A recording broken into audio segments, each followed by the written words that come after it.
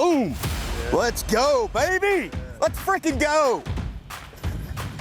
Let's freaking go, Absolutely. baby. Let's go. Take a look at that. Spotted bass there from Smith Lake in Alabama. First time ever for the Bassmaster Elite Series to come to Smith Lake. Our second stop in Alabama and our seventh stop of the year for the Bassmaster Elite Series. Welcome to Bassmaster Live. We have got coverage on the way here from the third day of action here, semifinal Saturday. We got cameras in the boats all day with our top 10, and we can't wait to get going here. Davey Hyde, we watched that fish, that big 3-pound spot right there. We should start established. That is the gold standard. 3 pounds here is gold. That's our scale we're working with this week. Yeah, absolutely. A 3-pound plus spotted bass or largemouth bass is a game changer here. A lot of fish being caught, probably more fish than any place we've been so far this year in the Elite Series. But the big deal is catching those 3- and 4-pounders.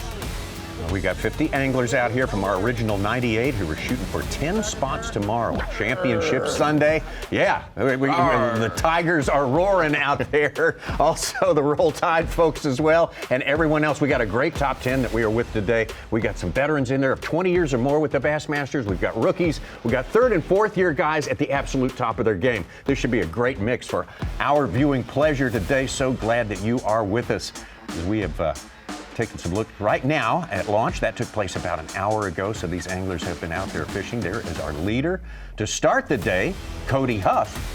After the weigh-in yesterday, he took over the top spot in this tournament. 3rd-year angler from Missouri, and right behind him, Jay Shakura, very dangerous angler from Wisconsin, already has an elite win under his belt. Seems like almost always shows up in the top 10. I know that's not exactly true. Another angler there, Corey Johnston, a great record of making cuts and got his first win this year. So we got some dangerous characters out here. Let's take a look at our leaderboard right now, and it has changed. You just saw Robert G. of Knoxville, Tennessee, taking over the lead with that giant gold standard 3-pound spotted bass. Jay Secura right behind him. Bob Downey, a great story as well, Ronnie Moore. Yeah, absolutely, Tommy. Only capable of fishing 8 of our 9 events. He had to miss one for the birth of his son and still has a chance to make the Classic, which is the world championship of the sport. Oh, man, we got a lot of stories working here. We just got a little over 10 days of fishing left in this season. That is hard to believe. It has gone by so very fast, and this is going to go by fast today for sure. Welcome to the Bassmaster Studios, sponsored by Marathon. I'm Tommy Sanders here with a great one. Davey Hyde, the Hall of Famer, classic champ, 2-time angler here. Ronnie Moore, Mike Such-Sukon here as well. And Davey, it's as tight as it can possibly be. This is going to be our tightest tournament of the year. You just got to find some way to separate yourself, even the tiniest bit, from everyone else, because everyone's bunched up close. Exactly, Tommy. All of our tournaments are that way. They really are. You have to find a bigger class of fish, a little bit bigger, whether everyone's catching 3-pounders, you're looking for 4-pounders. At this particular place at Smith Lake, everyone's catching 1.5 to 2-pounders. You've got to look for those 3- and 4-pounders. Very, very critical to figure out a way to catch a little bit bigger fish. It's always that way, but it's so tight here this week, it makes it more exciting. Ronnie, the time running out on our season here, and so many stories working out there. No doubt about it, and we'll get into this a little bit more as the show goes on, but our Angler of the Year leader since the second day of the second event of the season, day 6 of the year, Trey McKinney has been our Angler of the Year leader, and after yesterday, a late infraction, a DQ of his weight, he has now fallen to 93rd in the tournament instead of being 2nd, and he has given away a 60-plus point lead and now trails. We will see how Trey reacts to being the pursuer instead of the pursued after this. All right. Well, Mike Such-Sukon, we have had a lot of predictions leading up to this, saying that, well, the weights are going to be down from a normal tournament or a regular tournament, average tournament. That's true. That's what everyone was expecting, but all those predictions have pretty much run true as far as numbers go. No, the top end of the guys have really caught them. The 13-pound bags, you're almost 30 pounds, 2 days, 15-pound average to be on top of the game. So those are not playing out to script, but they're a little bit better, but underneath we're a lot of ties still, a lot of ties. They gotta get those 3- and 4-pounders to really make a move. The script is being written as we speak here, and let's get out there and get to work on that script for today. Moving day, semifinal Saturday. The first man we saw today was Robert G. The rookie had a great start to his season down at Toledo Bend. Notched a top 5 finish down there, and he shows a lot of talent. Yeah, Robert G. I couldn't agree anymore. Saturday morning, Bassmaster Elite Series, let's go. Yeah. Getting off to a great start. We talked about it in the opening that 3-pounders are gold. First fish of the morning, a 3-pounder. We saw our current world champion, Justin Hammerner, do almost the exact same thing yesterday, and then it got really slow for him. Hopefully not the same thing here for Robert G. I don't think so. He's got a lot of experience on this lake, and he loves to do exactly what he's doing, being out in this open water, looking for these bigger spotted bass that roam a lot with the stripers, and they're just roaming with bait. It takes someone really, really talented and skilled with their electronics and with these baits to be able to get their bait in front of those fish. A lot of these fish over 80, 90, 100 feet of water, and they're only about 20 to 25 feet deep. It takes a lot of talent to get your bait right in front of those fish. Robert with 27.5 pounds starting the day in 4th place. And now, as you see, moving up into the top spot, here is one of the premier fishermen for many, many years now on the Bassmaster Elite Series, Canada's Corey Johnston. Notched a win earlier this year. And this is earlier today. We heard Corey Johnson talk right at takeoff about maybe exploring some new areas that these fish seem to be wising up from the boat pressure. We've got a couple other fishermen fishing around one another, not just Corey, but it's only 21,000 acres here in this lake, and we knew sooner or later some people were going to start fishing around one another and pressuring these fish. This is day 3 of the tournament, so I'll we'll eat see it if like that. Corey can find some new areas.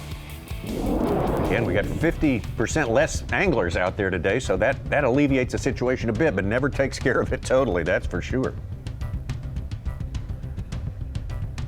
Now, there are a number of different approaches here, and we're going to get to explore Steve Kennedy's day because he showed us a different way to get it done yesterday, and it was most entertaining. Really close. This was earlier today. Steve Kennedy every morning has started out offshore, but he's back in a creek. A lot of the other anglers in our top 10 are fishing the main lake, but he's back in one of the arms of the lake. And starts out every morning fishing offshore, but man, things got excited yesterday when he went to the bank in the same area with a swim bait and a jerk bait and a glide bait. What's very cool, Tommy and Davey, is the ability to mix and match. Go up shallow for half your day, stay out deep, and still come to the same ending weight as a Robert G who would stay offshore all day. So yeah, same place we started every day. Fish are schooling today. They haven't been up on top for the last 2 days, and then they showed up today. But I'm having a terrible time actually catching a keeper. I've got one in the boat, but they're not the right fish. I feel like they're distracting me from what I really need to be doing, but we're trying to catch one. There's definitely some keepers mixed in, but not what I saw in practice. There were some big ones in practice, and it was obvious. But fish are just busting everywhere around the boat. I probably need to go to, chasing my bait everywhere around the boat. I probably need to go to a smaller bait and catch a few more fish. Well, Ronnie mentioned the different ways of doing it, what Steve Kennedy showed us, going up to the bank yesterday. I mean, we had an interlude there. This is one of the most exciting couple of catches we have seen in a while. Yeah, absolutely. Steve Kennedy's, when he did go to the bank yesterday, he said the same thing on day 1, but it got very exciting. And you think most of these anglers, when they actually go up to the shoreline and cast to the bank, they're searching for largemouth. Steve Kennedy found some big spotted bass yesterday when he went close to the bank. You see there with a swim bait, a glide bait, some. He even has one that he hand painted and came across this wolf pack. Look at all of them. Groups of big spotted bass. Look at that. Look at that right there. That's a 3-pound, 12-ounce spotted bass. And there were 3 or 4 more the exact same size trying to get that bait also. And this is the deal. They don't always show up. This is something that you can hope for, but not expect it to show up. You can see more wolf packs in a day, Davey Height, and they not bite. They shy away. They see you before you see them. You don't present the bait correctly, make the wrong cast, and all of a sudden, that's half your weight off the board because you didn't catch your 2 kickers that way. Here's another shot of that first group of big spotted bass, and Take a look there. He's got the one in front hooked, and there's 1, 2, 3, maybe 4 more, at least 3 more, 3+ pound spotted bass. Any angler in the field today would love to have that little group of fish in their live well. Steve Kennedy got one of those on a bait he painted up to look just like a small Alabama spotted bass. The majority of this field who are out there today have not seen anything that looks anything like that. That was a rare and a wonderful occurrence that happened to Steve Kennedy, and he, wily veteran that he is, was able to take advantage of it and put himself right up there in the top 3. Yeah, we cut the field to 50 anglers today. I'm sure there's some anglers watching right now saying, I fished there for 5 days and never saw that a single time. Steve Kennedy having a couple opportunities yesterday just like that. So, Davey, we talked about 5, 6 fish on the bank, that's what you want to see, but this is some video shot a week ago on when these fish start wolf packing on the bank, cruising down the bank for maybe miles at a time without stopping. Yeah, that's one thing about a spotted bass. It's different than a largemouth. Largemouth will group up like this and wolf pack, but they don't just swim constantly like these spotted bass do. Very similar to a striper or a hybrid bass. They keep moving. They're always seem to be in search of food, and this is what you want to run across. The problem is that looks awesome, but you may go for miles and miles and never see that, and it takes hours and hours of your day. We saw some anglers that fished the bank all day long yesterday and never came across a group like that. Look at that. One's hooked up, and there's at least a limit's worth of the quality of fish you want. And you hope that maybe they chase to the boat like that, Davey, and then they swim back to the bank and get set up and continue to go down. You can find them later, or they'll be in that same general vicinity tomorrow. Time of day, it's hard not to want to go there immediately in the morning, though, and do that. And over there. Hats off to Steve Kennedy. As everyone has told us all week long, the bigger these big spotted bass are, the cagier they are. Yes. The harder they are to catch, the smarter they are. And Steve figured out a way to get it done. And he is not going to call him a sellout like it's a bad thing, but he is a do-or-die angler. He's got a 90th place finish, a 99th place finish, and then he's in the top 3 going into this tournament. So he is hot or cold. But when he's hot, Davey, one of the best winners on the Bassmaster Elite Series, 3 titles, multiple 100-pound Century clubs. Absolutely. There's Taku Ito starting the day in 6th place. 13-10 on day 1, 13-11 on day 2.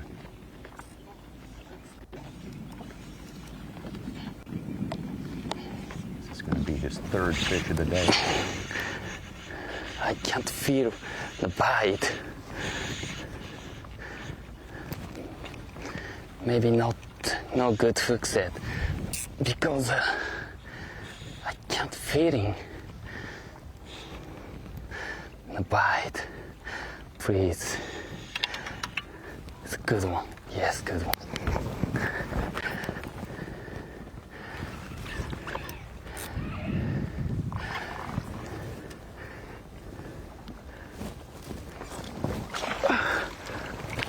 Oh yes. Okay, so we have smallmouth Disneyland and we have spotted bass. Spotted bass. Disneyland. Oh. Wow, good. Yeah. I love it. I love it. I love Smith Lake in the world. Looks like Taku is a smallmouth angler, smallmouth lover, but my best fishing lake is in US, Smith Lake, and Japan, Lake Kameyama. Yes, Smith Lake, and US is a Smith Lake, Japan is a Lake Kameyama. Are they very similar? Ah, yeah, very similar, but very precious. Lake Kameyama is very precious. I learned many techniques. I learned many Japanese techniques that Lake Kameyama I learning. Look at what Taco's doing. When you catch these fish deeper, their bladder expands when they come up to the surface. So he's what we call fizzing that fish, releasing some of the pressure from the air bladder so that fish can sit upright in a live well and recover from that fight that it just had. That fish will be released this afternoon, healthy and well to be caught again another day. Because they cannot release that pressure on their own. That's the only way. And Tommy Sanders, let's not fool people. He's from Japan, but when he's in the United States and not on the road for the elites, he lives near Lake Lanier. So he has deep, clear spotted bass, plenty of opportunity to learn that. Also very much like Kamiyama. Yeah.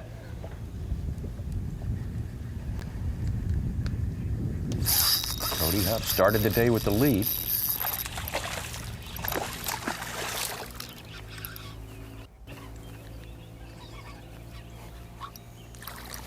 There's keeper number 1 this morning. Oh, skinny nasty.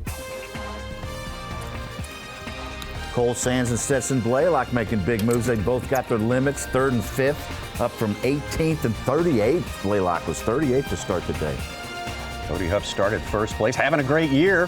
Fallen to 9th place early on, but it is early on. Things are going to swap around very, very quickly and almost completely during the course of these first couple of hours of fishing. And Tennessean Robert G on top of the leaderboard right now. Jay Shakurit, though, he is rock solid in 2nd place. Cole Sands moving up to the 3rd spot. Bob Downey and Stetson Blaylock moving from outside the top 10 into the top 10. We'll be right back.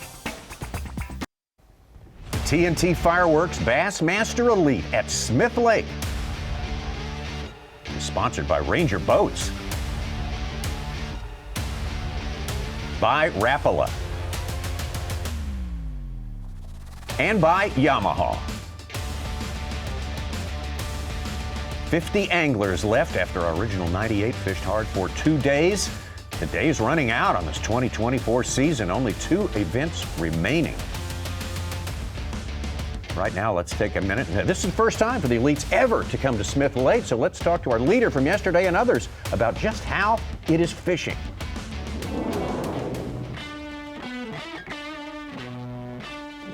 My game plan this week has been all about consistency. I'm sticking with the spotted bass. You know, of course, it would be nice to have a big largemouth.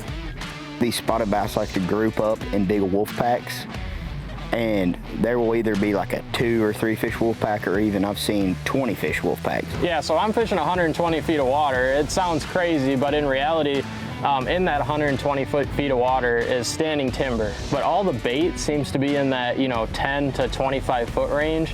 This lake's fixing to change. I mean, this is the Saturday before the 4th of July, too, so if Bass would let us go out there and surf and ski right now, this would be the best event we've ever been to. I really need some sunshine. Like, if I could get just a full bluebird day of sunshine, I think I could really, really catch a big bag. So, who knows? I know where they at. So, I'm ready to go again. I know that.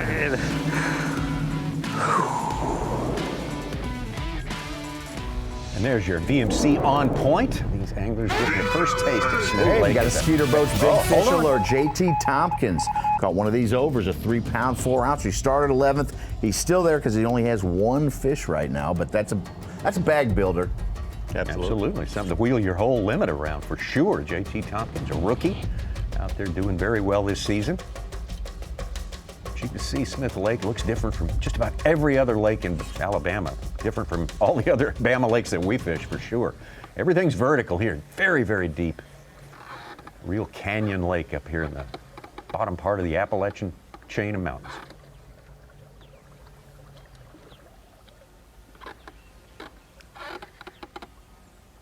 You just heard Jason Carrick say he's fishing over 100 feet of water, and he's not out on the main lake. He is actually in one of these arms that feed the main lake.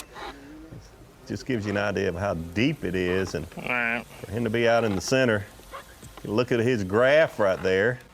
He's got the depth limit set at 35 feet, so no need to look down at 110 feet. Throwing out a spotted bass right here. He's currently doing about Mach 5. Chasing these bait fish around. Oh, and he's meeting up with, looks like his buddy the striper. Yeah, they didn't collab there.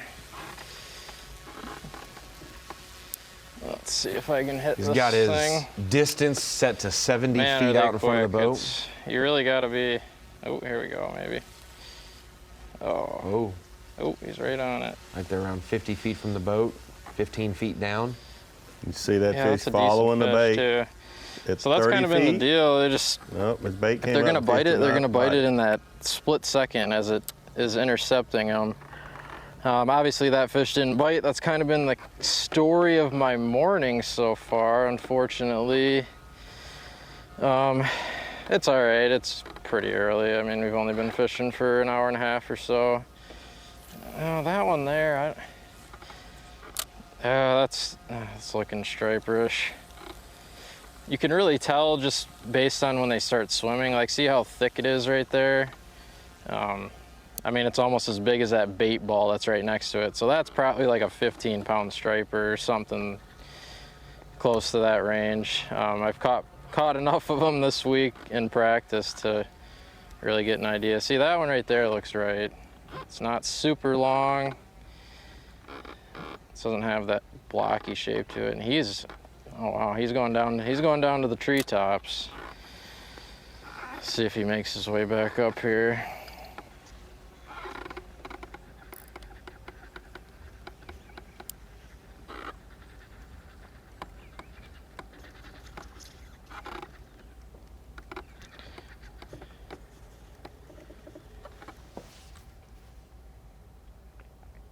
There's your Lowrance bird's eye view, setting you up on just exactly where, in relationship to the main body of water, Jay Shakurat is there. Got some big, big lakes and hundreds, literally, of feeder streams and drains and little places to duck into, and they can still be very, very deep. Yeah, that's that arm that he's in. Real important for the anglers that are in our top 10 that are fishing off of the main lake. Talk to all of them, or most of them, and timber is a big part of, even though it's 100 feet deep, it's important to have the tall timber that comes up close to that area that the bait fish want to live in, those spotted bass and the striped bass there roaming around with those bait fish in that taller timber. Let's have a look at Jay Shakurat earlier today, semifinal Saturday. Like you said, been fishing for about an hour and a half, Tommy, and we've seen these guys be able to catch them, and I say these guys, the ones who are fishing offshore deep, be able to catch them all day long. And even the shallow guys have found, hey, I need to wait for the sun to get up a little bit. These deeper guys would love sun today. Justin Hamner's mentioned that, but these guys have been able to have a bite window throughout the day, so he's not so worried about a slower start first 90 minutes. Jay catching his fish on a baby Z2 soft plastic minnow type bait and a 3/8 ounce jig head. One thing I'm concerned about with him and Alex Redwine, they have fished this same arm for going on their third day this morning. It's the third day in a row they have been in there, and we'll have to see if that pressure ends up. And Bob biting Downey's. them. Bob Downey's always had good starts to his morning. He's not out. He's just outside the top 10. He's also been in that general region too. Kyle Patrick, a rookie, along with Robert G. in our top 10 to start the day.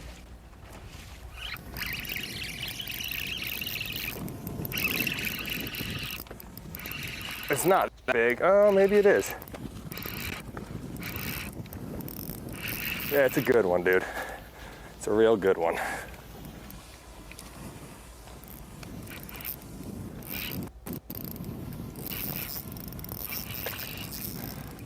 Stay on. Please stay on. Oh.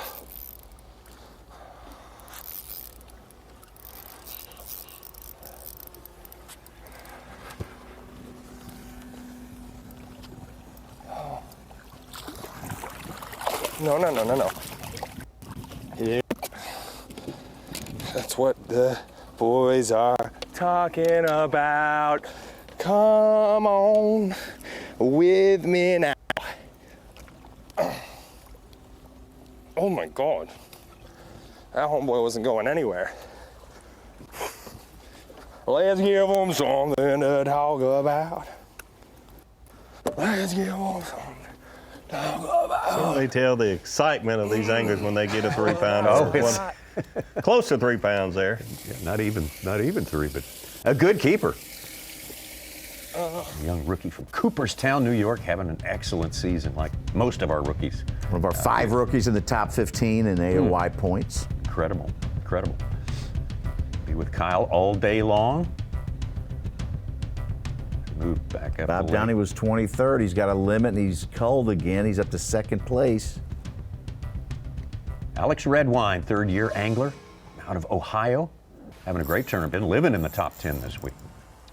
Should be no surprise, Davey, that he is doing well. He did well at Wheeler last week. Him and Jay Shakir are roommates. They work together, put their heads together, and figure out what's the best way to succeed in the week. But we shouldn't be surprised. This style of fishing is good for him. He's a great smallmouth angler and really dialed in at the end of last year how he needs to go about being successful out in deep open water for sure. Hopefully it's not a striper. Yeah, even though they're roommates, Jay Security was having success about a half of a season before Alex Redwine, but now they seem to be, when one's catching them, the other one's right there, and, within a couple of places of one another.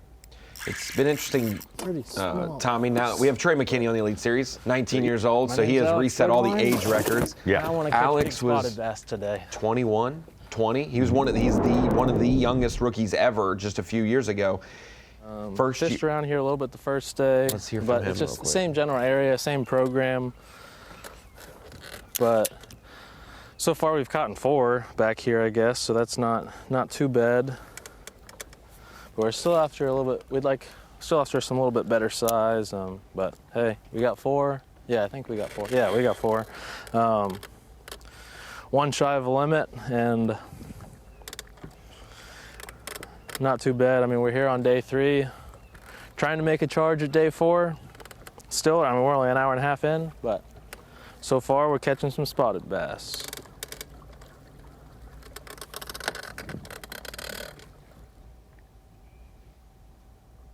Alex concentrating on a limit early. That's not unheard of. Very quite common, as a matter of fact, in all kinds of tournaments and formats. And now back to our leader, Robert G.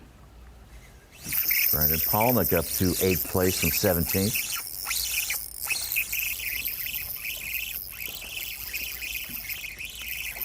Oh my gosh. Another big one for Robert G. He jumped like a dang smallmouth. Holy crap, dude.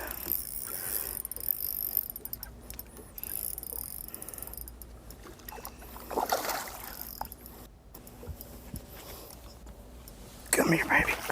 Oh, shit. There we go. There we go. There we go, baby. That's his 4th keeper and another nice What one. I told you, they're all good ones down here. Like, these are small ones that are swimming out here. It's crazy. Was about a pound ahead. He's going to extend that lead very nicely right there. Robert G.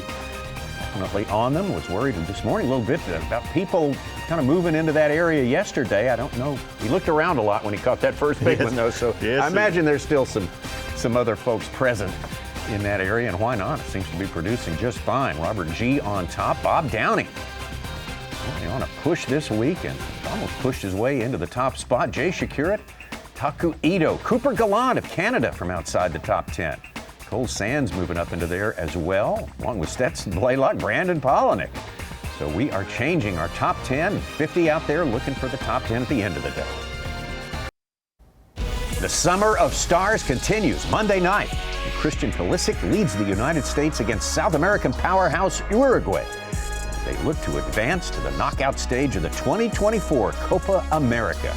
It all starts at 9 p.m. Eastern Monday on FS1. Meanwhile, in the Bassmaster Elite Series, our elimination process starts after day number 2 when we went from a full field of 98 down to 50 who are fishing today. There will be another elimination of 40 anglers after today. Only the top 10 remain. That's where you want to be at the end of the weigh-in later today. Robert G., the man on top. Robert G., who has shown us a lot this year. He shows us today our Mercury move of the day. Yeah, absolutely. Just another one of our spectacular rookies for this season, and Robert G. has had some good tournaments all season long. He started out down in Texas with good tournaments, and now he's very close to home. Getting these spotted bass, and there's the key right there. He is our Mercury move of the day because not the numbers of fish, but the quality of the fish. Some of these anglers catching 30, 40, all the way up to 100 fish a day in this event. Well, we can only weigh in 5, and Robert G has found the right size fish so far this morning. He is our Mercury move of the day. We always talk about it, Tommy. It's an 8-hour day. If it takes 8 hours to get to the right 5 fish limit, that's still the goal. But to have 2 or 3 of the right sized fish in the first hour, ooh, you're only hunting for 3 bass for the last 6 hours of the day. That makes your job a lot easier. Robert G, his tournament moving in the right direction, that is for sure. Caught 13.7 on day one, upped it to 14 pounds yesterday. Not everybody's been able to do that. And they absolutely destroy it out here. And that's basically just trying to pick the ones off that are in the bait balls. And when they're not in the bait balls, they're just cruising around out here. And I would say anywhere from 15 to 40 foot. Pretty much what they do is this is like an area with a lot of points, and they just come swim off these points when they see bait out here in the middle because it's so clear. And targeting the ones that swim around with striper, so you know they're pretty big because they can live around striper.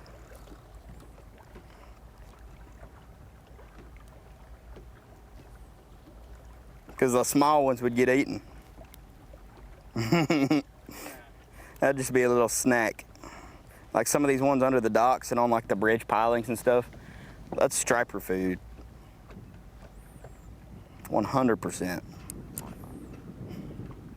But it's a long waiting game on doing this. It ain't like Rock Creek, or not Rock Creek, it ain't like Ryan Creek where there's a bunch of fish just swimming around everywhere and you can catch them all day. This is strictly 2+ pounders are swimming down here. 2 to 5 pounders. And it's slow, but I'm willing to risk it for the biscuit. The blue biscuit.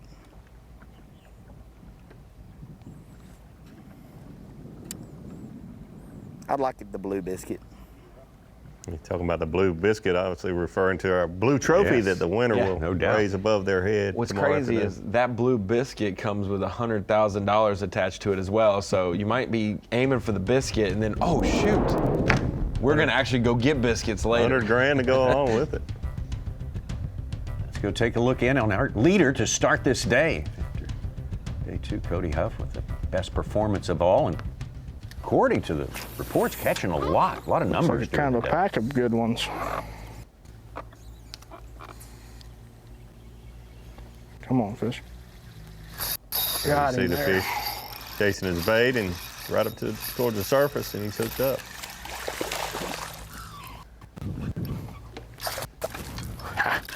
Finally got us one. Decent one there. Put him in Brandon's bag. Keep him off the floor.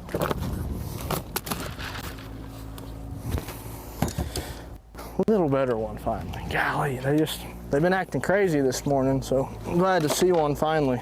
Flying and eat, it's a big one, but better than what we got till we get us a decent little limit.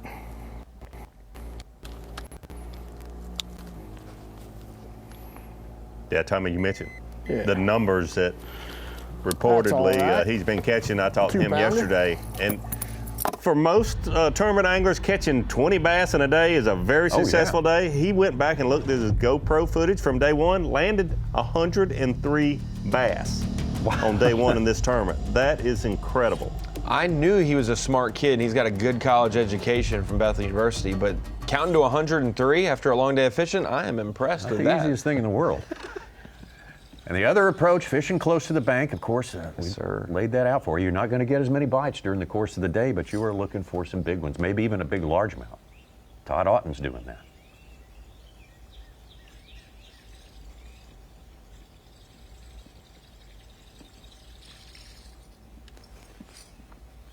It's so fun to watch all this unfold. We have anglers fishing in over 100 feet of water, and then you've got an angler that had a great day yesterday, moved himself into 10th place, is casting a buzz bait right on the surface down the shoreline. Biggest bag of the tournament yesterday, 16 even. topping Hunter Schrock's day one weight at 15.15 for the biggest bag. And honestly, Davey, there's a lot of great anglers over the years who have excelled with buzz baits or certain techniques.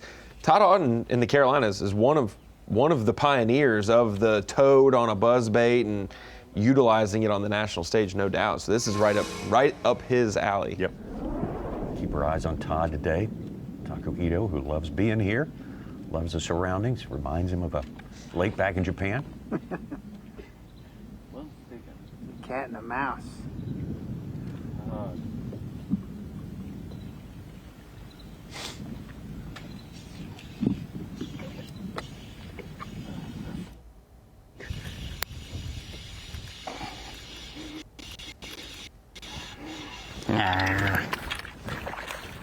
Small one. Don't keep. Don't keep her. The fish is not going to help him. You saw that he was Bye. watching his bait and watching some fish. He missed one, and oftentimes that's actually triggers a bigger fish to bite, but not that time for Taku. He caught a smaller one there. He's got 3 fish, a little over a 2-pound average for those 3 in the live well for Taku Ito. We see Cody Huff over there. We're going to Corey Johnston, but Cody Huff, I was looking at it, 11 straight elites and the classic that he's made the cut. Incredible. 11 straight, dating back to last year. Here's a guy with a cut record that's not too shabby either, Yes. Corey Johnston. He is hooked up. Might be a little better.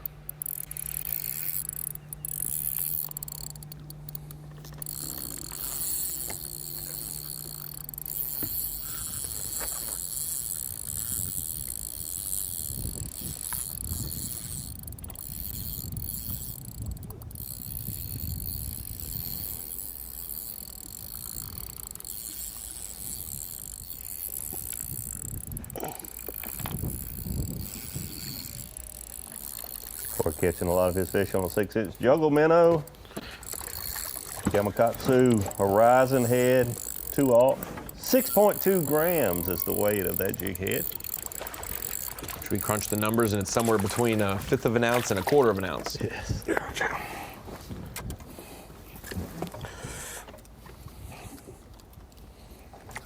A little better.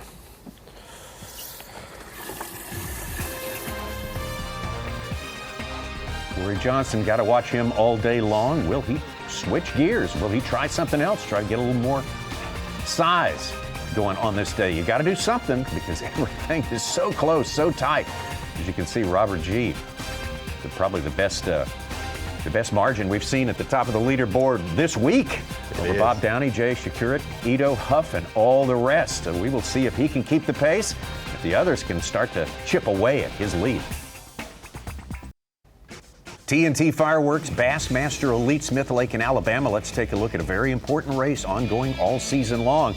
Progressive Elite Series Angler of the Year. And we see now a big change in that landscape. Justin Hamner, the man on top, Cody Huff in second, and Trey McKinney, who led for the vast majority of this season. We see him now in 3rd place. That is a result of his day 2 here at Smith Lake, where he incurred an infraction that really shook up this race. Let's take a look at him at the weigh-in when this was all playing out. We turn it over to Dave Mercer, Trey McKinney on stage at the weigh-in day number 2. That's a brand new Phoenix Boats Big Bass, and you may be wondering, how does he only weigh 9 pounds 4 ounces with those 2 big ones he held up, and obviously he had a limit 7 minutes late. So that means that he said it's a pound a minute. I'm not real good at math, but that is a painful penalty to take here. Yeah, absolutely. So, I mean, there's not much I can say on it. You know, I thought I was literally at awe of how good I was catching them. I was almost fun fishing at the end of the day. To be honest with you, you know, I caught that last 4.8, and I was like, hey, I'm just going to go practice for tomorrow. And I caught that other big one, and I got caught up, you know. And, I mean, all I can do is pray about it to just get me over it, you know. I mean, it hurts. Like, I mean, you know what it is. You know, I had everything right here in my hands on a self-conflicted, you know, penalty. So hopefully we go out, if we do make the check tomorrow, hopefully we can go out there, maybe swing again, maybe hopefully gain some points. But, you know, he's got a plan. We just got to pray about it, let him work it out, you know, and see what happens. It's all out of my control now. So you just lost track of time. Well, I thought it was exactly. Actually, I come back to the ramp, because I wouldn't be late. And I was fishing. I caught one. I cold. I was like, oh man, we're doing good. This is getting ready to be exciting, pumped up. And all of a sudden I'm like, man, something don't feel right. Shoot! I'm like, oh, you know. And then I ran to the boat ramp and 7 minutes late. So painful, but still a great day. Let's hear it for him. What a season. Painful indeed. Davey Height, Tommy Sanders, he would have had the biggest bag of the tournament, 16-4. We thought at that time that it was a 7-pound penalty, which would have made him miss the cut. He would have had a finish in the 60s, and he would have been second place otherwise. We found out later when he gets off the stage that, was a phone call from his family letting him know, hey, where are you at? You're not at the weigh-in. That's why he realized he was late. So I'm at the Dakota Lithium Screen and Knowledge explaining the Progressive Angler of the Year shakeup, because this kid, 19 years old, he was 18 when the elite season started in February. The second event of the year, he turns 19, wins that event, and from day 2 of the second event, the 6th day of the season, he has led Progressive Angler of the Year. That is 20 days of our 25, 26 days so far this year that he has been the top angler in our points race. And now, instead of being second place and on camera today, that penalty and the eventual DQ of his weight yesterday, that leaves him in 93rd in this event instead of second. So just from this event, that's 91 lost points. And instead of being up 66 over Justin Hamner in the points race, he now trails Justin Hamner by 26 points and is now trailing Cody Huff by another 6 as well. So he's third in Angler of the Year, and like we mentioned, he has been leading all season long. So a stumble in his pathway. I had the chance to talk to him on the phone last night, give him a little guidance, and also, hey, all of the goals that you've set out, Rookie of the Year, which he's still leading, Angler of the Year, which he's third in. You have 2 more events to continue to do your job. And Davey Height, we know other anglers in other positions, if they make that mistake, they've lost the chance to make the Classic. Maybe they've lost the chance of staying qualified for the elites, but that young man, how good he's fished, he has the chance to achieve all of his goals still with that big mistake. Certainly does. Certainly does. He's got 2 more tournaments, and 26 points is not a lot to make up. No. And the 2 guys ahead of him have fallen a few points today. Hamner a lot more than Cody Huff. Jay Shakura, who's hooked up now. Yeah, it's a different race now. Angler of the Year. There we go.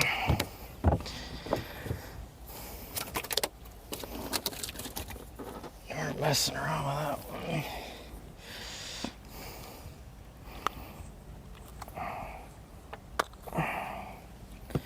Skinny, but that should give Jay a limit.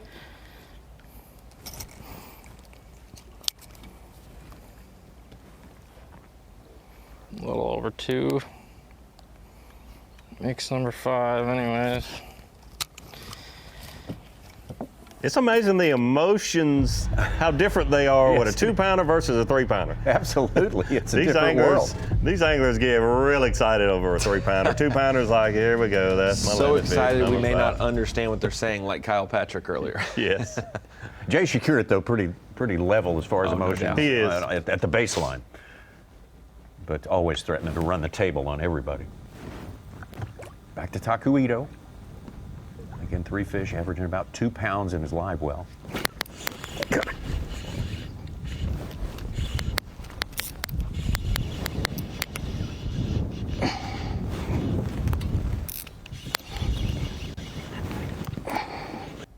Yeah.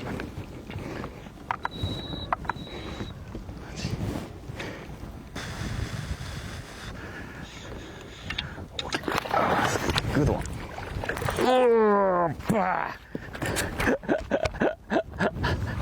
Gosh.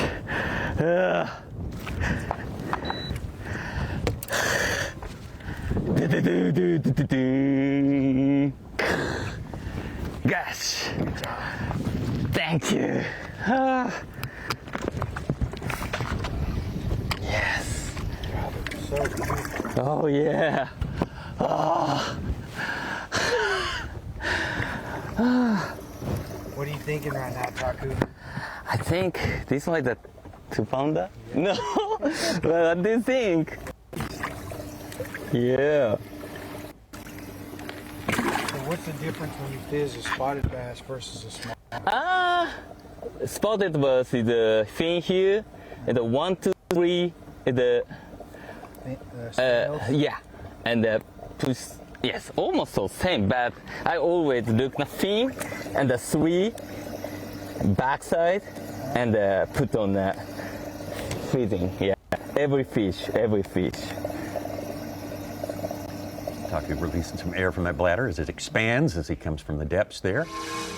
And another better than 2-pounder maybe even for Taku there. Yes, I think it definitely was. It's amazing to see Taku from just a few years ago. He's no rookie. We've seen him catch a lot of bass, but his first year on the Elite Series, St. John's River, I remember that first tournament, it would have taken him 5 minutes to land that bass. You remember how he was so gentle and so meticulous. easy. He has certainly changed his way that he likes to fight and land these fish so aggressively. Ooh, good one for Jay. Yeah.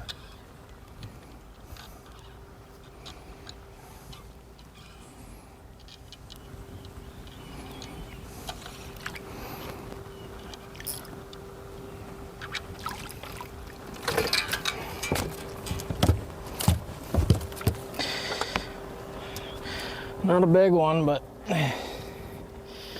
gobbled it up.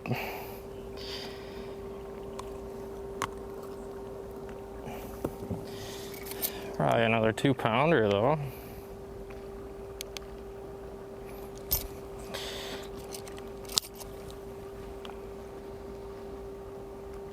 Yeah, just under. He'll get to swap that one for the 1-pounder and his live well and gain a pound in the process, and that's how you get over it. I have to call him. I know it's Cool Hand Luke's the term, but he's Cool Hand Jay because nothing gets him fired up. I was about to say, I think he wears that like a badge of honor there with his. Never too hot, never too cold. Yeah. Never too hot. I've been there, done that before. Don't act like you've never done it before. I got a blue trophy in a Century Club. Ooh, good shot there of a fish coming up to bite Cody's jighead minnow.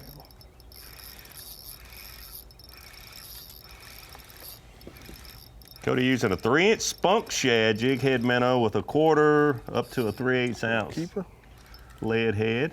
Maybe might not even be a keeper. Yeah, probably so. Man, them things are crazy. That's his 5th fish, and there's nothing wrong with that. But boy, day 1 and 2, he got out to a big start early each day. A little slower for him today, but he said by 9 or 9:30 yesterday he had the weight that he had at the weigh-in. Yeah, he was. He actually checked in early. He was the first one to weigh in yesterday before the actual weigh-in time. His 5 today are only a little bit more than 6 pounds, almost 6.5. You'll need some size to show up. Most of these guys have that same need. What they're working for all day long today, but it's Robert G with the most success so far, right out of the box, early this morning, 3+. And Shakira very, very close right now. Taku Ito, a couple of pounds back. And Cody Huff there, your leader to start the day. Got a little bit of work to do. We've got plenty more to come here from Smith Lake in Alabama.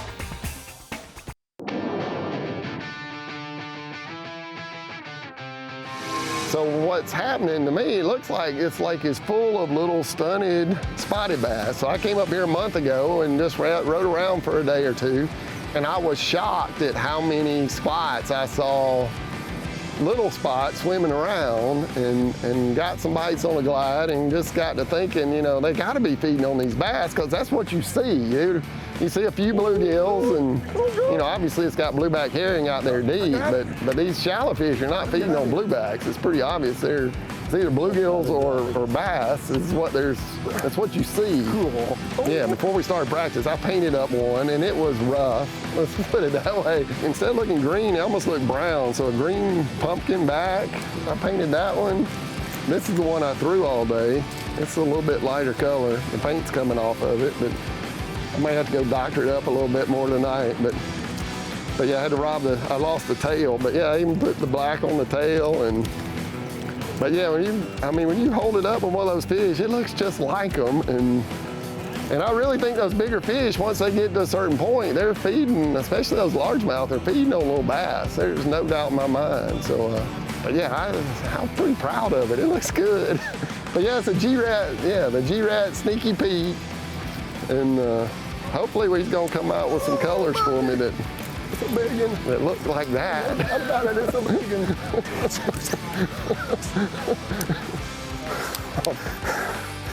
That's a maximum. Look how close I did good. I did well. My wife will kill me for that. I done good. Look how much I'm shaking. So much fun. Bass Pro Shop's top lures with engineer, angler, and artist Steve Kennedy. It's pretty good hand at that stuff. You're watching the Bassmaster Elite, the TNT Fireworks Bassmaster Elite, 7th stop of the year for the Elite Series. Coverage brought to you by TH Marine.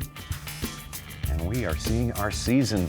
Well, the end is not here yet, but it's not far around the corner. We've got 2 events left, both of them in the state of New York.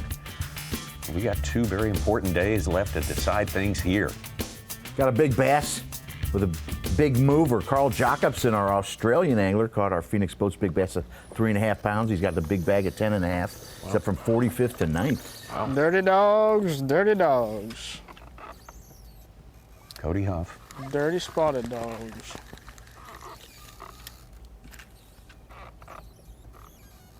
Saw a fish following Cody's bait and did not bite it. He's dropping his bait there down, and the fish coming up. Got him. Yeah. Wow. There we go.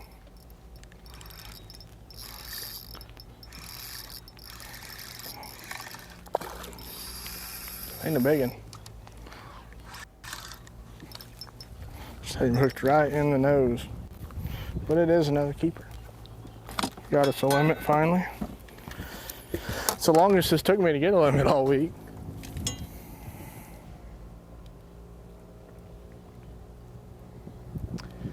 He may not be a local to Alabama or Smith Lake, Davy, but fishing at Bull Shoals and Table Rock in the summertime and the wintertime, this is right up his alley on these fish that are just out over the main channels and stuff.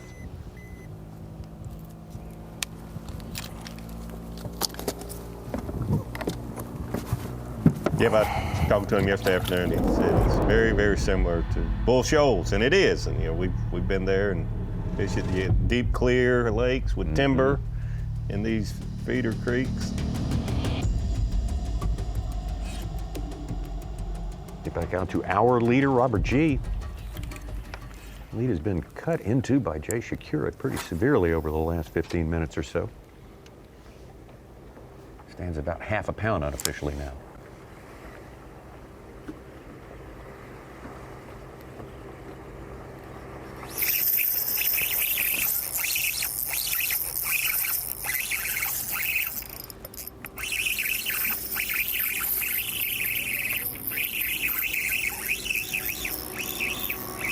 One thing I've noticed, different Robert G is doing, he's targeting these fish out there 70, 80, 90 feet away from his boat. A lot of these other anglers, you see them at 50, 60, even 40. So I think he's intentionally trying to stay farther away from these fish. And it could be a big, big part of his success. These fish being pressured, clear water.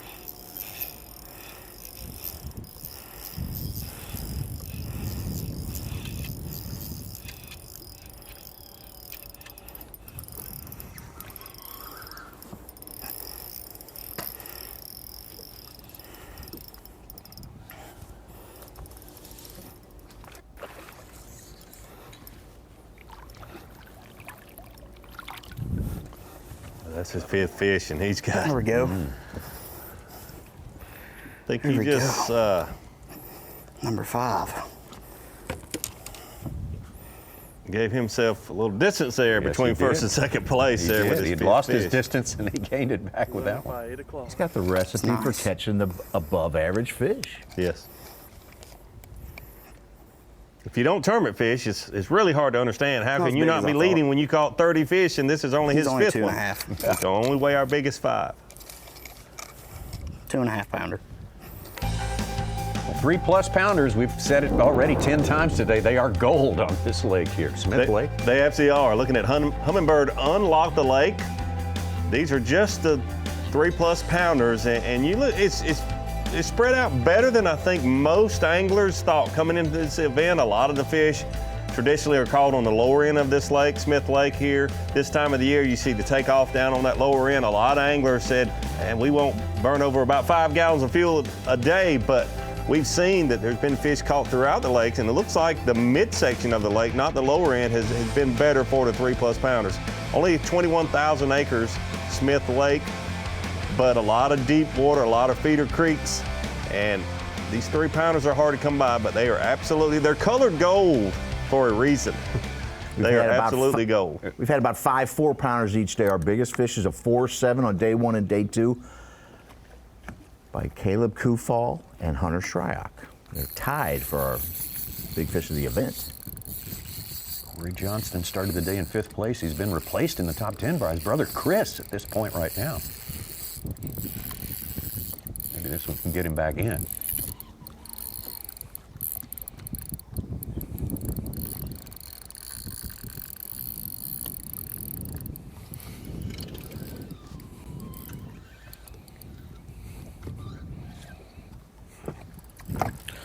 Let her grab.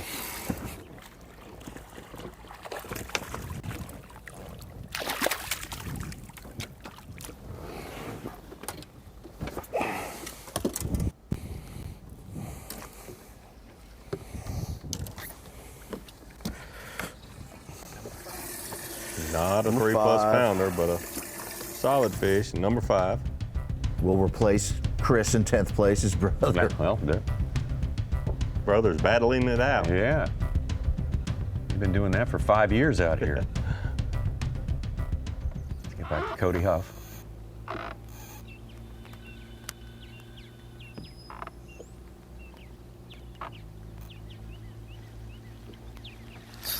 Got him again.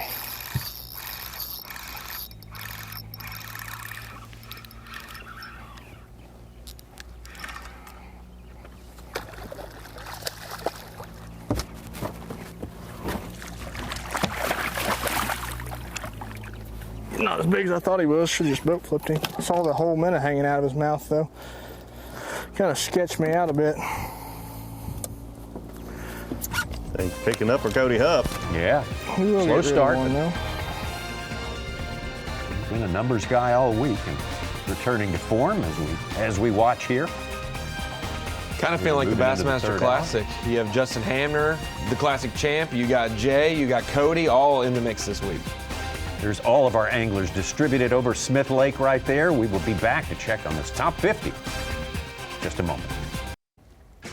The TNT Fireworks Bassmaster Elite at Lewis Smith Lake. First time ever for the elites to be here, but a lot of history here, including going back to pre-Bassmaster Classic days, the very first year of the Bassmasters, 1967. The second stop was right here at Smith Lake. It was a new lake back then. This lake's only about 65 years old, Alabama Power Lake, but very different from any place we go in Alabama, that's for sure. Very, very deep and very, very clear. Oh, say. Very, very deep, very, very clear, and that music tells us one thing. Power pole replay of the day. Who we got?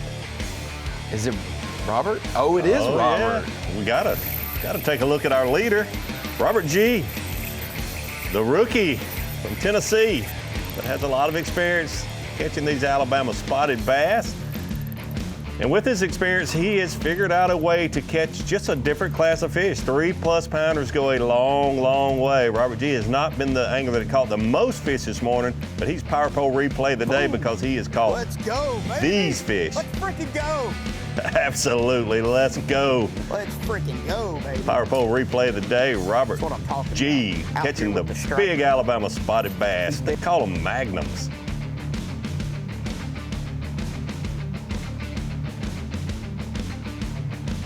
Robert G now enjoying a 3-pound lead.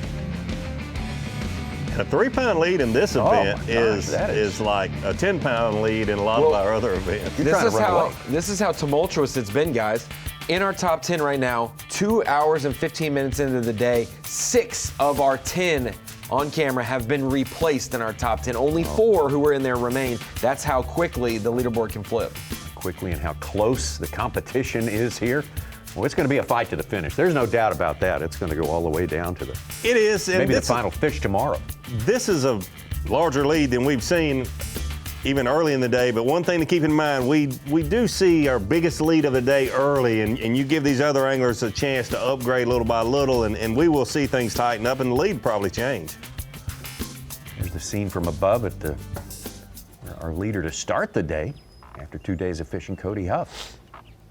Yeah, G started today fourth. He had 13-7 on day one, 14 even. Again.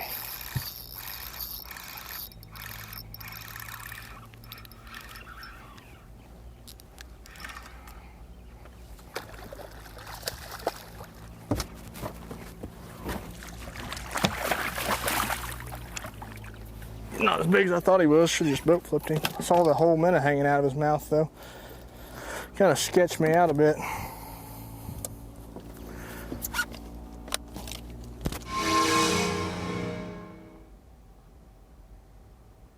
Cody Huff. Because he was our day 1 and 2 leader early on, just a little slower start. He's certainly doing well, but not quite as fast of a start as he had on day 1 and 2. He's hooked up again, though. Things are certainly picking up.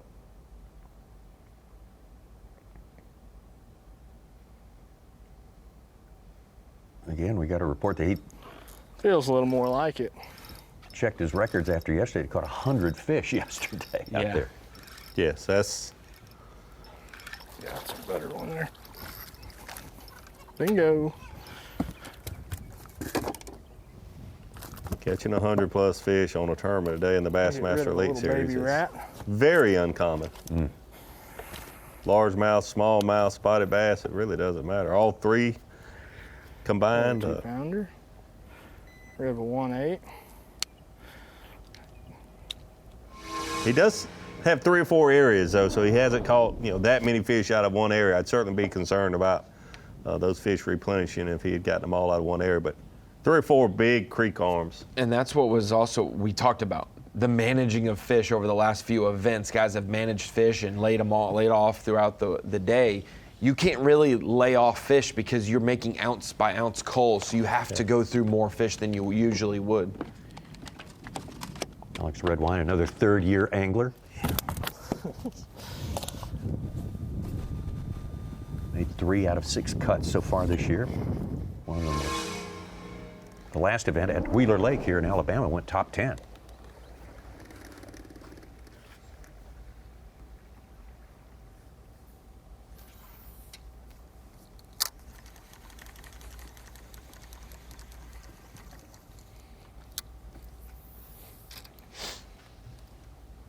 Corey Johnson has been focusing on the main lake more than Cody Huff and Jason Carrick, Alex Redwine. Certainly Steve Kennedy has been back in the creek arms more. 111 feet of water, but he has his graph set for 45 because that's where the bait and the bass have been in that top third of the water column for what he's hovering over.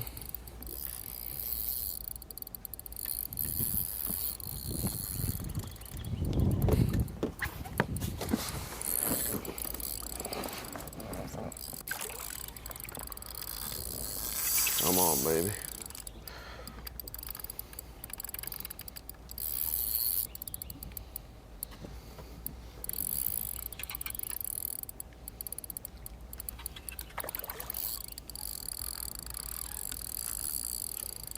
You hear Corey talk about these fish being pressured. Hasn't been many years ago. These fish over 110 plus feet of water in June were never pressured.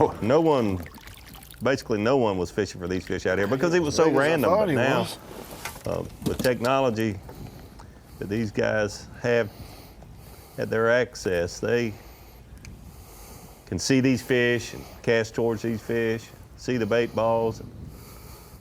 That's why we see the weights go up so much. Yeah. One of the reasons. Yeah.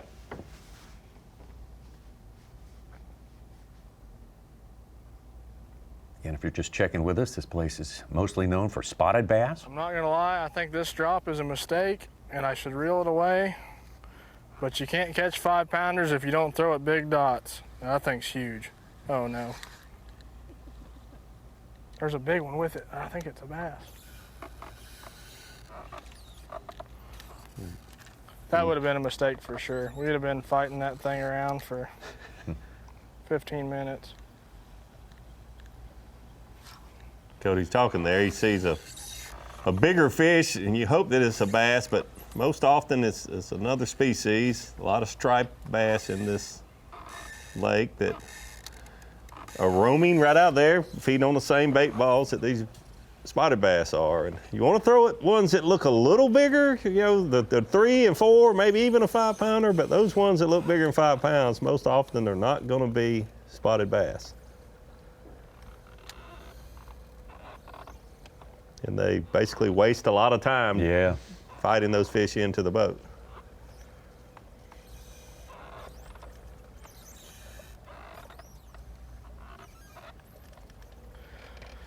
Man, just gotta.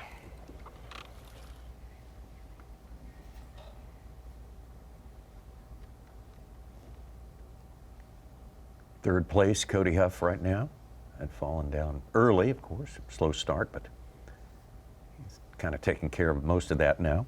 That shot from the drone gives you an idea of how clear that water is. His trolling motor is probably 2 feet under the surface of the water, and it looked like it was out of the water. You could see it so clearly. Second place all day long has been Jay Shakurit.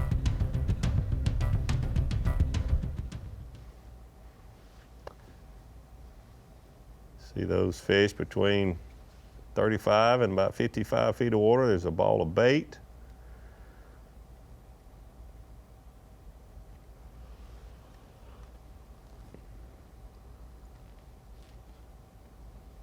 There comes the lure.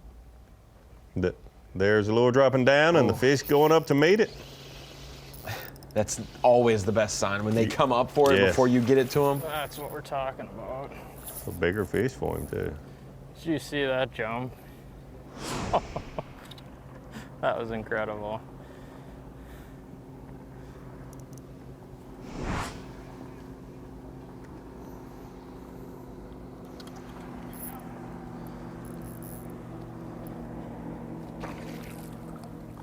Oh yeah. Get in here.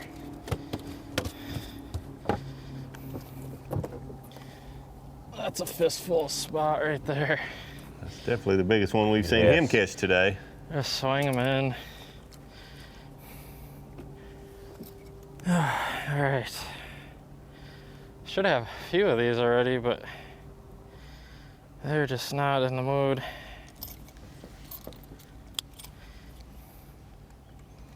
Now we're talking. Calls out number 2. Nice 2 3/4 pound spot. Better than average. That is for sure. His biggest of the day. Let's get back to Corey Johnston. It's going to help Jay with his 3-pound deficit to Robert G. You could tell Corey was reeling in fast because he saw a good one out in front of the boat. There he is.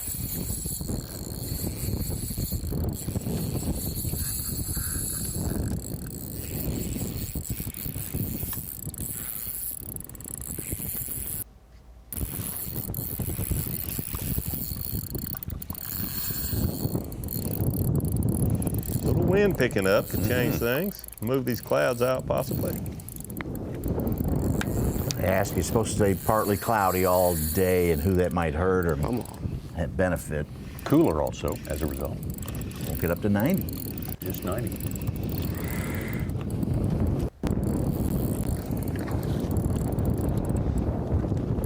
Most of these anglers want full sunshine, not clouds. Yep. They had better success in practice when there was no clouds.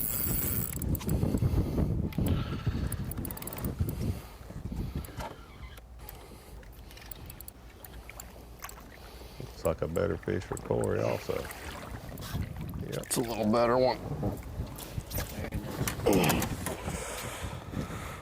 One of the ones we want. Definitely what they're looking for. It's another one that's going to be close to 3 pounds. Yeah, 2 3/4. Looked like Jay Shakurit's fish just minutes ago. Shakurit had a 214, cut his deficit to 1.5 pounds, and at the 3 1/2, he's over 10 pounds now. Good stuff. Starting to pick up size-wise for some of our anglers out there, but it's still Robert G. Jay Shakurit in second place, Cody Huff, Taku Ito, Corey Johnston, rounding out our top 5. A lot of movement in and out of that top 10. We're going to step back here in the Bassmaster studio, sponsored by Marathon. Dave Mercer and special guest Gerald Swindle. We're going to pick up the action on location from here in Smith Lake in Alabama after these messages.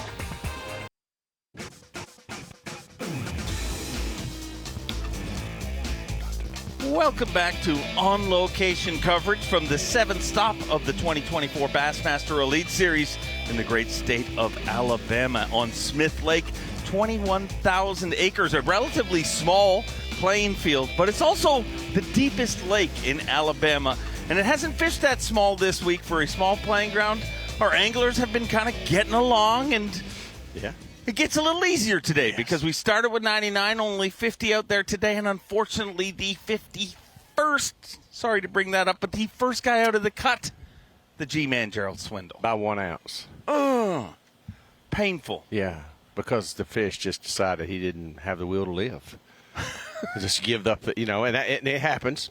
So I'm 1 ounce out. So I'm working with Dave, but it's a tough break. I would have loved to have been out today in this clouds and weather to see if you could have adjusted. My game plan was to scope the first couple of days, try to get inside the cut, and then on day 3 really go with a glide bait and a frog and go up the Sipsey River and try to make I thought it was pretty risky to do that on day 1. Just played it safe, and I'm working with Dave. Well, the big thing coming in is that everybody talked about it being Party Cove, the entire body of water, but we've got this cloud cover could be a blessing in disguise for a lot of our anglers. Well, it didn't stop the people in the great state of Alabama. They're still going to party? They say the water's wet, we're going to get wet. They're going to party. When your life is a wakeboarding, you're going to wakeboard. Well, wakeboarders, not going to wakeboard itself. Speaking of this event, let's get into fishing because that's what we're actually here to do, and we'll get caught up on all our action. And an Elite Series rookie made a top 3, third place finish in his very first Elite Series event. Spend the whole week celebrating the Vols Baseball World Series win. But guess what? Robert G's catching him here on semifinal Saturday. Yes, he is. Looks like he's out scoping. There we go. Doing some There's open water. Pretty decent one. Let me weigh it. It's a spy bait. Currently leading this tournament, and this action was earlier today. And he is part of that pesky 2024 Elite Series rookie class. They can catch him. Let's go, baby. Let's freaking go. There we go. As the boats get out there, Swindle, does this bite... these fish got to be used to it, no? Oh yeah, they are. And I think at once it was. I was thinking, hey, it's going to really disrupt the bite. But I think yesterday when the boats got to stirring, it broke up so it's calm. It broke the water up, and I think they actually bit better. So the hardest thing for these guys and myself was just keeping the trolling motor in the water to scope. Well, just a couple of years ago, he was the youngest Elite Series champion ever. But it seems like he's an old guy in this now. world. He's rapidly aging now. Yes. Jay Shakir, a rapidly aging Jay Shakir. I don't see him as the young kid. I see him as the old, just like this is the old bass snatcher. Looking to make 2 top 10s in a row in Alabama. And he said at takeoff this morning, he said, if somebody had told me we're going into the Northern Swing and I'm going to make 2 top 10s in Alabama, I would have signed up anywhere. But he's done incredibly well. And this tournament fishing very northern-like. Yes, just spy bait fishing. Looks like it was a spy bait, some type of jig head minnow. A lot of guys are scoping it, and as we all know, that young man right there is one of the top scopers out there. He understands it well, practices it well. Very, very and well. He is making it look easy. Folks at home, these are trained professionals. It is not that easy. Jay Shakir, the son of a very accomplished Jason Shakir on the walleye world, multiple Angler of the Year titles, grew up around this, and man, he when you watch him compete, you watch how he carries himself. He feels like somebody who grew up around this sport. Yeah, and you can tell he's very comfortable in open water. It's probably from a lot of that, him and his father fishing for walleye, which seem to be a lot of what we're doing now, that style of fishing, just open water fishing. And here comes another one of those northern guys that just hadn't let off the gas this year. Starting to think this guy can do about anything. I want to ask you if he can run a skid steer. He can help me on the farm because I've seen nothing he can't do. Corey Johnson having another good event. Won that event earlier this year on the St. Johns River. But after winning it, said, I feel like I got another one in me this year. everybody probably would have circled the St. Lawrence River, but he could get it done here this week, couldn't he, G? Absolutely, man, absolutely. It's their style of fishing, man. And once again, it's what you're comfortable at, and those guys are putting in the work, and I think it's such a huge advantage for these guys who doesn't have a lot of time here. Yeah. Because where I'm seeing these guys fish, Dave, I've never seen in all my years of fishing Smith, if you would have seen that many boats out in the middle, you would have thought we had a boat accident. And it was a rescue going on. You know, but these guys, to have no preconceived notion, they come here and look at this lake totally different than Jordan, Lee, and I do. And it's working for them. Working for them 100%. Corey Johnson in third place had a tough one. A little better one. Last week or 2 weeks ago at Wheeler, but trying to recover from that. A big shakeup, obviously, in our Progressive Bassmaster Angler of the Year race. And every point goes a big way for Corey Johnson. Another guy in that situation, in the other end of it, came into this event in the 60th for Angler of the Year. Takumi Ito told me, he said, I need 3 big events, and he started off with them, and you got to imagine the next 2 he's going to catch as well. This guy right here is just one of my all-time favorite human beings. You know, great Japanese angler, but what a great guy. And you put him in this environment, he excels. He sure does. Here's some weird stuff about him. Do you know that if he didn't do this, no joke, his dream was to become, are you ready for this? A killer bee hunter. He told me about these killer bees they have in Japan. He says they're about half the size of your head, and you.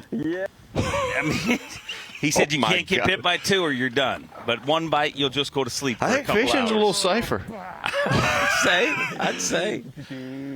He's like an onion, a lot of layers. Just boat flipping him on that. I mean, I love this guy, man. He's exciting to watch. He's so nice on the water. Yeah. Just so friendly and professional. It's awesome to be out there around him. You never, ever see him without a smile on his face. Let's go out here to another young angler. Lord have mercy. Our day 2 leader, Cody Huff. And he, I mean, when Rick Clunt touts your name, before you even arrive here, you know you probably got a thing or two to be worried about. A former Strike King College Bass champion with him live. Yeah.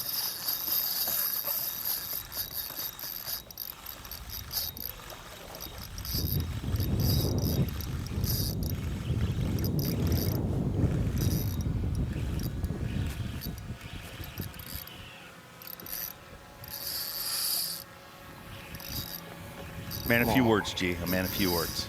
Oh, yeah. There's 2 of them. Not a bad one. Well, you're letting that. Yeah, when you got one of them good spots on there, ain't say He will much help. to say. He's got a hook all in his mouth, too. It ain't for me. These poor things. Oh, yeah.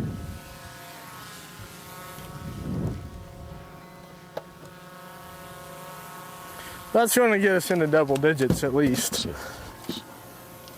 Schooling action. Huh? Yeah.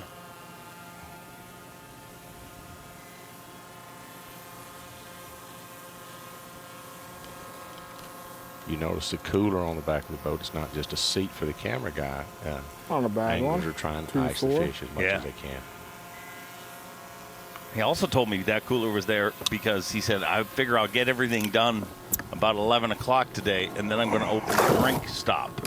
Start selling drinks out of the back of the cooler. Yes. Tough economy. You got to do what it takes. From Cody Huff, let's make a move. Back over to Jay Shakurat. Yeah, we're using the screen. We're forward-facing sonar. See how we got these guys lined up? Oh. There's a bait ball. And one of the things I messed up on yesterday, you see his bait going down. You see the fish under it. Dun, dun, dun, dun, dun. Shark weak jerk. Oh, he's, that's it. That's how I felt all day. You know. The hardest thing is timing that bait down to them because they're moving so fast. Oh, the fish were really sitting in the bait balls yesterday, Dave, and was actually had the ability to hide if you wasn't careful. When you was out in the middle, you'd see the big bait ball, and if you didn't think just throwing a bait ball anyway without seeing the fish, you was going right by them. They really took shelter inside the bait. There we go. It's a good spot. I mean, it's not a huge one, but it's got a nice little belly on it.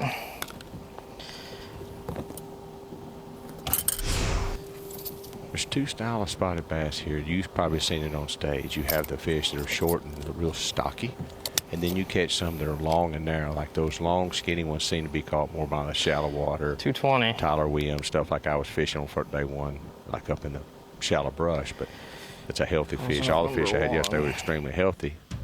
Welcher was in front of him, had a little bit more weight, but his bag looked more impressive because they were so long. And he said, man, these are like totally different genetics. I'm like, no, they're different stages of where they're at in the spawn and which ones live shallower.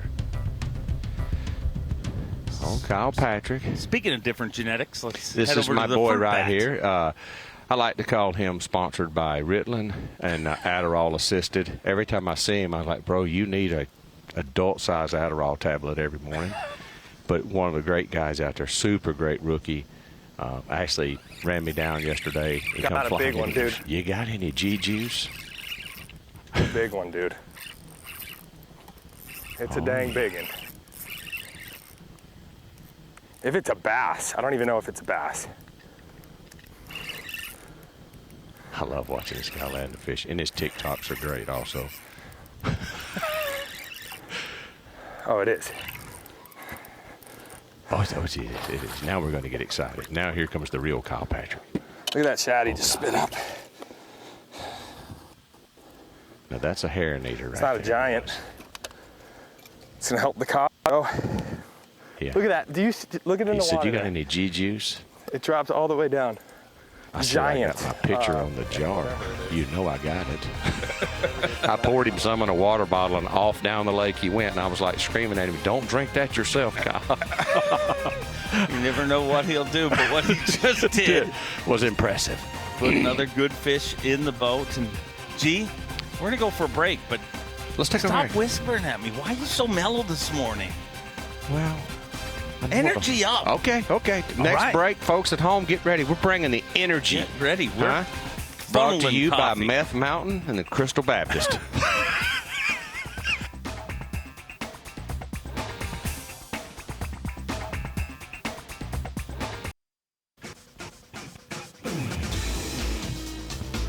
Welcome back to Alabama on the shores of Smith Lake, the TNT Fireworks Bassmaster Elite at Smith Lake here in beautiful Cullman, Alabama. Got to thank Visit Cullman, our host, and of course, TH Marine giving you this live coverage. And the big question coming here, everybody talking about the weather. Obviously, we had a very, very hot event just 2 weeks ago at Wheeler. Well, Gerald Swindle, I'll give you the opportunity to give us our TH Marine weather watch. Well, today it's going to be hot and cloudy. It's going to be real humid and sticky. Feel like somebody took the Vienna juice out of the bottle and wiped it over your face. Men will be cutting their sleeves off deep in the armpits, and the ladies will be wearing as little as possible.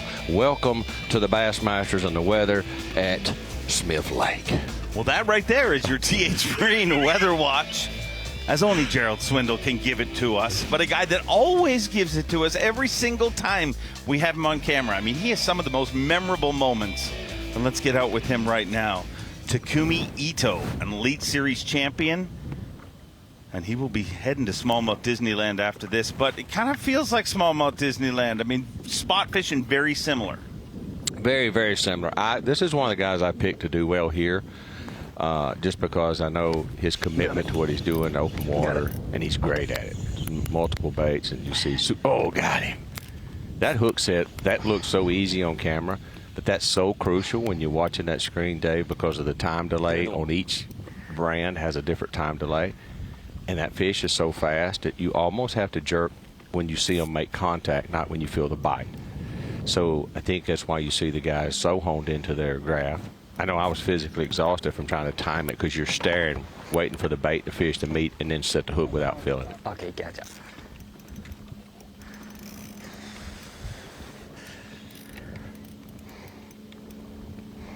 Takumi a little off this season from his regular spot in standing. Came into this in 60th place. It's been a weird year. I see a lot of guys, you know, I'm not only myself having a rough season, but I'm seeing some guys that normally, the Jason Christies, the Takus, the Jacobsons, it seems like a lot of guys are up and down in the points. The Brandon Cobbs, you know, guy almost won AOI last year. Joey Cifuentes. Yes, the Cowboy. I didn't think I thought that horse would never stumble, and you know, it just happens.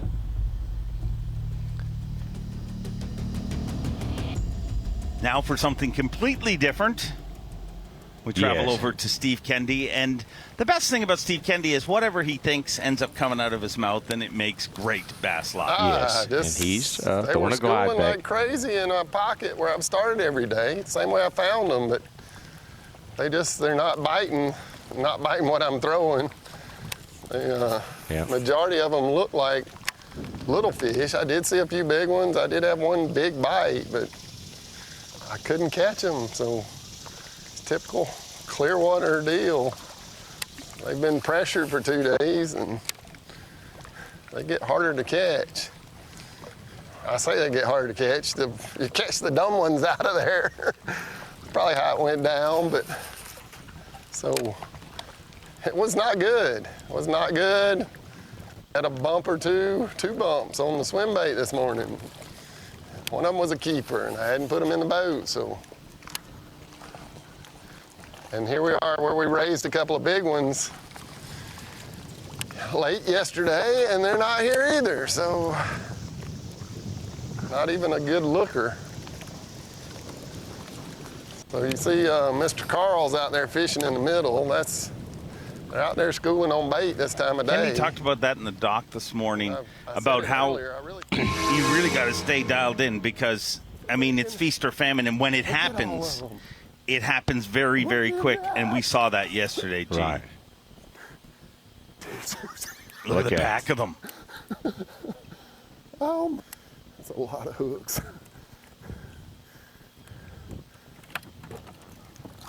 That's a lot of hooks. Just gonna have to boat flip him.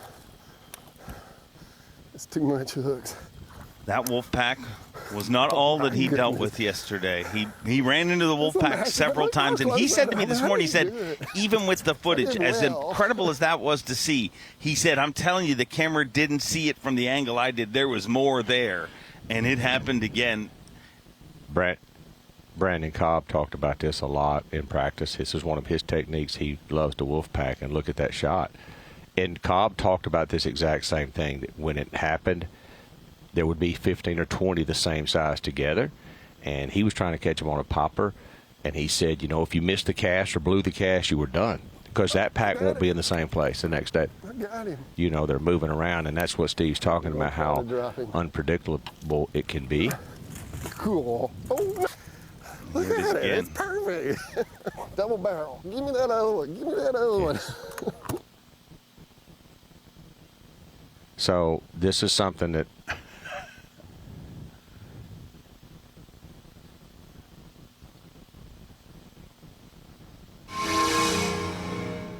just double fisted. Double fists, yeah. Yeah, and missed.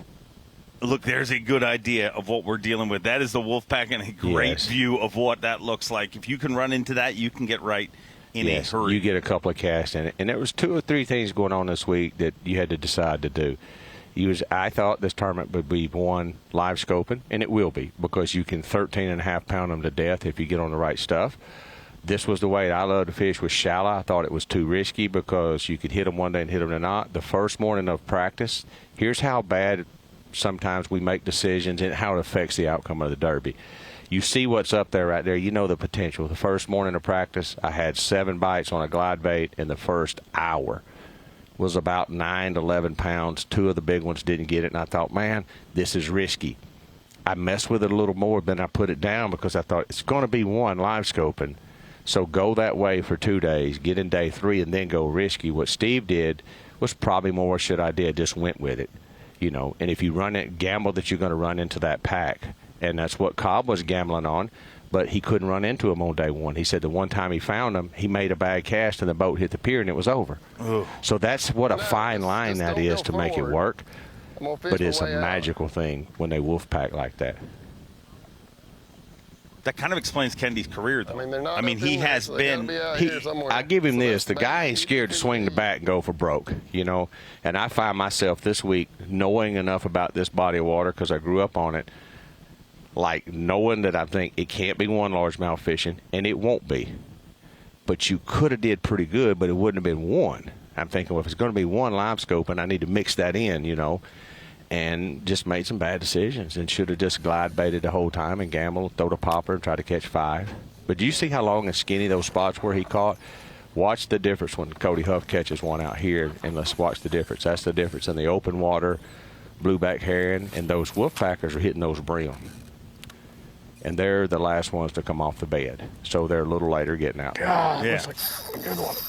Oh, yeah.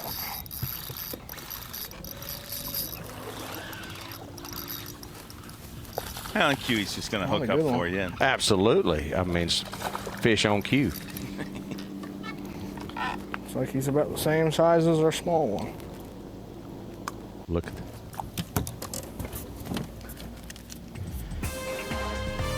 How nice this fish is, just nice and thick. He likes them thick. He likes them chunky. Cody Huff, and good. Look at Yes. there. A lot of great dignitaries live the here. castle on Smith Lake, it has Davy Heights, Raby. Davy Height lives there? I don't think he wants to because the first two owners died in that house, so it's believed to be haunted. One in the elevator shaft and one drove a dozer off the mountain. So, Davy, if you've got the contract on that house, I would breach it and go home. Davy is not scared of any ghosts. Ghost? He's Davy Height, great He's the American ghost hero. buster. Red, white, and true. Our tournament leader, Robert G. with 40 pounds. Eve and Jay Shakira, Takumi Ito will be back with Ghostbusters. These spotted bass like to group up in big wolf packs. In the area, there's a wolf pack of like 4 or 5 and like 7 fish wolf pack. Whenever I see them, they're all over 3.5 or 3 to. The smallest one I've caught out of it is a 3-1 in the past 2 days. And if I could see them 5 times in a day and get them to bite 5 times and land them, I could have a really big bag, like 17 pounds or bigger. I just decided to fish where the big ones live. There's not as many, and you don't get as many opportunities, but I really feel like the biggest bag of spots could come where I'm fishing. Boom! Let's go, baby! Let's freaking go! Let's freaking go, baby. That's what I'm talking about. Out here with the striper. These big ones are swimming out here with the big striper. 3-pounder, baby. I found that wolf pack. There's a wolf pack out here of all 3 pluses. Okay. There's 2 of them. Robert G. He's like a little Tasmanian devil. Yes. A lot of energy. And a big week for him. Tennessee Volunteers won the national championship, and he'd like to win his first Elite Series event. See him schooling out here in front of Corey Johnson's boat. Yeah. 4 box right now, Robert G. We have a live bait taunting. In football, this would be called taunting. So we're taunting the bass. You see all the bait balls out there as they pan around. The fish are trying to get in those bait balls and hide, swim around them. That's why you see the guys working the pedal left and right, trying to get it to break through there, see if they can see the fish around it. Because if he's going away from you, it's just a flicker. I'm sure people are going through here casting at them and not like getting them to bite. So they're just getting used to seeing it over and over and over. But if I'm the only one that throws at them, I can throw at them when they're in a positive mood.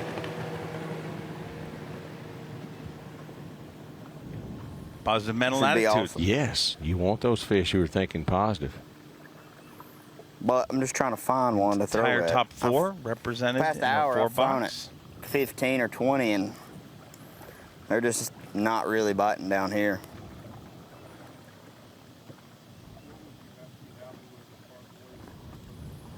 I need at least 13 and a half.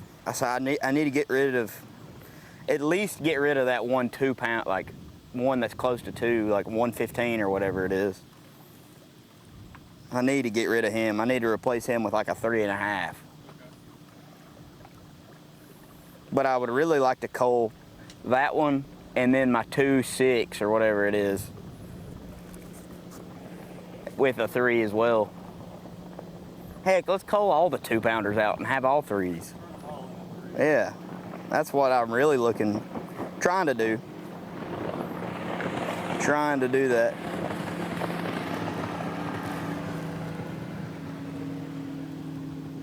I like the sounds of that. Call them all out. Let's call them all out. You know, it's when that fish starts following. That's the equivalent of back in junior high when you went to the school dance and the really pretty girl stood over in the corner and you went to ask her to dance and she just didn't really say much and started kind of walking off from you? That's that same feeling. It's the same feeling. It means there's not going to be any dancing tonight with REO Speedwagon. Wow. Once they start that slow pursuit, it's over. I didn't get even an opportunity to ask her. I was walking across, looking at her. I thought we matched Spooked her with a eyes. trolling motor. She looked excited. She had her arms open, and then there was a guy behind me. She wanted to hug. Yes. You realize she was just praising the Lord. Welcome home, Jesus. It wasn't about you. Good shot of Cody Huff's graph there. And you said this event's going to be one scope, and then by the looks of this 4-box.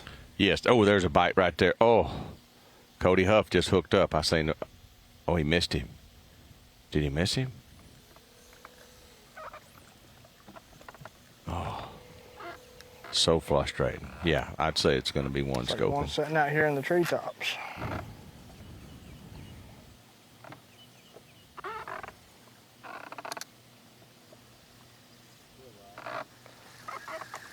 Great shot Man, there. oh man, these things have definitely been in a mood today.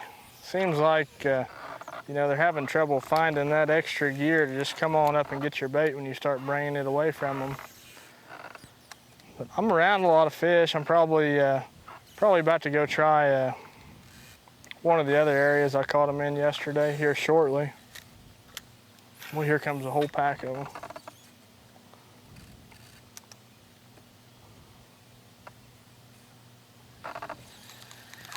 You see what's going to happen now? Now they're going to say, we need the boats. All week it's been like, I'm worried there'll be too many boats. Now it's like, need the there's no boats. boats out here. We need Where's the boats? wakeboarders. Calling all wakeboarders. Get on deck. He started to do it just perfect, Oh. and then he just talked himself out of it. They're under Let's a head dang back boat. to our tournament leader, Robert G., another Elite Series rookie.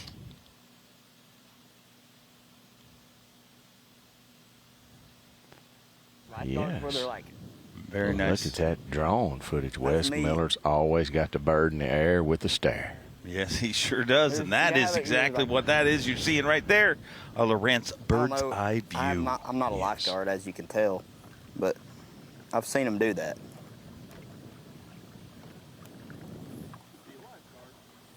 I don't really want to be. I don't really want to be a lifeguard, man. The only time I want to be a lifeguard is like that movie Sandlot. Squints. I need a lifeguard to save me. That'd be funny. Yeah, I would do that. I wouldn't be much of a lifeguard.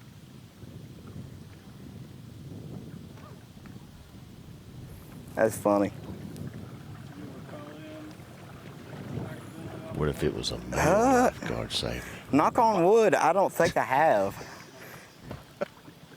I've fell in the boat before a bunch. Like last year I broke my troll motor cable like several times. And I would end up in the bottom of the boat. But luckily it was never like off the side of the boat, which is good. This would be a great time for us to get Robert a TH Marine G-Force handle, trolling motor, and steel cable to keep those accidents from happening and throwing out your L4 and L5 and S1. Check out TH Marine for all the G-Force products, from G-Juice to trolling motor handles. And that, sir, is a shameless plug. Just feel free to drop those plugs whenever you see Like fit. hair plugs, baby. Just put them in. Robert G., our tournament leader, and man, I get people say, you talk a lot about the rookies, but it's like the rookies are in every single. Every cut. time I sit down here, I'm It's looking the at a majority rookie. of the cut. Yeah. Us old guys got to pick up the pace a little bit, and What's happening, G? Because it's not like everyone's going to point fingers at forward-facing sonar, but if you look at it, Joey Cifuentes, one of the best with it. He's had, you look at some of the guys who aren't catching them; they're very proficient with it. What's changing, or is it just one of those weird years? All right, and I'm going to go out on a limb and say this, and even for us older guys that aren't catching them with it, everybody gets the misconception that we're not good with it. Mm-hmm. And Tyler Williams and I went and spent an afternoon in a boat the other day, and he went, "Wow, bro, I didn't know you old guys were this efficient with it. I'm like, you don't understand. We are good with it. We're just not good at staying with it. You take the Jason Christies and some of those guys, the Hackneys, we're fighting the demons to want to do other things. So when I'm out there, I'm not out there like them. Them guys are committed and committed to the death. And just because, like Joey Fuentes is good with it, he may not have found a win in school. But we have a bunch of great live scopers, and they are a handful on the water. Well, I'm committed. I'm committed to having you around here for the rest of this segment. Well, anyways. let's have another segment. And we'll talk about what's going to go on here at the Fan Fair today in Cullman. Lots happening. Dave here. Mercer is going to do some apple bobbing. Yeah, a lot. Come on out. I'll be back in just a few minutes' time. Live scoping for apples. The county fair. Gotcha. Welcome back on location here in the great state of Alabama. Smith Lake, Gerald Swindle, Alabama, your home state. Yes, sir. And we a lot of famous people from Alabama, you know. We have Jason Isabel, was one of the singers from right up the road, North Alabama, had a song out called Thank God for the TVA. You know, home of Bo Jackson. Oh, yeah. Yeah, a lot of great folks. Bo knows. Yeah, Bo knows. Bo knows football. You know, got some, the lady from North Alabama, Alabama Shakes. Yes, open for Adele, but been on the Saturday Night Live show. And loves to fish. Well, let's get everybody caught up with their Yamaha midday report from the TNT Fireworks Bassmaster Elite. And speaking of fireworks, Alex Redwine made a top 10 in their last event, trying to go back-to-back top 10s here in the Elite He is sitting Series. off the Kitty Chasers and the Weeble Wobbles from TNT. What? Yes, you know, the movie. Whistling Bunghose. He's setting off the TNT Fireworks show right now. I've rally hat on, sitting at 34-2. Calm, just reeling them in. He's going to be scary as this season ends. You got to imagine he's going to be a player on Champlain, You going to be a think? player on Thousand Islands. Yes. But he's trying to make back-to-back 10 cuts. Him and his roommate, Jay Shakurit. Yes. Both having great Alabama swings. So if we look at just in this top 10, who we think is going to be in the top 10 in those tournaments, don't leave about 3 places there for other guys to fish for. Because I think 7 of this rookies right here, or this class of top 10, will be in the top 10. I believe there's more spots. We got to put the Johnson brothers in there. There's not many more. You can't rule out Taku. You can't rule out Redwine. You can't rule out, because you can't rule out Cody Huff. How does a man who sells positive mental attitude shirts I'm rule pretty himself positive out? those 7 guys are going to make the cut. That's how you sell positive mental attitude clothing, is you factual. You think that guy's not going to be in the top 10 up there? Corey Johnson going to be a player all season Yes. long, and a player here again this week. Yes. So that spot's taken too. Yes, that's what I'm saying, you know. Now, the question is, Dave Mercer, you will be quoted on FS1 for saying, do you think the tournament at St. Lawrence will be won in the lake or the river? I believe it's going to be one in the lake. They're going to make the run? I think that too many people have tasted the fruits of the lake. The rainbow from down there. It's going to be a long run. But I think 2.5 hours, because last year they didn't catch them close in the lake. They had to go even further. Yeah. So it's going to be 2.5 hours, 2 hours at least on smooth water, buying fuel. And that's one way. So if the wind blows, but I'm like you, it'll probably be one in the lake. It won't be one by me because I'm not going to the lake. All right, I brought you on here to fill us with jewels of information That's about it. our anglers. You're supposed to be our color commentator. That was very colorful. I'm not going to the lake. I'm staying up there. I don't want to slap out my back going down through there riding that bull. I mean, J.B. Mooney got hurt riding bulls. You'll get hurt going down that river, and he's the toughest guy I know. He wouldn't want to ride down there, and he's a $7 million bull rider. Well, what about Cody Huff this week, Gerald Swindle? He's doing what he does best. He's cool, calm, and collective, running out open water, using light tackle, front sonar, very effective with it, finding those schools of bait, checking out those blueback herring, and when you find the herring fish, they're going to be bigger. Well, they were big enough to give him the day 2 lead, left the dock absolutely with the lead, and also is sitting in second place now in our Progressive Bassmaster Angler of the Year race. And who's leading the Angler of the Year? Justin Hamner. Mr. Hamner is putting the hammer on him. He's already won an event. He, won the Classic. Yeah. And very well is fishing like he's out of his mind. Everything's just going his way. He's showing the world how good he is. And I worked a show with him at Bass U this year, early in February, and I told everybody there, y'all may not know this guy like you're going to know him, but this right here is going to be one of the superstars of the sport. And I called that guy's that good. Well, he's trying to do something that only 2 other individuals have ever done, and that's win the Bassmaster Classic and Angler of the Year in the same year. Obviously, Mark Davis the first to do it, then Kevin Van Dam. Yeah. Will Justin Hamner be the third. next? Oh, what an accomplishment. What an accomplishment. And we're going to ease out here to the water to Ito to see what Taku's doing. And he's doing what he does best, folks. He's putting them in the boat. He is setting off those TNT fireworks out there. It is nothing but bottle rocket season in that boat. And here it is. Firecrackers. Pow, pow. How many fireworks you putting off next week? As many as they'll let me legally. Okay. All right. And we're actually doing it in our community. Got some fireworks from TNT. We're going to set off a little community fireworks. If we get some rain, safety first. Obviously. If not, we'll turn the sprinklers on and take our chances. Look at that size. See, that's what I'm talking about. See the healthy fish, the size. He is on those ones that weigh good. When he comes across the stage and sees you, oh yes.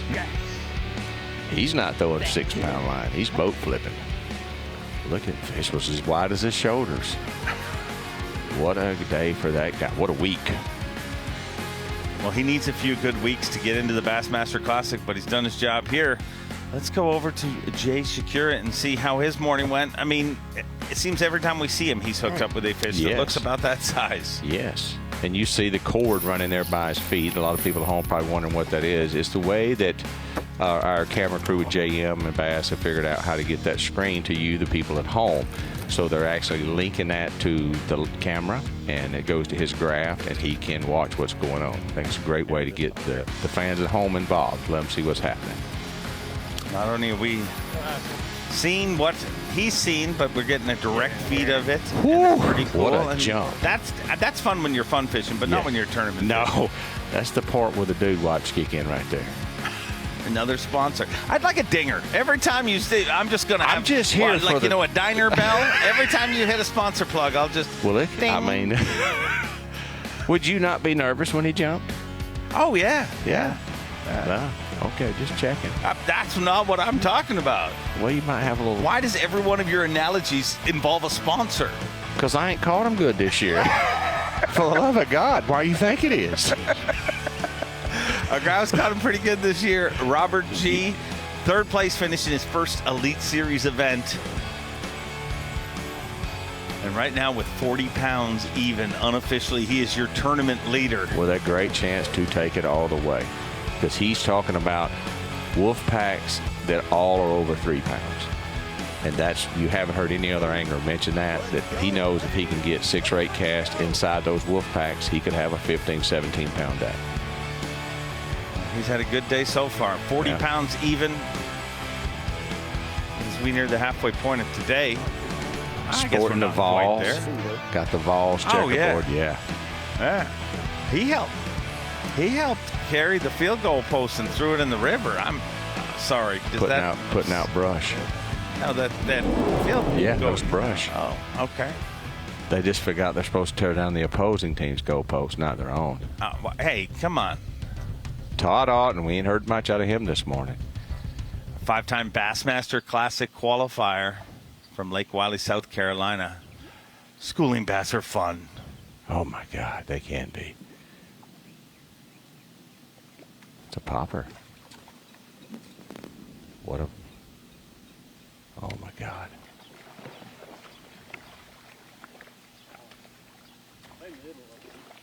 Whoa. Oh, my God. Somebody turned the feeder on. Yeah, you can't get that lure in fast enough. It's the hardest cast to make as an angler right there, just to believe it or not, because you usually tangle your rods up. Oh, he's right there at him. Come on, fish, come on. Don't be quitters.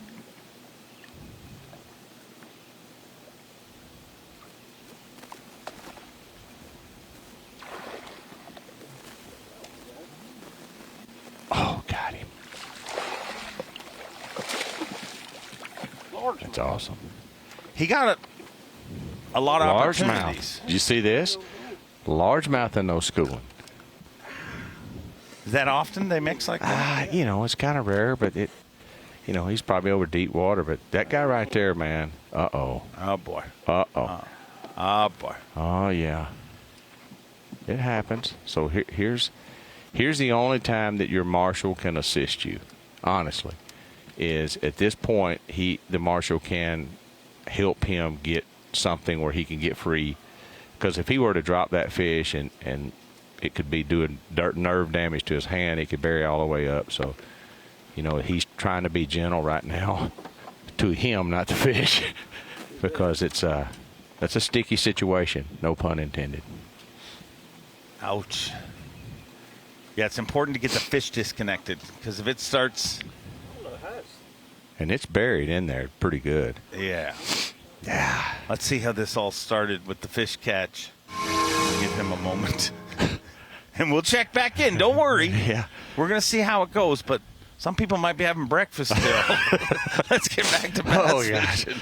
That is an awesome shot of what it looks like when the fish at Smith Lake start to school. And the cloud cover today is probably really letting that linger around.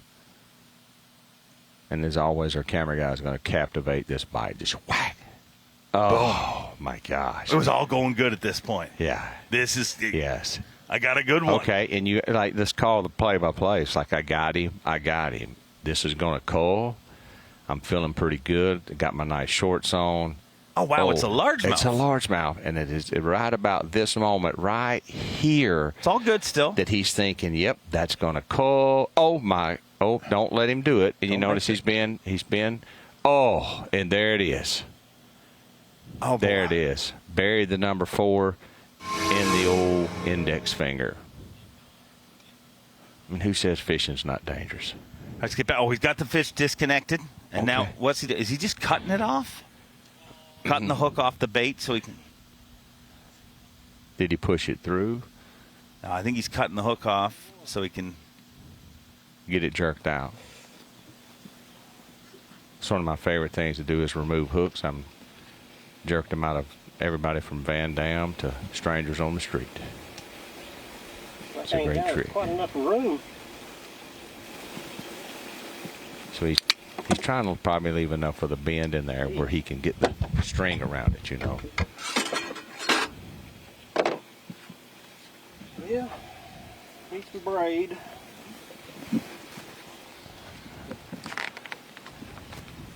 He'll just take a few seconds. He's going to find him a piece of braid and do what Todd Alton does best. And for the people at home who don't know a lot about Todd Alton, he loves muscle cars, builds muscle cars on his spare time. Well, he better be tough because he needs some muscle to rip that out of his hand. And that proves once again that professional bass fishing is one of the toughest sports. I mean, outside of hockey. I mean, hockey, you'll see a guy pull his tooth out and get right back into play. But he's not going to stop fishing. And look at this week when we because some people honestly say, man, how tough can fishing be? It can take a toll on your body. And this week we're fishing in the sun, and it's been outrageously hot. And we've had guys, I know Tyler Wesley, I set him up with an appointment with my daughter's business to get him an IV. He got sick during practice, so we have guys, had cameramen pass out last week. So you got to kind of go in and realize that between the heat and the hooks and, it can be pretty exhausting during the day. These are the trials and tribulations of professional bass angling. Hence why we have an IV tent right here today. Yeah. It's another shameless plug because it's my daughter's. She needs to work. Yeah. Once you're done with your IV, swing by the TNT. Blow this. I mean, let's have a party. Y'all come see us at the weigh-in today where Dave will be doing what he does best. And I'll be in the booth around here signing autographs and meeting people, selling a little G-Man apparel. How about that? Oh, wow. Baby needs shoes. I didn't get a check. I'll swing by and see you. We'll share an IV. We'll be right back. Yeah, twinsies. Well, tonight is baseball night in America on Fox. Shohei Ohtani leads the Dodgers as they take on Jorge Soler and the rival Giants, or the Rangers battle the Orioles. It all begins tonight at 7 Eastern on Fox. Got a big battle going on semifinal Saturday, the ultimate moving day here. You got to move into the top 10. We're down to 50 anglers shooting for those 10 spots. of those who started the day well situated in the top 10. Takumi Ito, 4th year with the Elite Series. 5th year, I should say, excuse me. It's going quick. It's going fast, Tommy. Yes, it has. Loves this lake, loves this setup here. Certainly a clear water expert. Mm-hmm. A small one, I think.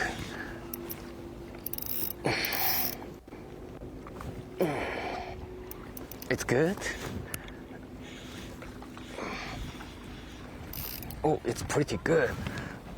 Oh, it's pretty good.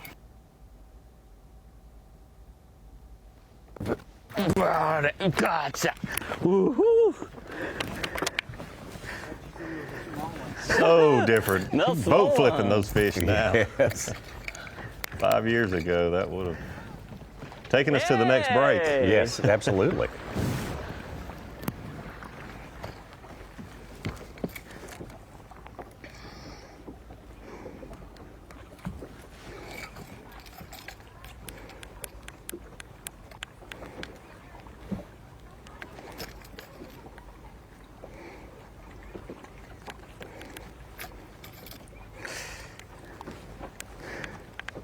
Who started the day in 6th place. I think he's in 5th before that fish came in the boat, but that's going to help him. No. Right there. Definitely will. You just look at the different build of these fish. Some of them, you know, the same length, 16-inch fish, weigh a half pound more than some others. And a lot of that has to do with when they spawn. Some spawn earlier than others. They have more time to recover and put weight back on. And the other is, you know, just what they're feeding on. The blueback herring seems to be the bait of choice where those fish really put on the weight here at Smith Lake. That's 210 for Ito. He's got the 2nd largest bag of the day, 11 pounds, 5 ounces. 3rd place? 3rd place to Robert G's 12.9. Justin Hamner.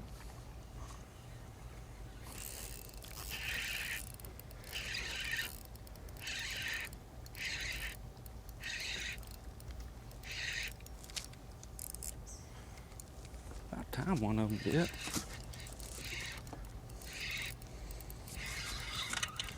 Justin Hamner, your leader and Progressive Bassmaster Angler of the Year points as it stands now. It's a real good one. Actually, Tommy, he had dropped down to 30. Cody Huff had taken taken over the lead okay. on in the real time. But yes, the in daily. yeah. The daily. He But started after the day 20, yesterday, official. 20 yes, points ahead. Not bad. Cute little fella. Good place to be the The amount of fish. classic champion and leading the AOY. Yeah. It's kind of unprecedented, Davey. It's only happened 2 other times where someone's won the Classic and Angler of the Year basically in the same season. And I don't think it's happened since 2011.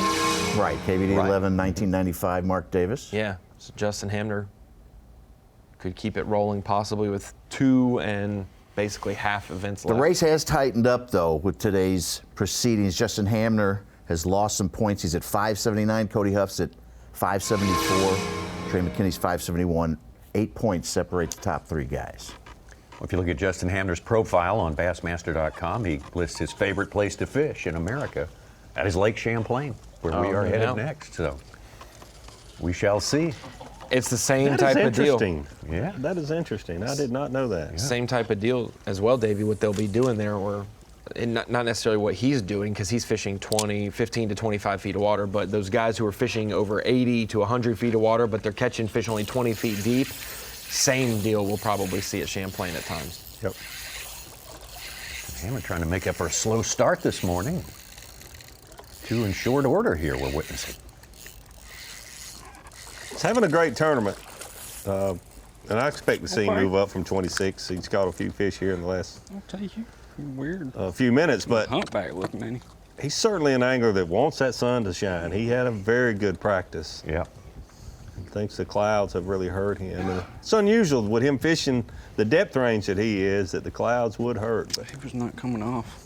Another comparison to the smallmouth bass, you would think clear water, little cloud cover, less visibility, you'd catch more, but they like to feed better with the sun bright, clear water. Seems unusual. Jay Shakira, Mr. Steady today. Robert G., our leader, cannot shake him. He can open up a lead, and Jay will bounce it right back at him.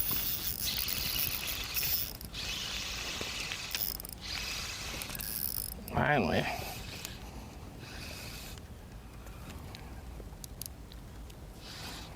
Got one to commit. Oh yeah, it's a good one too.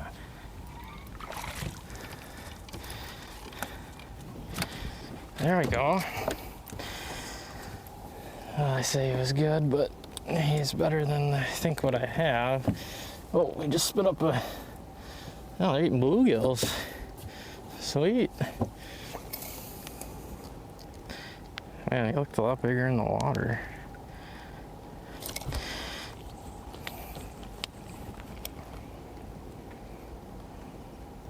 Oh no. Same exact size as number 4. 230? Negative. 193. Oh. Yeah. He would have gotten real excited for a 230, but 193 is negative Ghost Rider. Ho hum. That's pound 14, yeah. That is the difference in going home yesterday and fishing Yesterday. tomorrow. Yeah, that's the difference. Certainly a true yeah. statement. A 193 versus a 2.3. 5 ounces on a couple of the right fish. Kyle Patrick Looking for number 5. Round out his limit. He's got 4 2-pounders, average 2-pounders. Not a keeper, I don't think. Yeah, it might be. Of course, the smallest one got it. It's not a keeper. It is long. It's going to make the 15-inch minimum. Didn't look like it. Corey Johnston on the run. Corey started in our top 10, fell out of it for a little while. He's back in there in 5th place.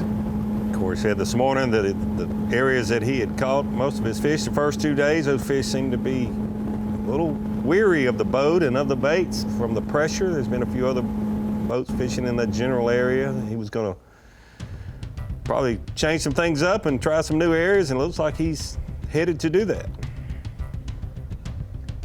Right above him in 4th place is Cody Hubb.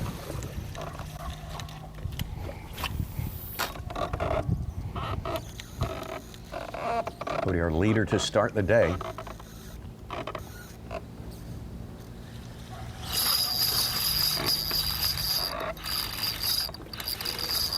Might be a little better one there.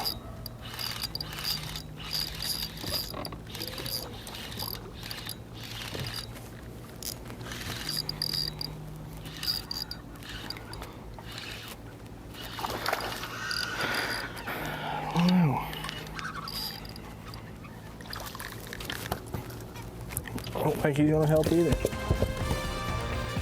Says the smallest fish is 1 pound 3 ounces, but maybe he's underestimating a little bit. That fish looks bigger than these. I don't think he does. Seems to be, yeah.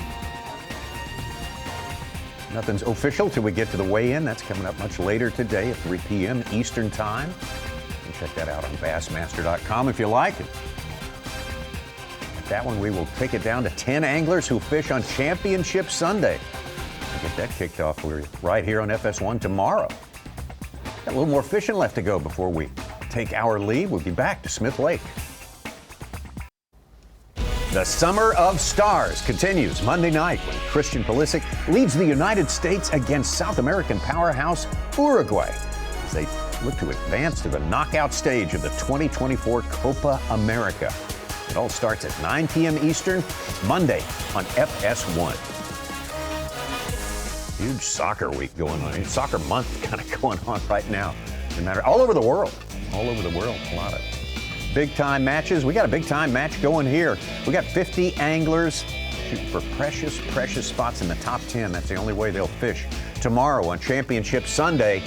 Have a chance at one of the 9 trophies of this season on the Bassmaster Elite Series. Look at the dam there on Smith Lake. You can see this mountainous country here. This is coal country up north and west of Birmingham, Alabama. Now, earlier we saw Todd Auten, veteran, out there and running across a beautiful sight, Davey Hyde. Beautiful sight, and his top water Popper is right in the middle of them and cannot get a bite. Makes another cast, hooks up. Things are going good. Fish is gonna definitely help Todd Auden. Keep in mind these baits have multiple sets of treble hooks. You have to be careful, and that's exactly what you don't want to happen, but all these fishermen have had it happen before. Kind of a rite of passage, Davey. Yeah. It is. And I ain't got quite enough room. trying to cut the split ring so you don't have the bait there in your hand along with the other hooks. Yes, with more hooks. Yeah. Got that handled, and now Easy. Sorry. take a piece of braided line so it won't break. Wrap it around the hook bend. Hold the eye of the hook down towards the skin, and then yank it the way it went in. Successfully pulled off. The braid trick, as they call it. I think he's done that a time or two, Yes, unfortunately. he has. And it's kind of a non-intrusive way of getting it out compared to pliers and other. It comes out the way it went in, and it bleeds a little bit, and then after that, it's just tender, and you're all good. You can continue to fish. Carrying on, also carrying on, our leader, Robert G., the rookie from Tennessee, having a great year out here. Deepest lake in Alabama, and this, I'm told, is the deepest part of the lake, 235 feet deep. Fishing for spotted bass over that depth.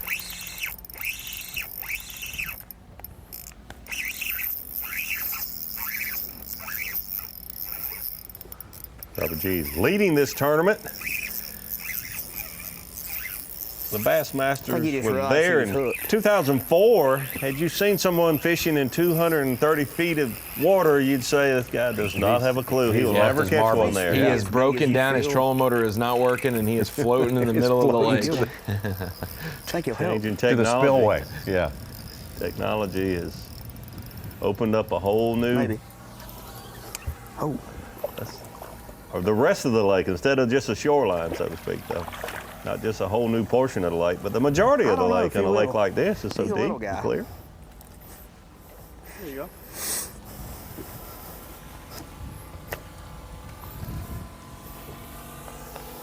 I'm gonna weigh him. Just to Might see. help him. He's fat. His limit. Smallest one's 2 pounds. He's got to be over like a 2.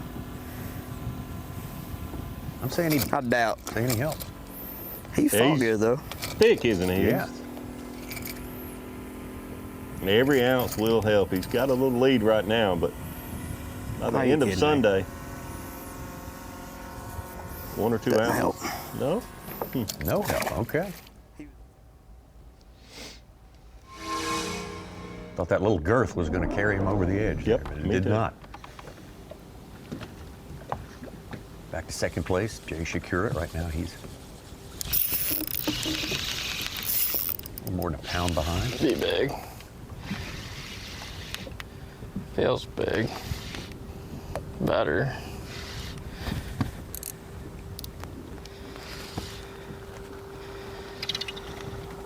Yeah.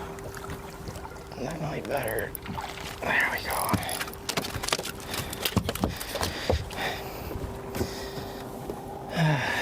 Chunky.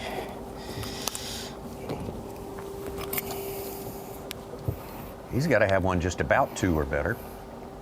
That will be more than 114. You mentioned this fish has got girth too. It's going to be close. 210. Yeah. Wow. That's about number 4. Put some 2 ounces out of the lead. Wow. JT Tompkins had his 5th fish. He's up to 4th place. He's also over 11 pounds. Shakura and Ito over the 11-pound mark as well. Justin Hamner with a slow start, but making some headway. A few minutes ago, put back-to-back ones in the boat.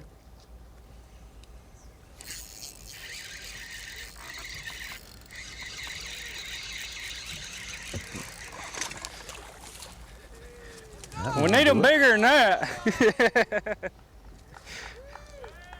Yeah. You want to eat that one?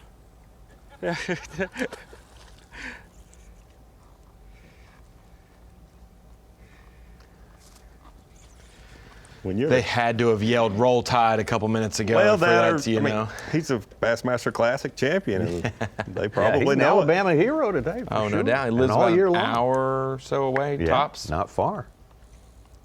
Not far from Tuscaloosa, and that's not that far from Smith Lake here. So let's now go back to our top 3 anglers. We saw Taku Ito with a good one not too long ago. We got Tennessee, East Tennessee specifically, Wisconsin, and Japan represented in our top 3. Chiba, Japan. Competitors from all over the globe and across the country.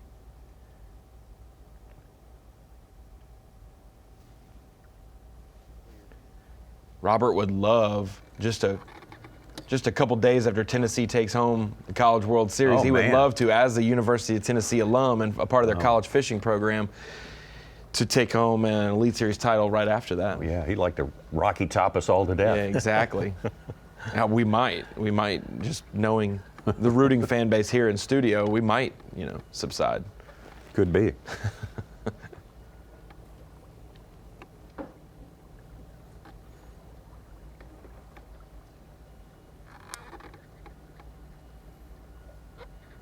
We heard plenty of that. Go Vols from John Garrett, who is in our top 10 right now and has a chance as well. He just moved into 10th. Last week, or 2 weeks ago. We want to talk about the task at hand for Progressive AOY with Justin Hamner leading over Cody Huff and Trey McKinney in that order coming into the day.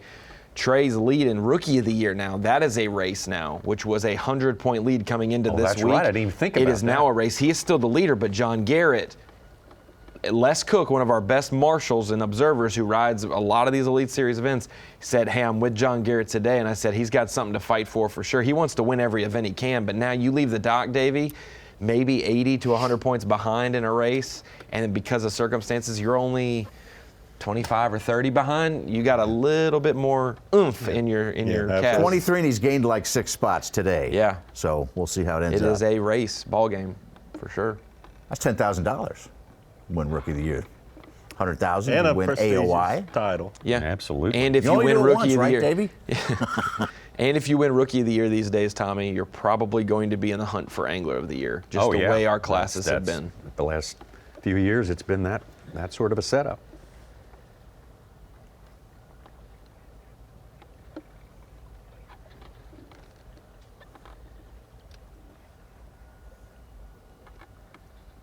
Top 6 in the Progressive Angler of the Year race, all within about 50 points right now. It's very, very interesting.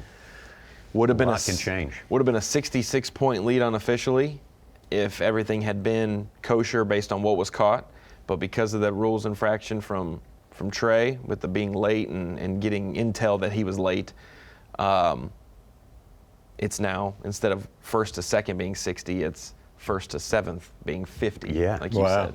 And look at the guys who are going north in there. Hamner, Cody Huff, McKinney, Fouts, Shakira, Chris Johnston, John Garrett, JT Tompkins, all kind of like those fisheries up there, the smallmouth. Absolutely. Getting close to midday, and of course, it's a weekend. It's almost the 4th of July, the weekend before the big holiday, and people are headed to the lake, and who can blame them? Not as hot today as it has been. Barely hit the 90s today. Cloudy skies all day. That's not going to stop a whole lot of people from going out and enjoying themselves, and it's going to become a very busy place. Busier and busier as we move on through semifinals Saturday here at Smith Lake in Alabama. TNT Fireworks Bassmaster Elite on Smith Lake, sponsored by Minn Kota, by Bass Pro Shops, and by Skeeter Boats. Heading closer and closer to midday, halfway through our 8-hour fishing day out there on Smith Lake. Bassmaster Elite Series, 50 anglers out there gunning for 10 spots in tomorrow's final. Davey Height, yesterday, the guys fishing shallow up on the bank made a good case for theirs was the way to go, but I think the guys out deep today seem to be prospering a little bit more. Yeah, we've seen Steve Kennedy and Todd Alton kind of fade away just a little bit, but a lot of fishing time left to go. But things have certainly tightened up between Robert G. and Jay Securic, only 2 ounces behind. Takuito only a little more than a pound behind, so it's going to tighten up. We all expected to see a very close race to the end of this thing tomorrow afternoon. All right. Certain anglers, Ronnie Moore, have been very, very consistent throughout the 2.5 now days of this tournament. Yes, and this part of the season. So we started our season in February. It goes all the way until late August, and normally we make a transition up north, or at least this style of fishing. And so we're in the second half of our year. I'm at the Dakota Lithium Screen of Knowledge, and I wanted to highlight somebody we've been talking about throughout the week and last week because he made the top 10 at Wheeler Lake in our last stop of the season. Rapala Bassmaster Fantasy Fishing, someone you should consider if you have not picked him going forward, Alex Redwine. I put here he's 24 years old. That sounds like a grizzled veteran these days because of how young our rookies are, but he was once upon a time one of the youngest rookies ever. He qualified for the 2022 season. He qualified just after he turned 21 years old. So Alex Redwine has been on the Elite Series for a few years, and even though our rookies are at the top of AOY, nowadays it's not always been like that. This is his year 3 progress, and I've got his AOY finishes from his first 2 seasons, and so far this year he was 71st in year 1, 57th last year, and currently is 21st as we make our turn with 2.5 events left in the season. One key thing, in the last 4 events each year, which we would call the second half of the season, he's made 80% of the top 50 cuts. That style of fishing, and it's hard to figure out those southern bodies of water for northern anglers if they haven't been able to fish that frequently. Here in our Bassmaster studio, sponsored by Marathon, we're keeping a close watch on our leaderboard right now. Let's take a look at page number 1 of these unofficial weights as we're looking for the top 10 again on this day. Semifinal Saturday in Tennessee's Robert G. Jay Shakurit battling it out in the second 10. After that, Alex Redwine leading the way through there, trying to make his way back into that top 10. Brandon Polinick, 2-time Progressive Bassmaster Angler of the Year. Matt Robertson making a big run as he did yesterday about this time. He bumped up into the top 10. Look at page number 3. The guys have really got to pour the coals on, including Justin Hamner, who started in the top 10 today as a slow start. But again, we've got plenty of time left for these guys before the weigh-in comes at 3 Eastern time. Jordan Lee, boy, he would definitely like to make a cut in his home state of Alabama. The Yeti hot seat is on the cut line. The cut line today is 10. So Alex Redwine, one who would like the seat of warmth there for sure. Brandon Polinick, Cole Sands, Matt Robertson, they're all shooting to get it done. What a big day for the Bassmaster Elite guys here. First time ever to Smith Lake. Bassmaster Tour came here 20 years ago. The Bassmaster Elite 50 was another division of the top level. It's been a long time since they've been here, and you have to adjust to everything that's very, very different about Smith Lake, and it is different from any place in Alabama. It certainly is different with clear water to the mountainous area, deep lake, only 21,000 acres and relatively small, but it is definitely better than it was 20 years ago. The fish are bigger. There's lots of fish here. It's middle of the summertime. These guys are catching them really, really well this week. Scores are all so tight. We expect to be very tight to the very end of this tournament. We'll have the coverage for you here tomorrow on FS1. Championship Sunday. We'll kick it off at 8 a.m. Eastern time, just as we did today. Hey, coming up just around the corner here, we got Euro Today from their studio. We get you ready for the UEFA European Football Championship. Round of 16 games, Switzerland and Italy. Our coverage continues from here at Smith Lake on Bassmaster.com, and we will see you right here, 8 a.m. Eastern time on FS1 tomorrow morning for Championship Sunday.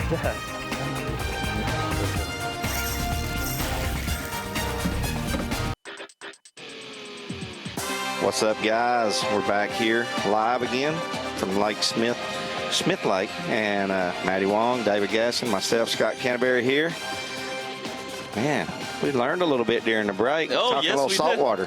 Saltwater fishing. Talk about David Gasson's pending Alabama state record bluefin tuna, and the boat name that he himself named. Yeah. And we're talking about all the good stuff behind the scenes. But either way, we're happy that you guys are joining us on this wonderful Saturday morning, and temperature's nice. The fish seem to be biting, and the boys are being completely waked out. But it's been nice. Yeah. It's a we got it's a beautiful day. TNT back here behind us. Been seeing some people buying some fireworks, getting ready for the 4th. I mean, it's going to be fun. Can you? I might have to come back up here to Smith. I bet these guys around the lake here put on some shows. I bet there's some fireworks shows go on at Smith Lake. Apparently, there's one here on the DUIs 5th. probably. I guarantee a couple of those for sure. Yeah. Well, if you are interested in coming down, please check out the expo. If you're in the state of Alabama, you can come on down, hang out. We got TNT fireworks and like the whole nine, and a bunch of great vendors here hanging out here. And Toyota's over there, Yamaha. I mean, David was just telling us about his 35 Contender he's got. He's got brand new Yamaha motors on it. He's going to take me out. We're going to go out and catch some of those fish this swear, next if month. I don't get an invite and you guys go out, I'm going to be personally upset. You're going to be in Florida Personally. That's insane. What size Yamis do you have on it? 300s. 300s, twins, or quads? Triples. That's phenomenal. You don't go out with just one for sure. No, you don't go with one. Because you have to trim the sides up, right? And the center one. No, if one breaks down. Well, you got to be able to way to get back in. No, but I'm saying like for it to run properly, right? Well, I mean, if you have 2, you're fine. But you can, instead of using trim tabs, you can use your engines. Gotcha. You can use those as trim tabs. But yeah, you don't want to. I've been out there before, and you lose an engine, so you don't strike one. Yeah, you're like, we got 3 strikes, baby. We can't. Yeah. So we've been out there and been on have 2 engines.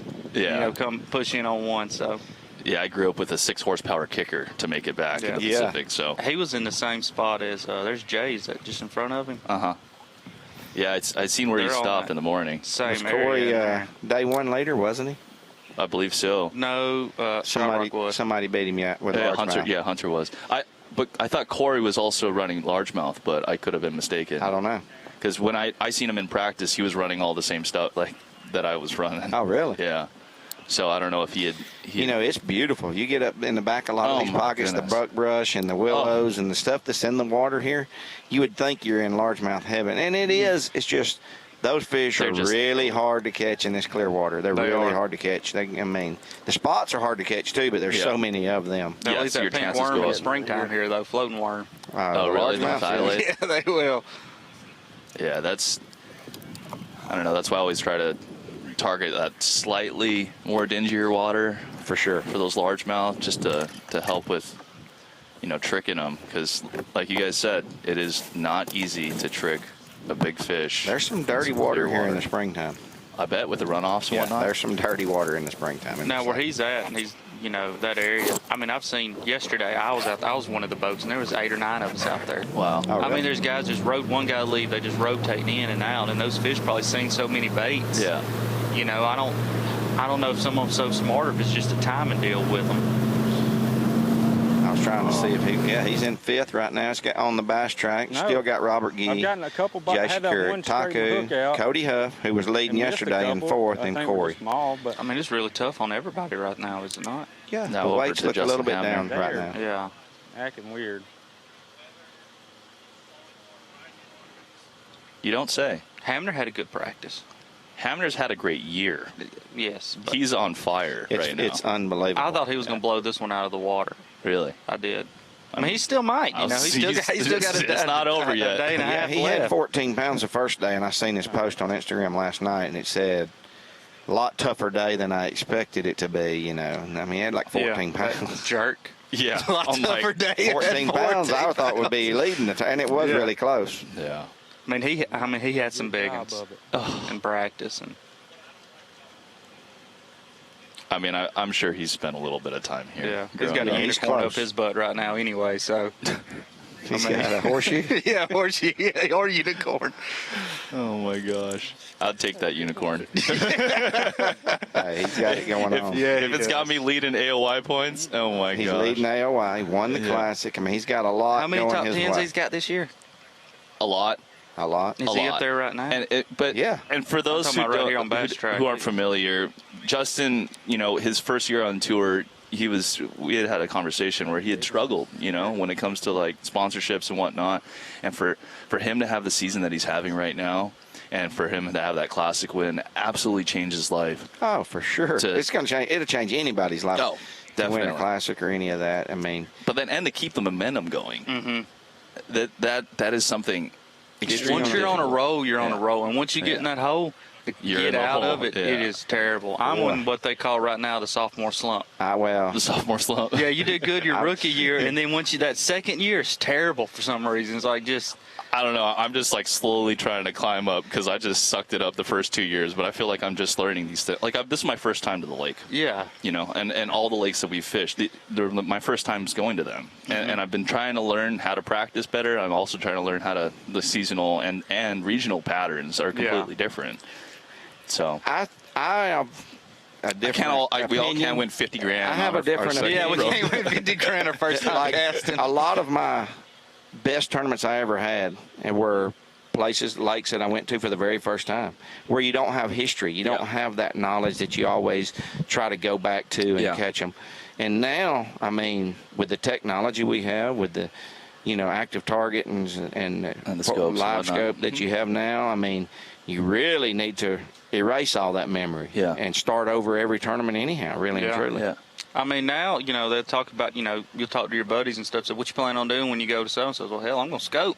You know what I mean? That's the only thing you can do now. Yeah, look around. It seems like. Well, it's interesting. It's such a, however you want to take it, it's an incredible learning tool. It is. And the things that I've learned, and I don't know about you guys, the things that I've learned in the past couple of years, dialing that in about fish behavior, blows my mind. And if you guys were tuned in earlier, we were talking about different personalities of fish.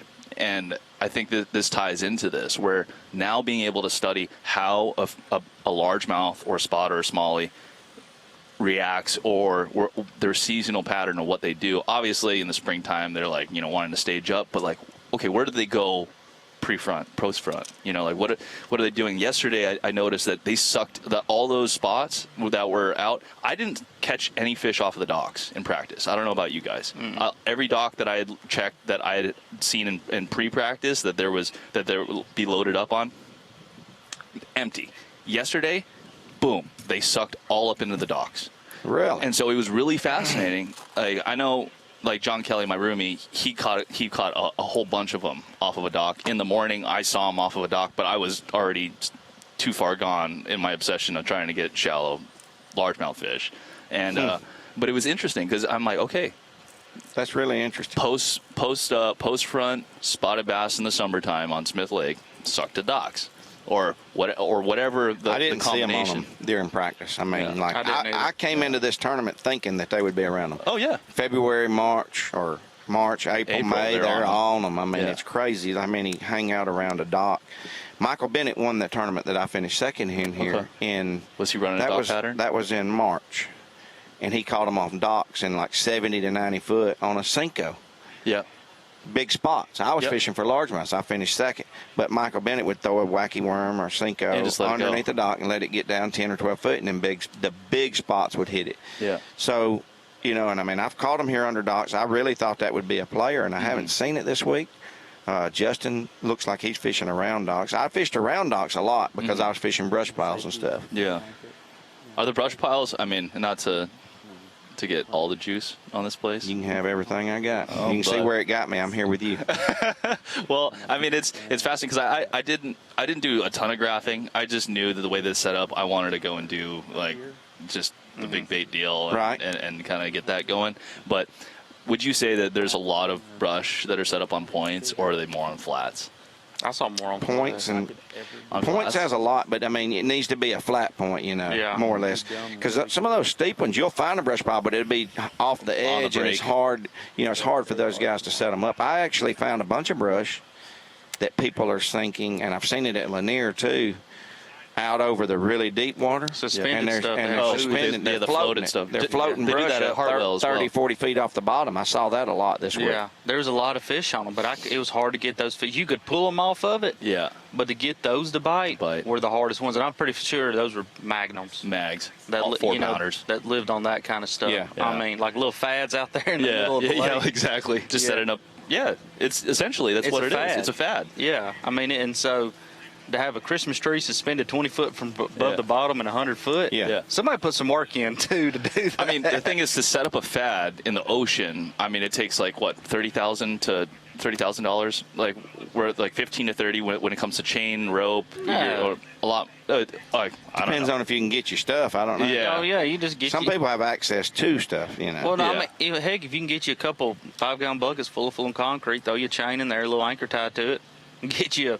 Well, how deep are some of the fads that you can put them in however deep you want? We got some in 3,000 foot, and you just get a roll that electrical rope that's flat. Yeah. And you just tie tie your tag and throw it over the side, throw everything over at one time. Really? And it'll sink So down. they get torn out in Hawaii like no. Well, other. there's a lot of you lose a lot. They're only good for about a year usually. Okay. But you can use that construction, that orange construction fencing. You know what I'm talking about? That plastic, Yeah. and run your rope through it, and the current blows through it real good. Huh. Yeah. So back home, it's all heavy chain and heavy gauge rope, and so it's the boys spent a lot of money, and so those things are protected like your baby sister or something like that. You don't want nobody finding out about them, because it's like you go out and you do 3 or 4 passes on it, you got yourself like 30, 40 pieces of mahi. And you've made your gas and your profit for the day, and you're out. And so it's fascinating that now we're talking about the salt, but how we can also implement it in the freshwater. Well, these spotted bass are real pelagic. Watching those stripes. Yeah. These are out here roaming for bait. They're not holding on nothing but bait. They're the only thing that they're relating to is bait and the temperature. They're not. They're all in that right above the thermocline. All of them are. Yeah. They're hanging out in that area. It's so. Down on the lake part, I didn't really notice a thermocline. But when you get up the Ryan Creek, like 26 foot or something. Right there, there's a flat line. You can see that those fish won't go down to it. And they won't follow your bait through it either. No, they're like, if it goes down there, like, oh, he's gone. I caught one the first day. I seen it, and it was on one of those little shelves, like a steep shelf. Those are really and I'm cool. thinking that it's 22, 23 foot deep where the fish is at, but I missed that shelf, and I watched this fish take off after my bait down to like 47 feet, drop shot. Hit the bottom finally. I mean, I just keep letting it go because the fish was after it. It hit the bottom. I picked up and it said, "Don't."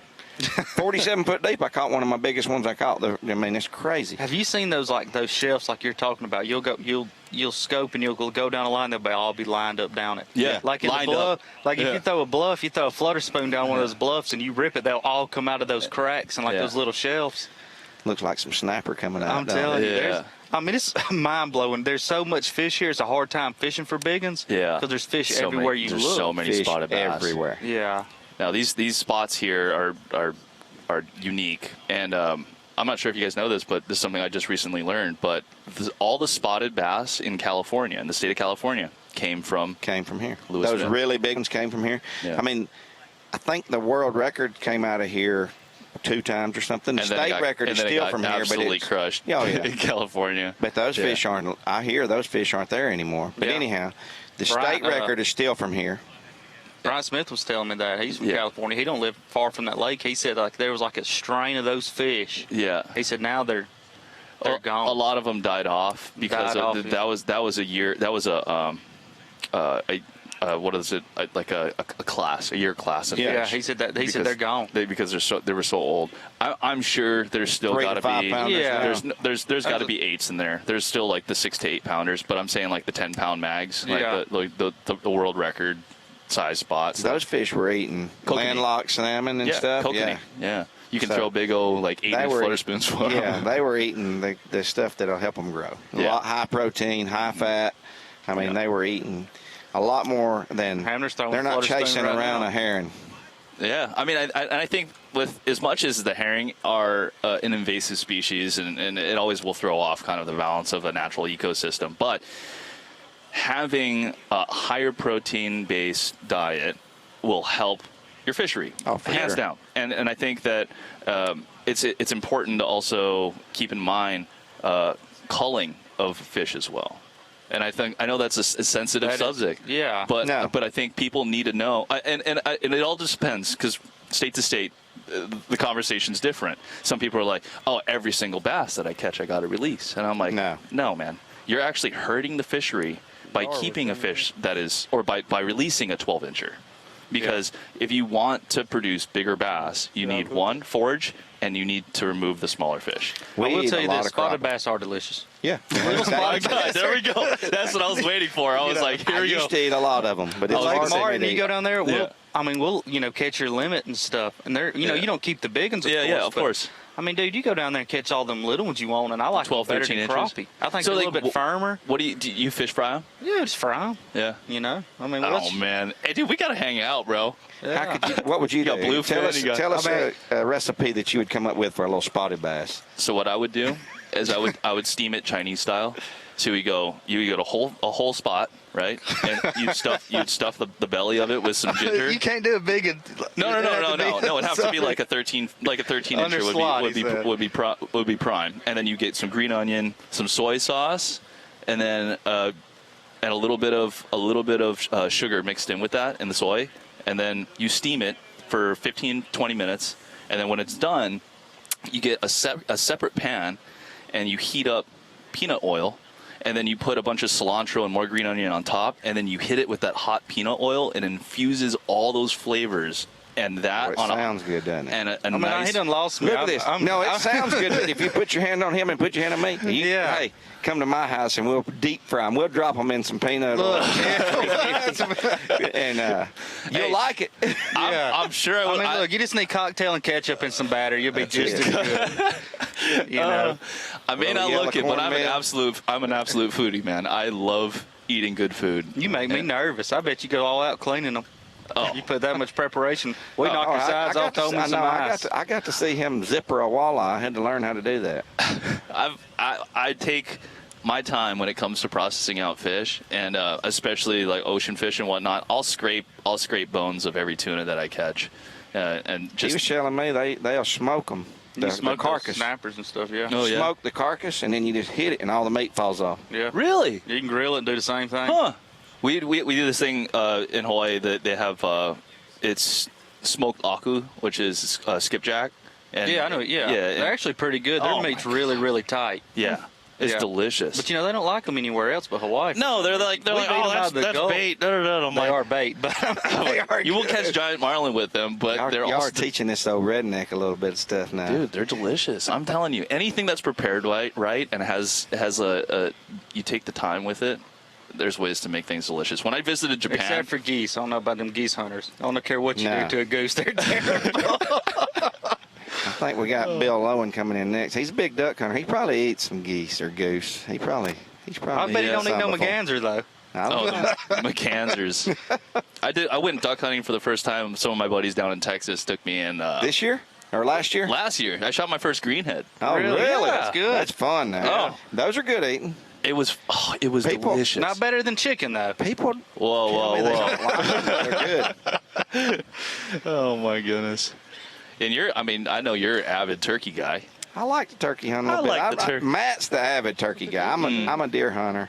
Yeah. But I really like duck hunting. Yeah, duck hunting's fun. I mean, we did it in the middle of a freeze, and I'm sure he's talking about a chicken spoon. Cotton cordell. Yeah, cotton cordell. He said. These ain't no cotton cordell. What we got right there? No, looks like that's not a cotton. No, it wasn't a floater spoon. Oh, that's the little one, huh? Yeah. No, he wasn't throwing a floater. The ones that he was throwing yesterday, I felt like was a floater. What's he got on his front deck up there? Is that tan got a little bit of flat. No, that's some bait fuel. That's his Milos. His Milo. I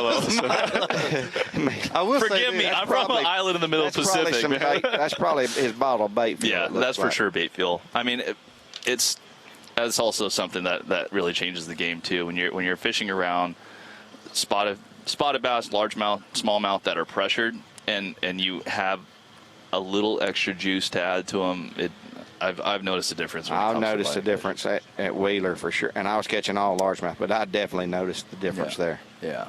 I will say this: if you're gonna come up to this lake and bringing kids to get into fishing, taking them to learn how to throw shaky head and stuff, this is the place to come. If you want a bunch of fish to eat, this is the place to come. It's a place to come to have fun. It is. To enjoy it. I mean, the scenery's here. The houses are immaculate. Oh, there's beautiful. Some castles on this place. It's giants. crazy. But I mean, you ain't got to be, you don't have to really know nothing about this place. All you got to do is run a couple points and you'll catch fish. Yeah, you catch fish. I mean, that's what's really impressive. I thought he was hooked up. But in the springtime when they're all on the bank, you just go down the bank fishing and catch as many as you want to catch. It's really a fun fishery. And look at the tournament this week. I mean, it's tight. but it's taking good weights. I mean, it's going to be a good It was tournament. better It's gonna be than a I thought shootout it was to gonna see. be. It's going to be a shootout a lot by the end of better. this thing, and we're going to have a good one for sure. I mean, tournaments like this are my favorite kind because everybody has a shot. Yeah. Yeah. You know, I mean, the weights are so close. It's not like somebody could crack a 20 bag, but it'd be very unlikely. Yeah. 20 would be tough right now. That's for just- sure. that's a very Springtime, they unlikely, could catch yeah. 20. But I mean, everybody's got a fair shot. I've captained some high school teams for several years, and we've done a couple tournaments here and weighed in like a 7-14 largemouth in the spring. It's got some big ones in it. Wow. I was hoping to see one of them. But you was. I would like to come back here next year in the early part of the year. Yeah, I mean, I think if we were to come back, it would be absolutely incredible to be able to come back. And everybody knows the deal too. Oh yeah, come back to it would be. We'd go and have so much fun. Well, It'll be different. I mean, different time of year. Yeah. It doesn't matter when you go somewhere. Our guys are going to catch what lives there. We already know that. Yeah. When you show up for a lake and everybody's saying, "Oh man, it's going to take 10 pounds a day to win," add 2 These pounds guys to are that. going to add 4. These guys are going to catch what lives in the lake, no matter what time of year it is. Yep. But going at different times of the year will show how diverse these fisheries are. We come here again. Hopefully it'll be in the winter or spring or something. Can't wait for the opportunity because I need some redemption on this place. Yeah. I guess all of us sitting here. Yeah. Yeah. No, it's been an incredible learning experience this week. It has. And like you said, the seasonal patterns, the little subtleties that make a fishery so dynamic, that's the thing that I'm sure that all of us as anglers are completely eaten up by. Is trying to figure out the little keys, the little subtle differences on how to get more fish in the boat or on the bank or in your cooler. Whatever you're trying to do. Whatever you're trying to do. I mean, we've been on for a good while, and fishing's been pretty tough today. I think it's down. The fishing may be down a little bit today from what it's been being. Numbers of fish by looking at. Well, pressure is wise. Yeah. I mean, and I've caught most of my fish fish want in the the sun. evenings. Well, I think they really want the sun. I agree with that. 100%. The herring come up. Most herring lakes, when it's cloudy, those herring stuck to the bottom and you got a fish on the bottom. The first morning seemed to be that way a little bit, and it got sunny that evening, and I think the fish catches really went up. Yesterday we didn't have these clouds, and people were catching them. I've caught 90% of my fish this week I've caught from 10 o'clock on. Yep. On Yeah. up. Like later in the day, the better the fishing got. I agree. That morning bite? Yeah, was not really there. Not happening. I don't know, and I thought I could run enough points and catch some on a spook, at least a decent one. Yeah. And I tried that in practice, and I didn't have too many bites doing it. No. Yeah. Like, I had some fish on a buzzbait early, Yeah. but I think that was also before they got, it was pre-front, I think, as well. So they were positioned up a little bit more. But like what we were talking about earlier, it was just with the sun not being out. I think it's so important, this time of year at least, that it's positioning things in the way that the bait needs to be in a certain spot, and those fish, they can see a lot better. For sure. And, people think like, oh, well, it's past 9:30, we got to hang up the topwater. It's like, no, it's all day deal. They will chew. And I had good fish all the way up until about 2 o'clock when I had to make a run back. Yeah. But yeah, it's so cool. I think that's what makes our sports so dynamic and so interesting, is that it's a forever changing cocktail, if you will, right, of subtleties that we're having to figure out, and part of the bass puzzle, if you will, altogether. But either way, boys, it's been an absolute pleasure. Congratulations again on the Magnum Bluefin, and hopefully Scotty and I can hop on the Fat Chick one day. I'm going on the Fat Chick. Yeah.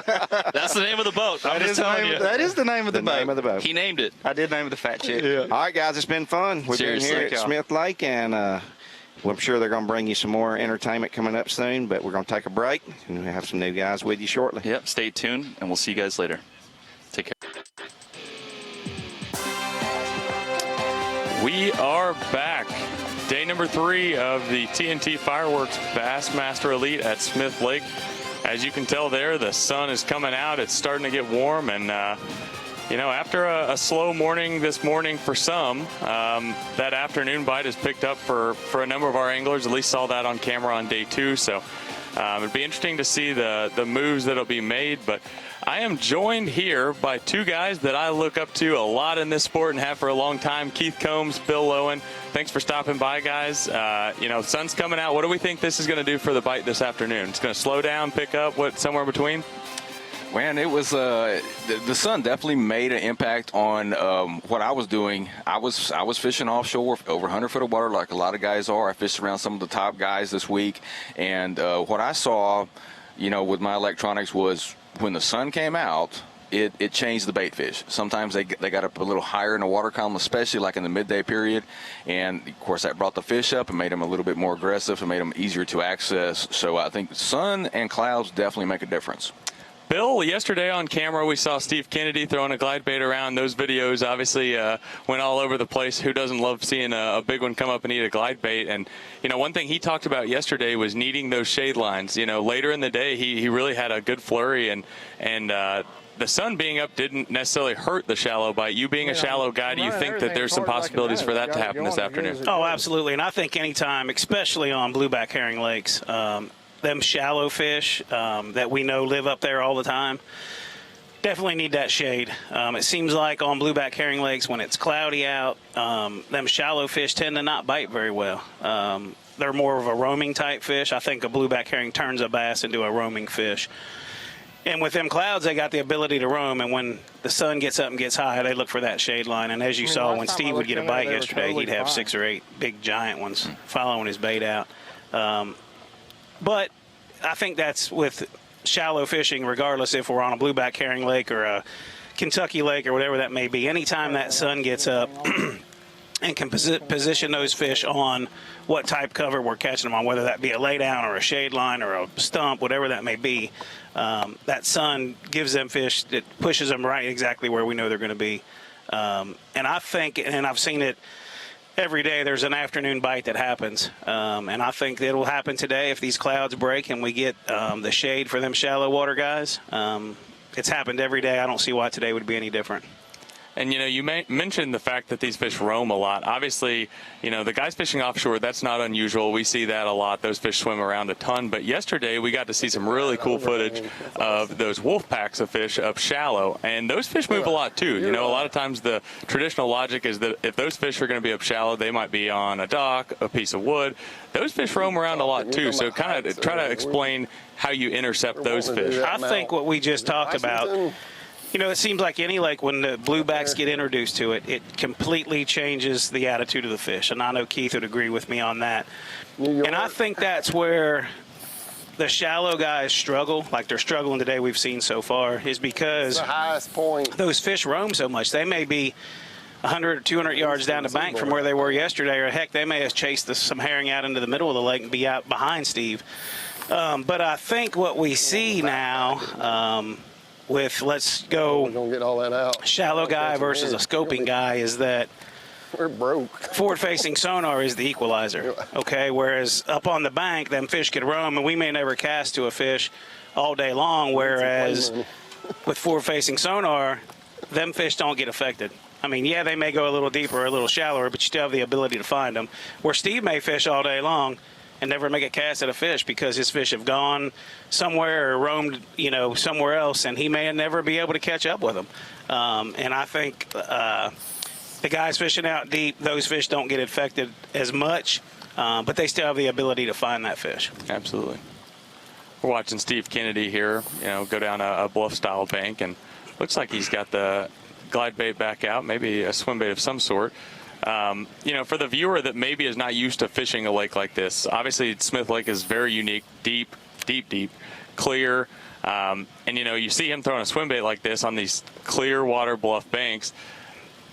It's still deep water. It's not like he's in super shallow water right this second, but the water being so clear, they can see the bait, and those Alabama bass are extremely, aggressive. So kind of explain those fish looking up at that glide bait and, in that clear water. They can be down, deeper in the water column and still be looking up. Yeah, I think the thing about Steve, too, is he can catch either species, too. So he's got that chance of catching a big kicker largemouth. He can catch spots. He's He's obviously covering tons of water. I'm envying the way he's fishing. That's cool fishing to me. But I think he's got a chance at catching that big fish too, that big largemouth, to really move up the leaderboard. But one thing I wanted to circle back to was we were talking about the shallow fish versus the deep fish. I found one thing really interesting. I think we, as fishermen, we think of shallow fish, well, that's a shallow resident fish, and that's not always the case. I'll tell you something that was interesting to me after the first day weigh-in. I roomed with Ray Hanselman, and we were, getting our boats ready for the next day. And he fished out over 70, 80 foot of water pretty much the whole day, the first day, and opened up his live well, and it's full of crawfish.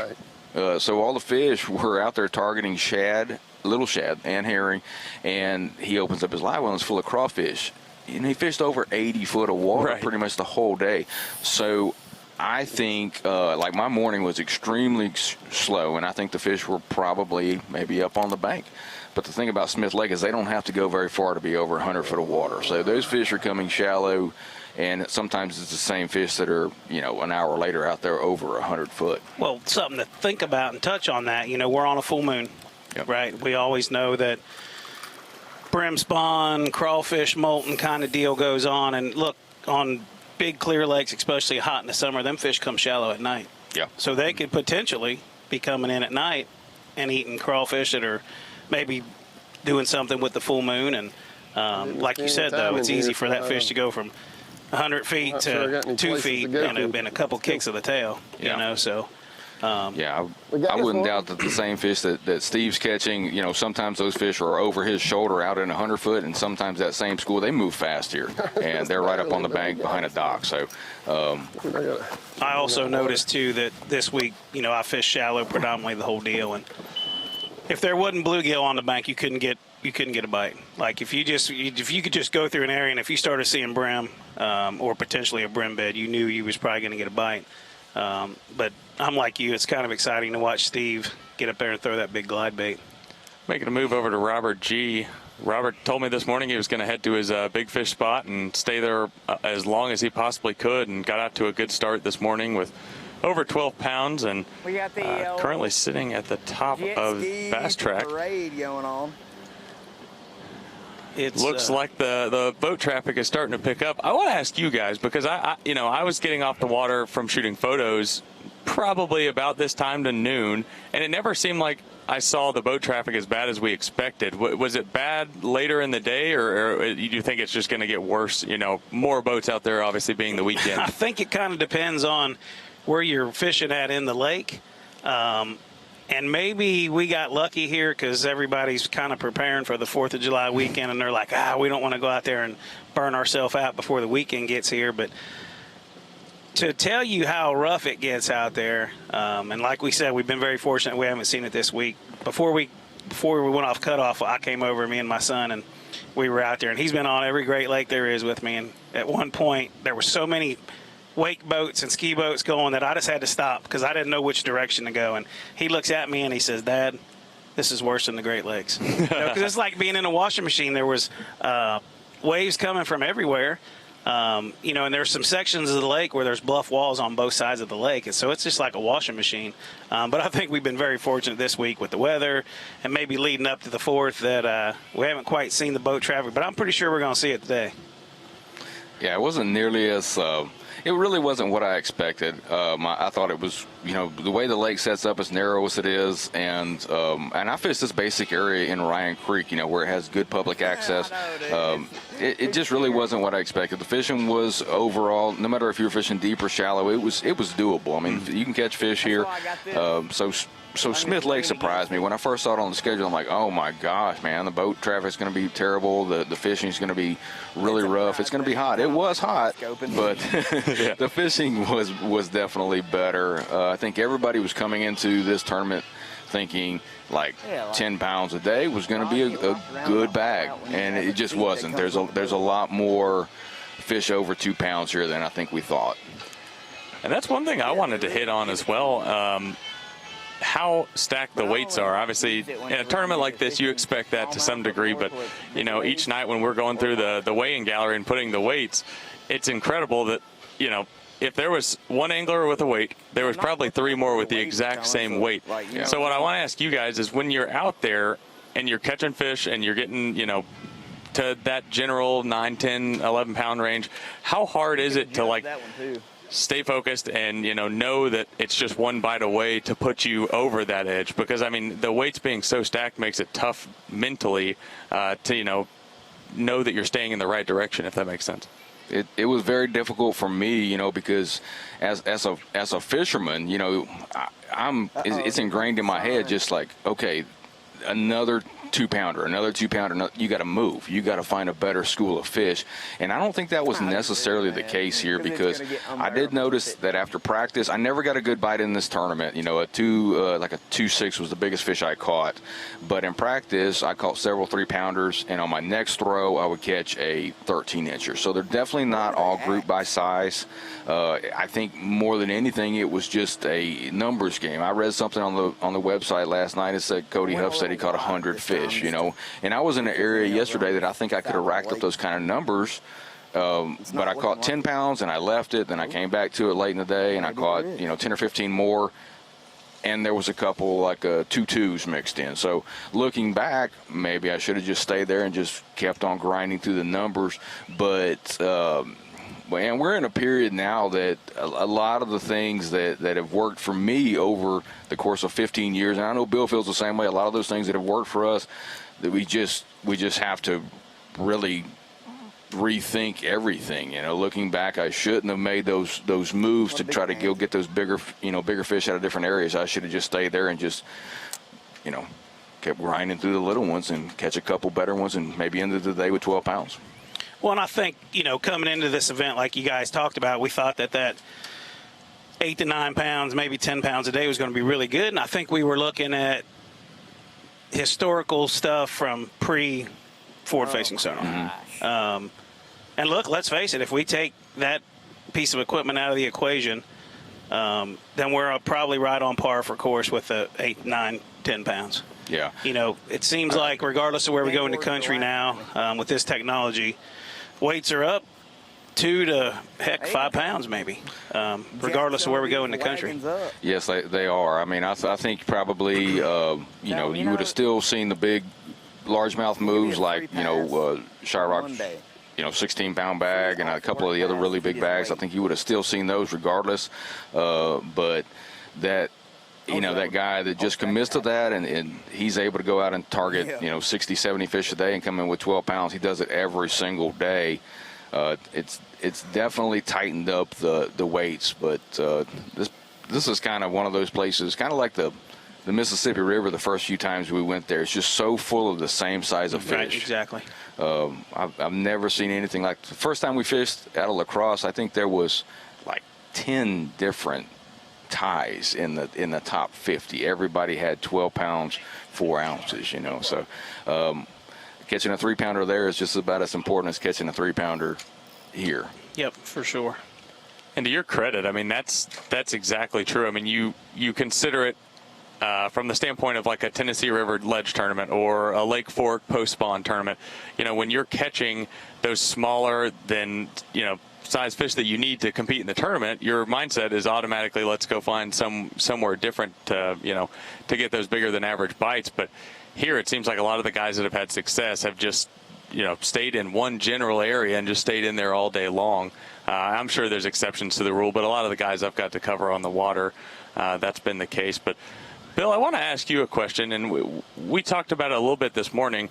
Coming into this tournament, it seemed like there was more folks that thought largemouth would play a factor, whether they be shallow, deep, whatever it may be.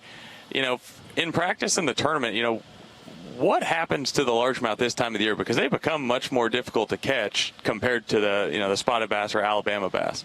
Well, this lake's definitely got way more numbers of spotted bass in it than it does largemouth. I mean, you can look at every tournament historically for as long as we've been keeping track of it, that spots typically dominate on this lake. And yeah, every once in a while you get a guy that catches a big 20, 21-pound bag of largemouth.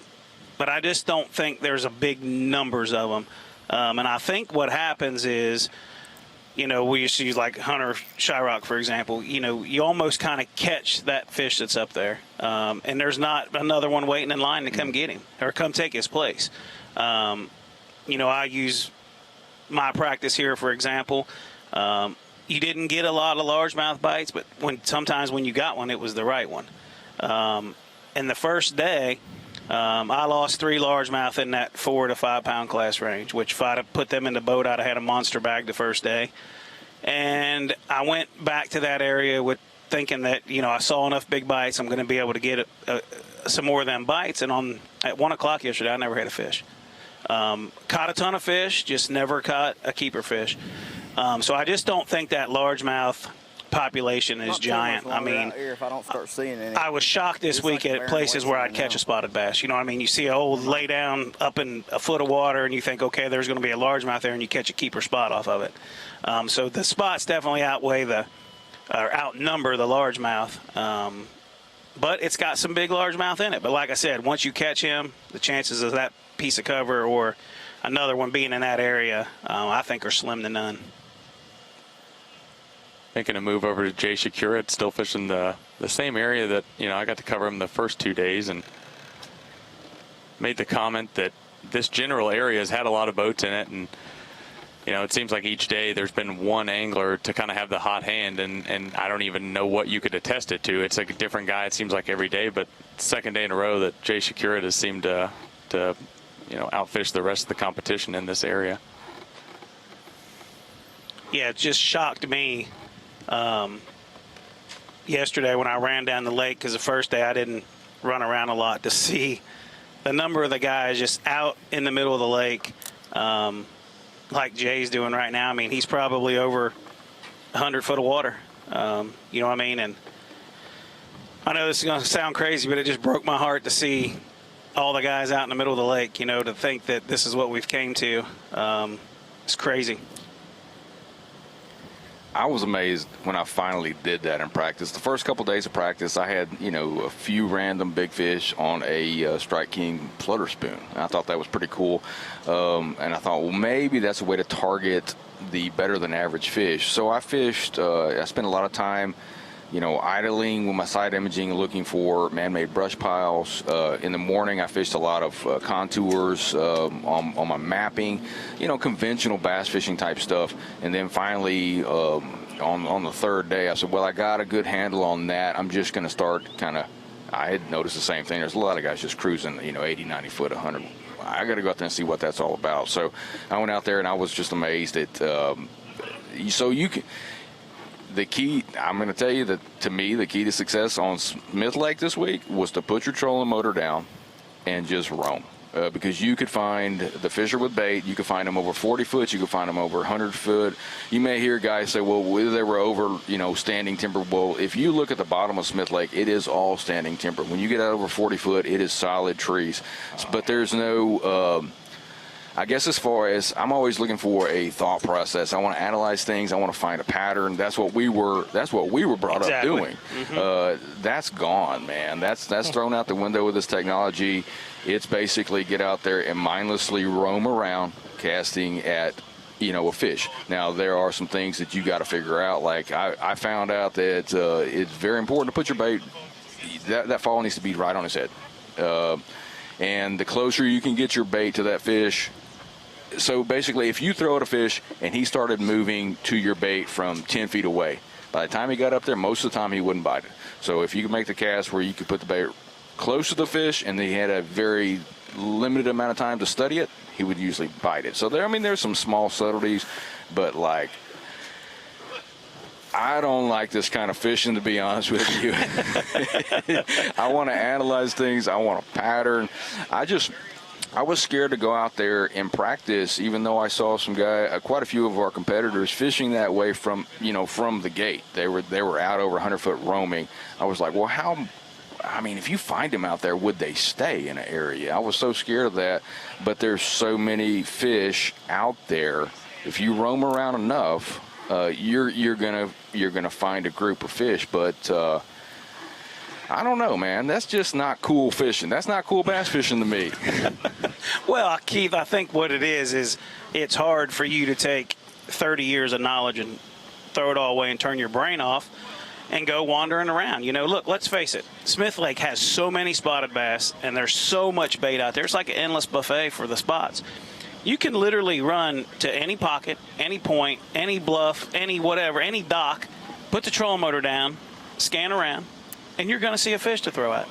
You know, I've never been on a lake where, like, Jay could run right into that drain in front of him and put the trolling motor down. He's going to find a fish to throw at right there. He could go right over there to those docks or right over there to that bluff. He's going to find a fish to throw at. I've never been on a lake where there's that many fish swimming around. Yeah. Same thing here, and bait too. Just I Bait mean, it was everywhere. just balls of bait, one after the other, and you know, maybe it's like that a lot of places. You know, I just never really got out there and tried to catch them that way. But Smith Lake has definitely got a big population of fish. You know, Jay's one of the best. I think he's so successful the last few years because he commits to his electronics. I mean, totally. He's gonna find that bite. You know, and that's the thing that I came into this season looking at the schedule and really analyzing what's going on in our sport right now, and I said I gotta get away from at least mix it up, start using more forward-facing sonar to kind of complement my bite, and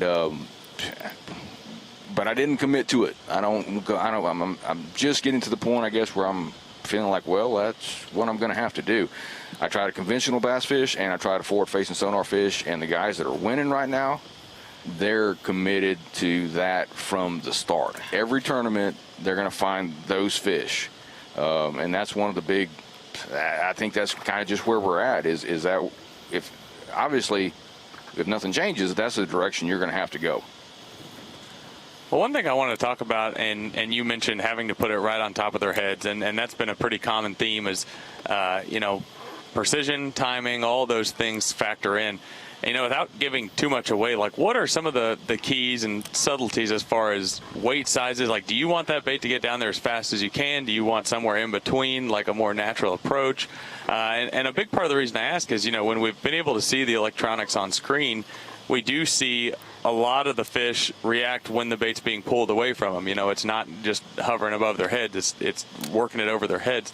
So, as far as baits are concerned, what are the keys there?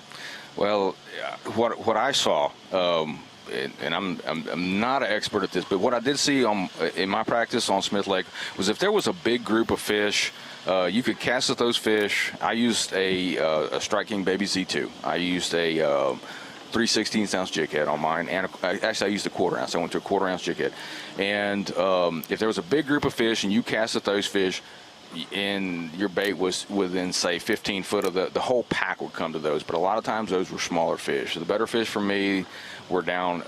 I like to see 2 or 3 fish in a bait ball, and to me, those fish you needed to have that fall that went straight to them. So if he's 65 feet out and your boat's moving towards him, you have to factor that in. You want that bait going straight down to him and not on a tight line, just a fast fall.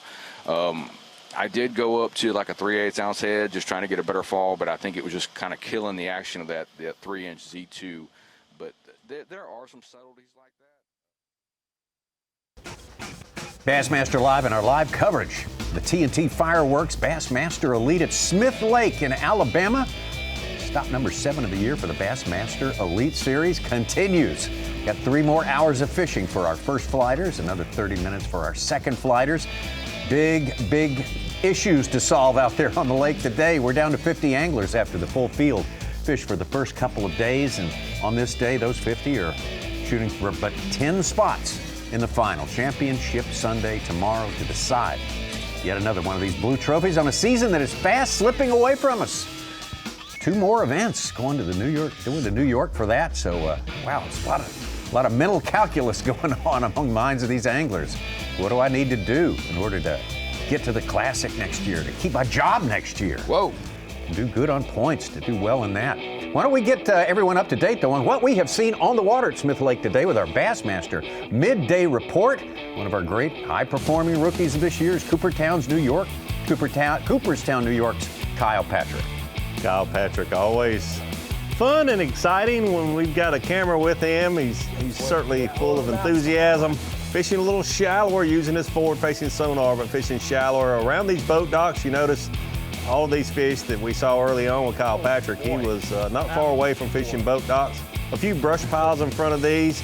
A lot of the anglers, local anglers, and I'm sure some of the elite pros have figured out that some of these boat docks with night lights on them, that they burn those lights during the night to attract more bluegill, and they're key docks to target during the daytime. Right. Kyle Patrick probably being one of those anglers. Kyle with just over 10 pounds, so averaging just over 2 pounds per keeper of his 5 keepers. He's had a limit for a pretty good spell now for almost an hour.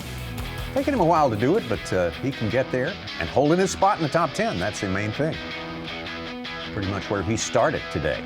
The man who started the day in the top spot, Cody Huff of Missouri, catching big numbers of fish. By his own accounts, day 2 yesterday, Friday. He's not catching those numbers early today. No, day 1 and day 2 in this event, he jumped out to the lead, held it for a little while, but today he started in the lead and went the other direction. Of course, that's, I guess, the only direction you can go from first place. But Cody Huff certainly going to be in the middle of things. It would shock me if he would fall out of the top 10. He did slip down just a little bit from first, currently unofficially in 6th place, 37 pounds, 11 ounces. Some great footage looking at his graph there on what he's doing.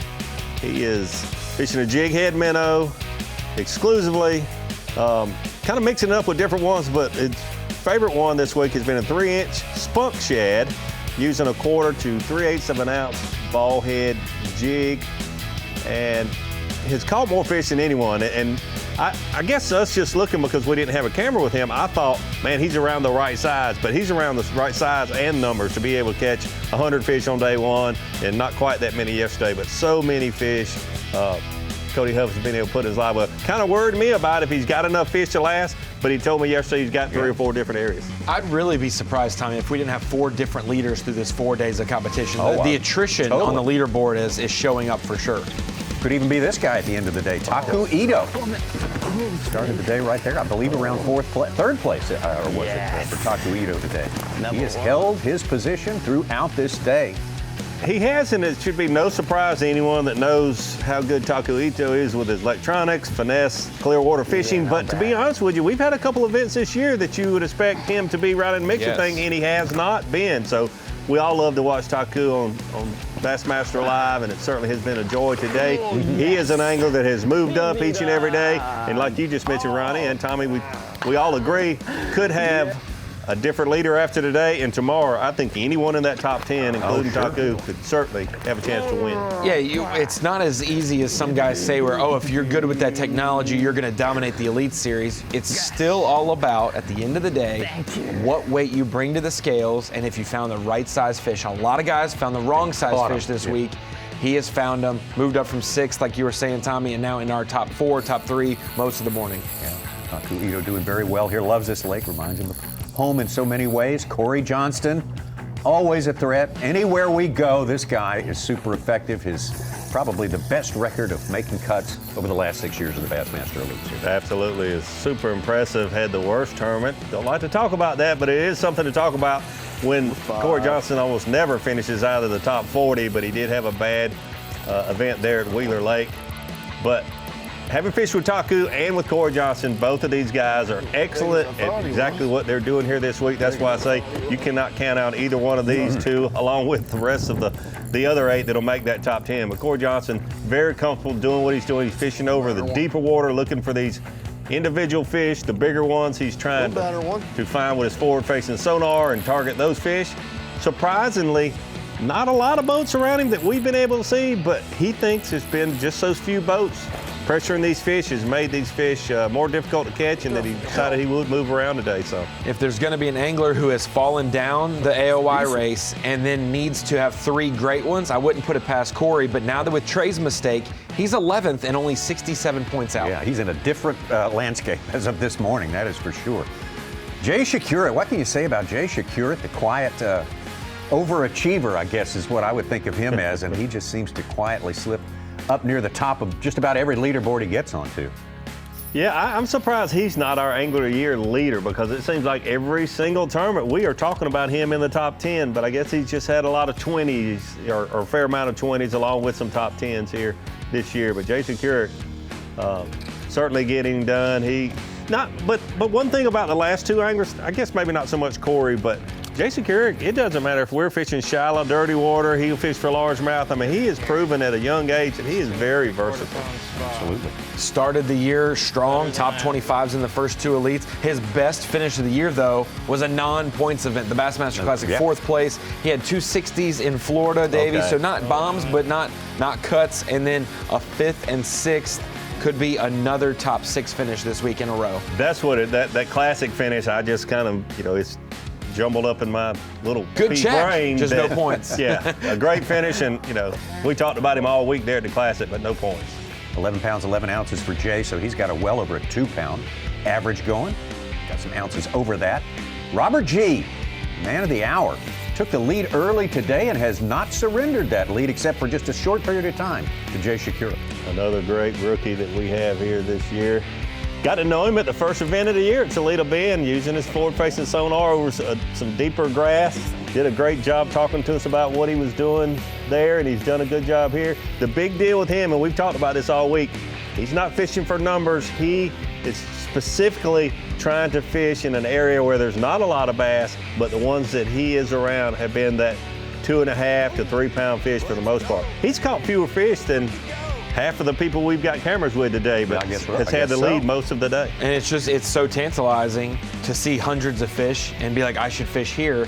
But it's the same principle that we're seeing with the Wolfpack guys up shallow, fishing for 3, 5, 6 bites a day if they can get it that way. Same thing offshore, except he does have a backup with possibly more numbers will come his way. Robert G. setting his sights on winning this thing, that is for sure. And that's to be admired. We'll see how it works out through the course of the rest of the day. And looking like a good bet as it stands right now to make it to tomorrow's final. It's so interesting to think about Cody Huff, day 2 leader, catching 100 a day. That's his key to success, just going through so many fish. And then right now, going in the afternoon of day 3, Robert G.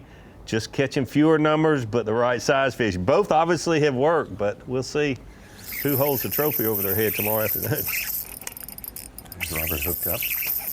On down. This might be big. Stone's throw from the dam a little while ago. Oh yeah. Oh yeah. This is the one I need. This is the one I need. This is it. This is the one I need. Holy crap. Please stay on, baby, please. Please, baby, please.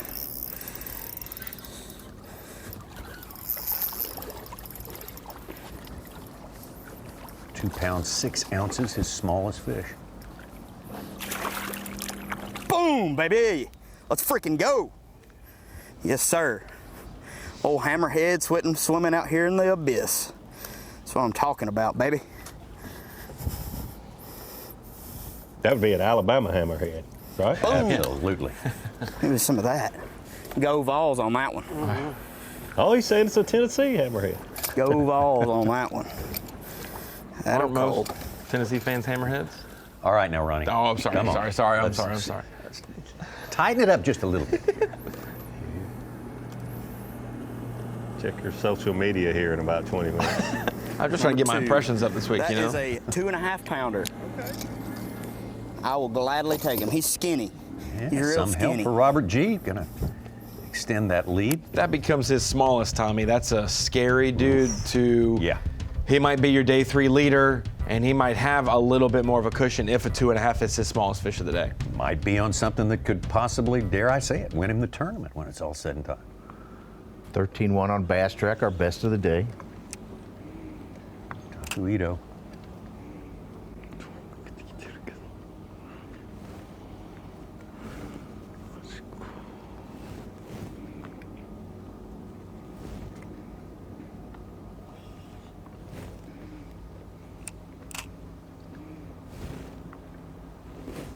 See him opening the bail of his reel and closing, letting the bait drop. Come on. oftentimes when you miss one, just drop it back down, and that one or another one, more often than not, another fish will be more aggressive. Oof. Whoa. Oof. He used a little lighter action rod. I'm not saying this isn't a good one, but oh no, I just thought he hit him hard. Yeah, I just thought he hit him hard, and he's a lighter rod and less drag though. A lighter rod, less drag. Some guys have a stiffer rod and more drag to compensate. It's whatever your preference is. Very nervous, very nervous. Oh yes, yes, yes. Okay, gotcha. Ooh.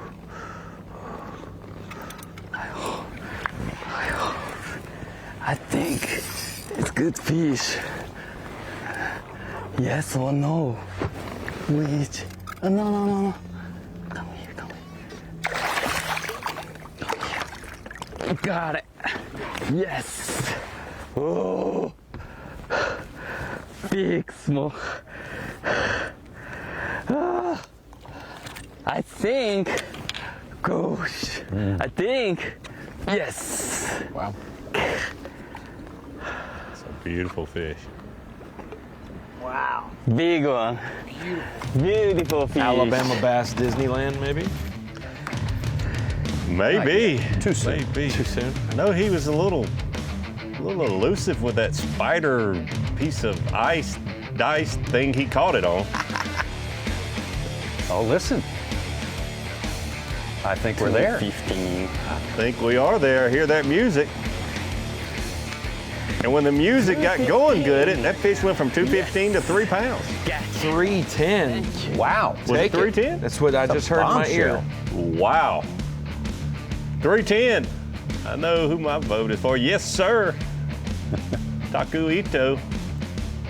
3 pound, 10 ounce spotted bass. He is in his wheelhouse in Alabama. Right outside of Cullman, Alabama. Power Pole replay of the day, Taku Ito. We expect it to translate well, Davey. Good with open water, smallmouth fishing. He's proved that. Yes. When he comes to the States, he lives around the Lake Lanier region, loves Smith Lake, the lakes like Hartwell. Not surprising that he has figured something out this week to excel. Big old spotted bass. Well, that's the ones you want. A couple of those a day, and you can do very well here. Oh, got another one.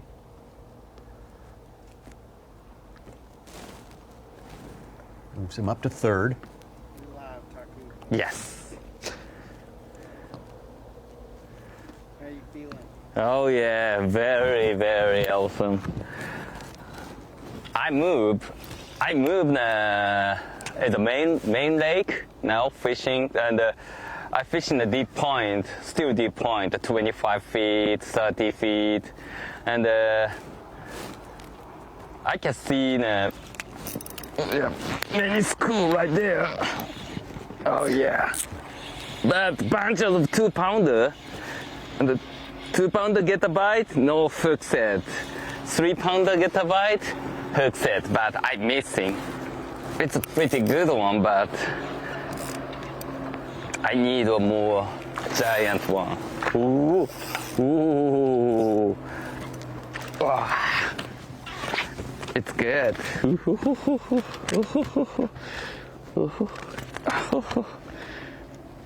Yeah. Oh yeah, good one, but I need 3-pounder. This one is 2.5 maybe. Yeah. Smallest fish is 2-1? It's fat, very fat.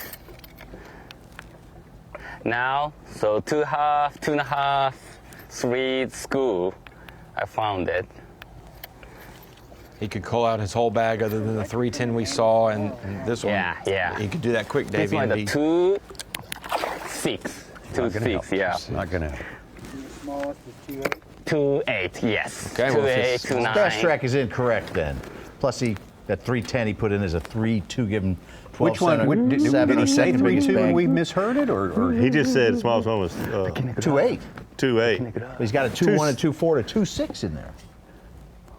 On fast track, unofficial, obviously. Bass Track has his big one listed as 3.2, and I just wonder if maybe we misheard that. Okay. Yeah. We're trusting the truck on that. That's crazy. Yeah. No, I have to tie. Yeah. Now I back. Yeah. Yeah. Yeah. Fish still following my boat. Taku's saying he has to retie. You could see he's got him going like bees around a beehive down there. It kind of does. What's the Japanese word for sandbag? I think he's pretty low then. Yeah, I think he may be too.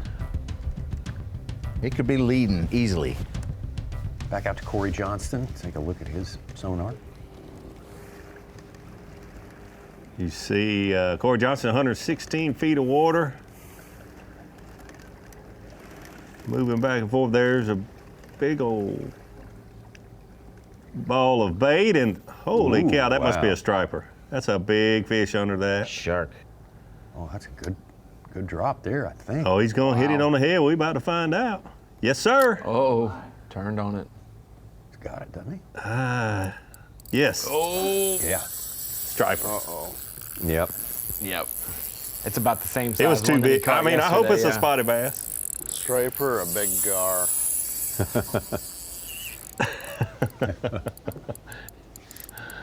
I mean, I was just calling what I thought I saw. Big old bass. Striper.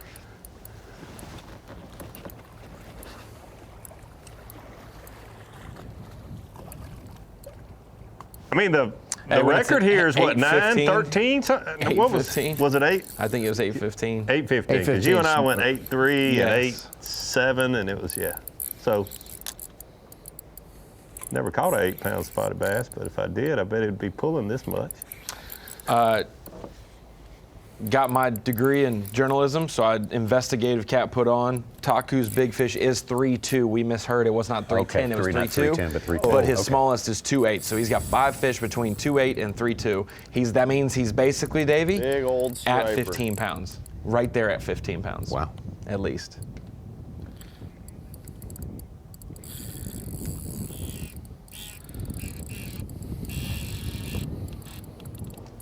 I thought when I was looking at the scale, it was at 215 for a good bit, and then it bumped barely over into the 3. But I wouldn't bet anything on that. I would bet that this is a striped bass that Corey Johnson has. You put how much? All in? On what? Striper? Yeah. Pontoons tubing over them. Would you want to bet how much? I mean, all in, I've got. I had to spend all my cash last night to get somebody to go make that guy turn the radio off.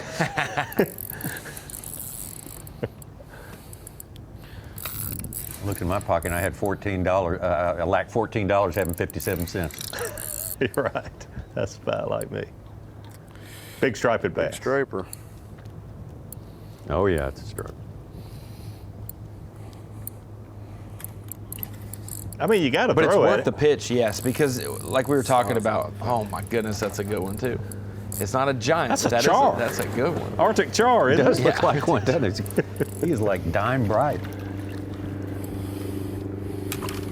Can you imagine how much that ball of bait fish appreciates Corey Johnson right now? They have swam a mile away right now.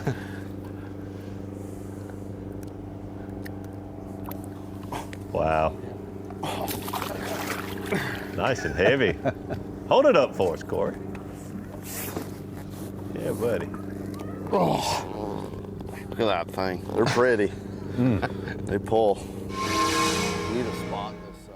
And he's Bait Ball Need a Magazine's spot Man of the this Year. size. I don't know if a spot that size will fit in the live well, Corey. I guess we'll have that problem later. Did you hear, Tommy? What is Bait Ball Magazine's Man of the Year. That's awesome. Largest Smith Lake striper, 45 pounds. 30 to 40 pounders are very common, they say. Oh, I bet they eat a lot of these little small spotted bass to get that big. Oh, Up again. that was right under the boat.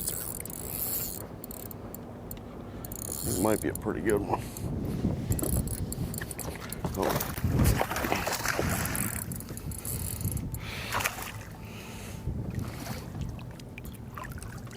What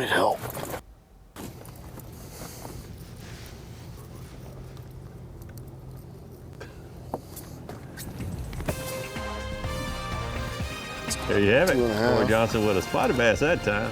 Baseball Magazine's Man of the Year. Smith Lake in Alabama, first time ever for the Elite Series. What an education we are getting here on one of these unique bass fishing lakes in this land of ours. Robert G., the rookie from Tennessee. The man on top as it stands right now, Jay Shakurit of Wisconsin, Taku Ito of Japan, Corey Johnson of Canada, and J.T. Tompkins of South Carolina. That's our top 5 as it stands right now. We'll be right back.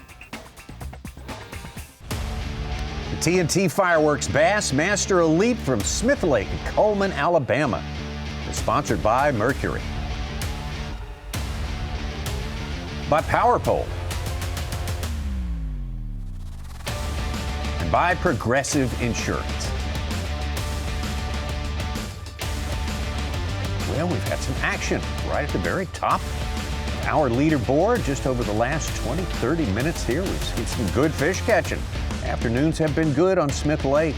A lot of times, a lot of places we go, we find a lull about this time of day. But Davey, we've had some good catches in the afternoon each and every day, and a lot of guys catching some good ones late to change their fortunes right before the weigh-in. Absolutely. To be honest with you, we've had good catches early, midday, and late. I mean, it's really been great. And the size of these fish, I think it's surprised most everyone coming here, except maybe our classic champ, Justin Hamner. He said this place is full of nice spotted bass. Yeah. Been looking forward to it ever since it came out on the schedule. There's that change we referred to. Taku Ito, 4th place not that long ago, has taken it all the way up to the top spot, ahead of Robert G. Taku Ito with 3 over 3 in his boat, or one 3-pounder and 2 over 3 in his boat as it stands right now. So that'll do it for you on a day like today. Big bag Robert at 14 pounds, 4 ounces, and it also moves him from 60th in AOI to 38th. Robert G. in the Classic. on second place there. Now he's in 7th place. Our Dakota Lithium Rookie of the Year standings. Wow. Trey McKinney still. It's gotten close. Yeah. It's been really a race, it was. Tommy. It's been a race for second since the 3rd or 4th event of the year. But now with that error yesterday, Trey dropping in at 93rd, not fishing today. John, JT, Wesley, Kyle, Robert, all fishing today for sure. They're all able to gain some ground. Garrett was exactly 100 points out to begin this event. And Gore. Two Both dudes. of them, yeah, 460 with Jordan Lee. And with these 10 anglers all day, our top 10 at the end of the weigh-in yesterday to start today. Steve Kennedy, great action from him. Okay. Fishing shallow yesterday. It's been kind of a There's struggle lot of today. fish back here where we're going, but there's a lot of little bitty ones, and they're feeding on 1-inch threadfin shad. They're that big.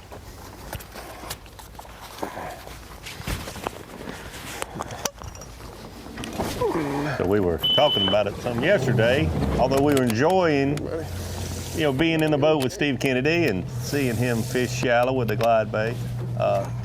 Saw some incredible bites. You could see the bait, you see the fish follow and take. It was just everything you want There's a lot for of fish TV. back here. There's a limit of fish to be caught where we're going right now, if we can figure out how to catch them. But I think day 1 leader, Hunter Schrock, 15-15, said, I'm playing with fire. Oh, wow. I had success on day 1, but I know I'm playing with fire. It's exactly what we were Remember those thinking things I told you I Steve liked? Kennedy was doing. It's fun to watch, though. Oh, my God. Big spots. There's potential for a big largemouth. Yes. Every time these guys cast toward the bank. Looking for those brim eaters and hoping they jump a big one.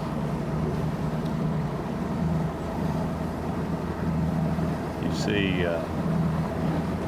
history of this lake not taking big weights to do well, and you see an angler like Steve Kennedy paint up a big old glide bait like a small bass and having success with it. But it's hard to do that 4 days in a row on a lake like this with the way these fish are moving from over deep water to up in the shallows and back out. It's just hard to think that for 4 days in a row you're gonna So yeah, the jet ski just ran right over where Be I wanted fortunate enough finish. to intersect with those groups of, 3+ pound largemouth or spotted bass. You have to have extraordinary timing to start. Especially when we were on the backside of the moon. The moon was over a week ago, like the 21st or so. So we're not at a good time for the majority of the brim to be up shallow. There's always some shallow, but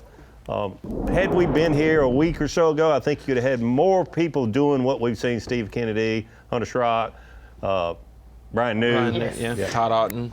I move a little bit upriver, and I check the fish, and still fish there, but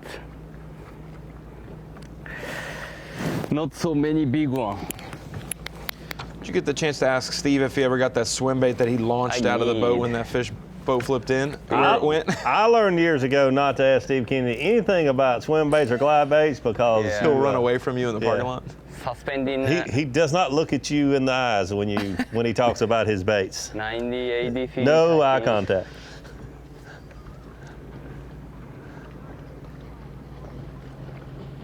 We got our first Yeah.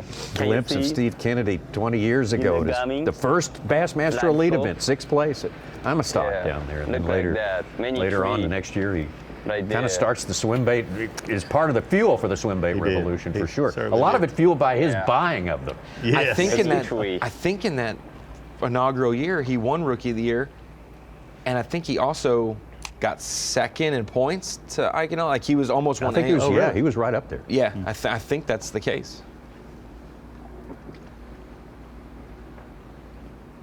Yeah, you think about that tournament, and he bought every swim bait he could pack in his truck. Yeah, and then the win at West Point, he had some secret Bass Pro prototype that they don't make anymore. He tried to keep that a secret for forever also. But he's been very forthcoming with this glide bait, custom painted by himself. Couple to 3 trees. You do notice though, one fish. The swim bait brand that he was talking about is on the back of his jersey. He doesn't have many logos on the back of his jersey, but it is one of the logos on the back of his jersey. Took him a long time, but he's finally fallen in the sponsor world, hasn't he? Yes. Took a hiatus just a little bit.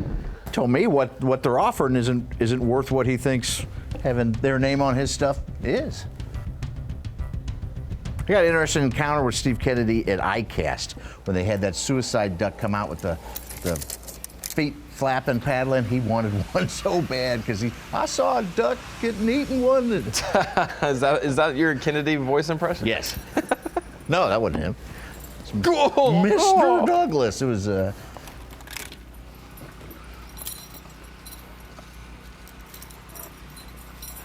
looks like Cody Huff. Cody is going with the spoon.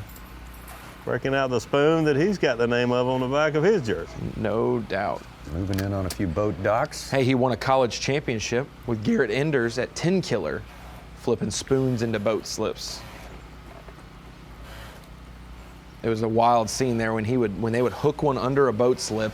The gap in between the marina docks would ignite with schooling. They would school, and there was another team in those other sets. And when they would catch him, so would the other team. But it was just. They would come up everywhere. It was very cool. He also got second at Pickwick with a small swim bait and a big spoon in 2022 to Brandon Lester.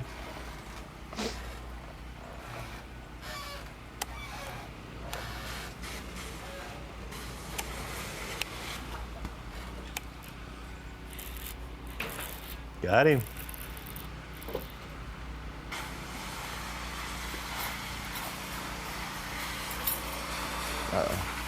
There's usually ropes, cables, support braces, all that stuff that makes this interesting.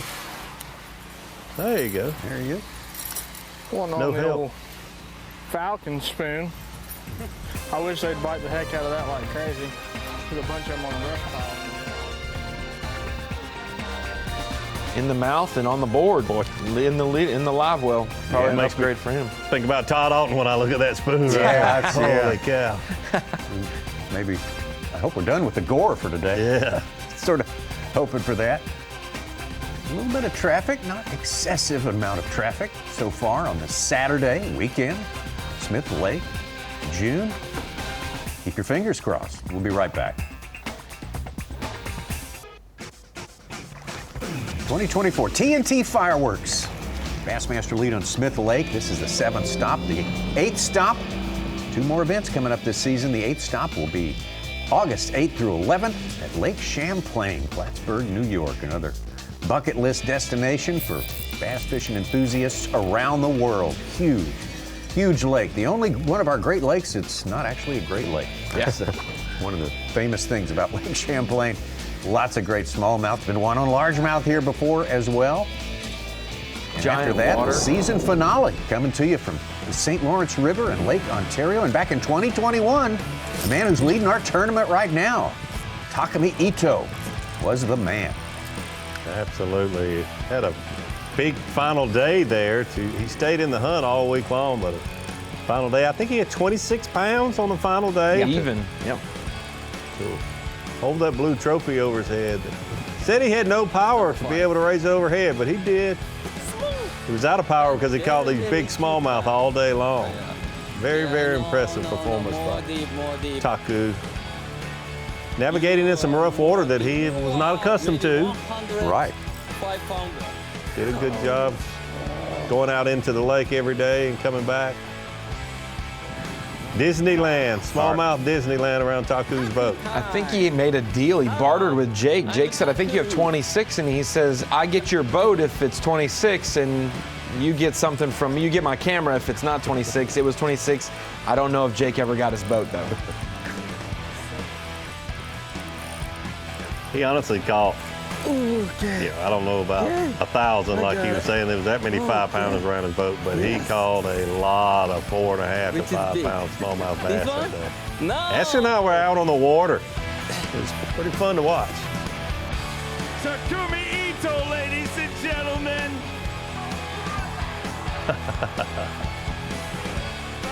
Got it? Good stuff from Takumi Ito. They're in 2021, and what an incredible fishery. I can't believe we're getting to go there again this year. It's just, I mean, every year the weights keep going up. What I love about it, Tommy, is that even though we go to the same body of water this many years in a row, it's a different look every time. We're either going out by the lake, we're either in Waddington, sometimes the lake's not in place, sometimes Canada. Like, it's just, the playing field changes even though it's the same place. Yeah, it's Taku looking, lots of variety. so fish looking, searching big fish school. Not so many, so couple big fish, but almost so 2-pounder. Yeah, I need 3 to 10 something. It's a big spot, so, but not so many. I just looking. Oh, this one is a big. Oh, this one is a small. So I choice. Oh, this is you. So I choose now. He's so good he caught one in the future. Yeah.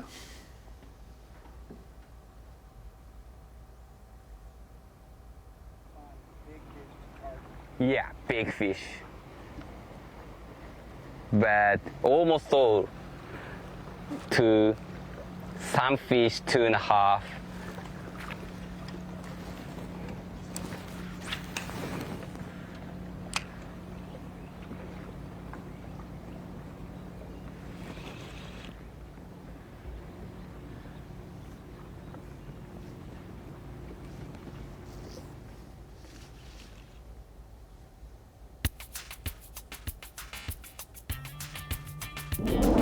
Ago. The scenery at the top of our leaderboard changed here with Takumi Ito taking over the top spot. Robert G. sitting in it the vast majority of this day. Jay Shakura, just a few minutes spent on top of the leaderboard, but Taku got a couple of good ones in succession there that did the job. Now Jay's in third, Corey Johnson, JT Tompkins. So that's going to be it. Our marathon peak performance, Davey. Marathon peak performance, Taku Ito. Absolutely what we talked about all week. Not a lot of fish, are necessary to do well here. You just have to catch 5, but they need to be 5 over the 2.5 pound class. We all agreed on that, I think, on Thursday morning, and he has done just that. That's why Taku is marathon peak performance. Smallest fish right now at 2.8, has 3 pounds or a little more. Gives him a total of 14 pound 4 ounces. And our leader, marathon peak performance, he is a leader with 41 pounds 9 ounces. Maybe a little more than a lot of people thought. If you assume that he'll have to catch 13, 14 pounds tomorrow to win, it's going to be over 55 pounds. A lot of people thought less than that.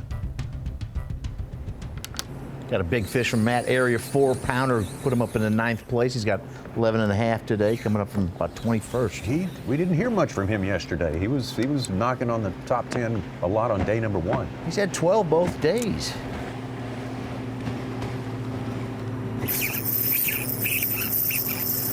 Lamborghini now 10 ounces unofficial back of Taku Ito.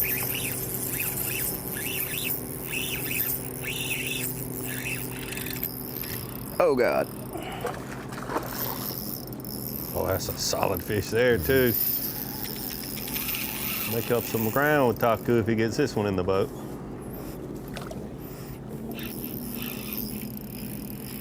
Having feels heavy, but I don't know if it weighs that much. He is mean as all get out. Mean. I mean mean. Holy.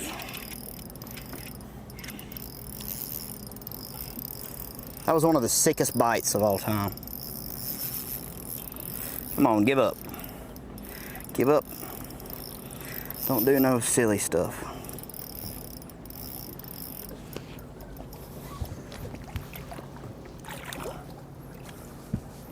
Look at that spot. Solid. That big fatty.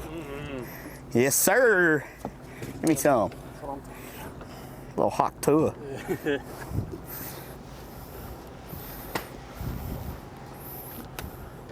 That's what I'm talking about. Let's see what it weighs.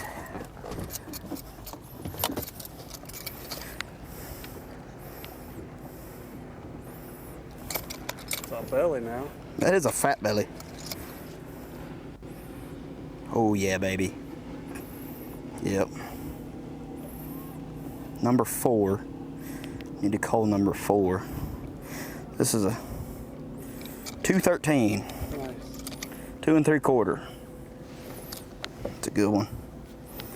It's the one we need right there, number 4.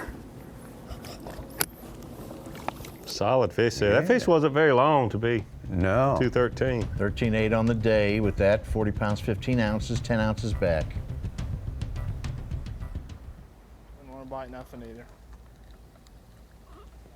You know?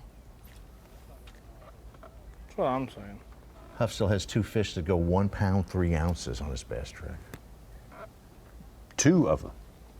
2 of them.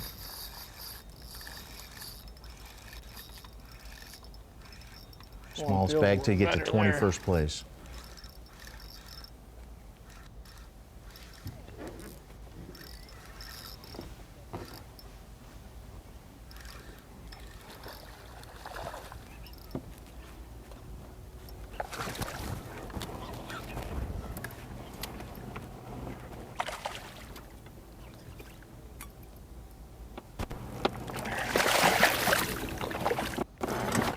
There we go.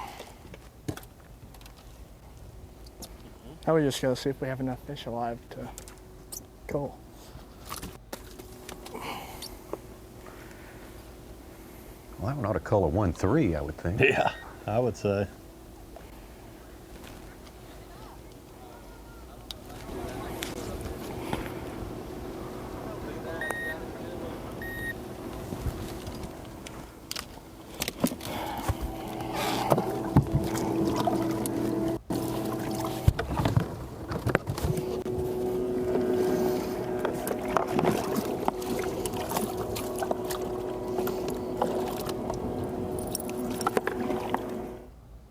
Yeah, big increase. Oh, yeah.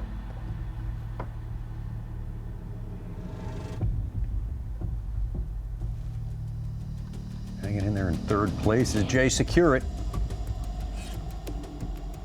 This keeper came a little while back. A couple hours, as a matter of fact.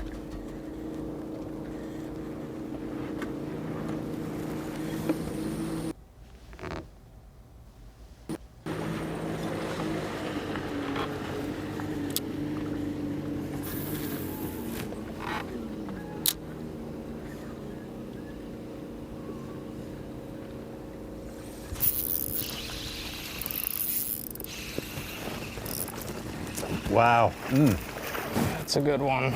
That's a real good one. Those 2 jumps were awesome. Say, he's trying to get in the Olympics. Yeah.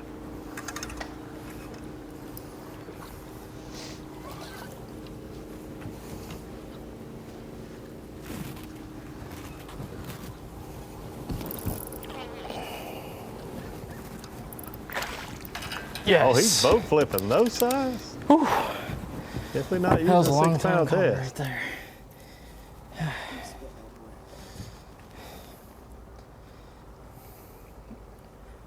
Way better than average, I would say. We've caught. Yeah.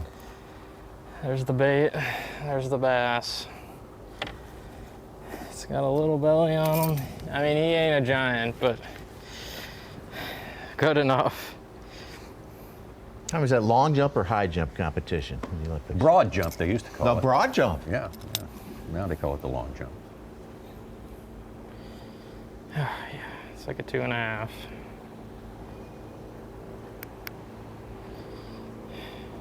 Thought he was a little bigger than that. Mm-hmm. Coles 3, 4, or 5. Goes 3, 4, or 5, so second biggest fish. Huff's one in it is a 2 1/4 pounders. Got him at 9.11. It would be his. Back over to second place, Robert G.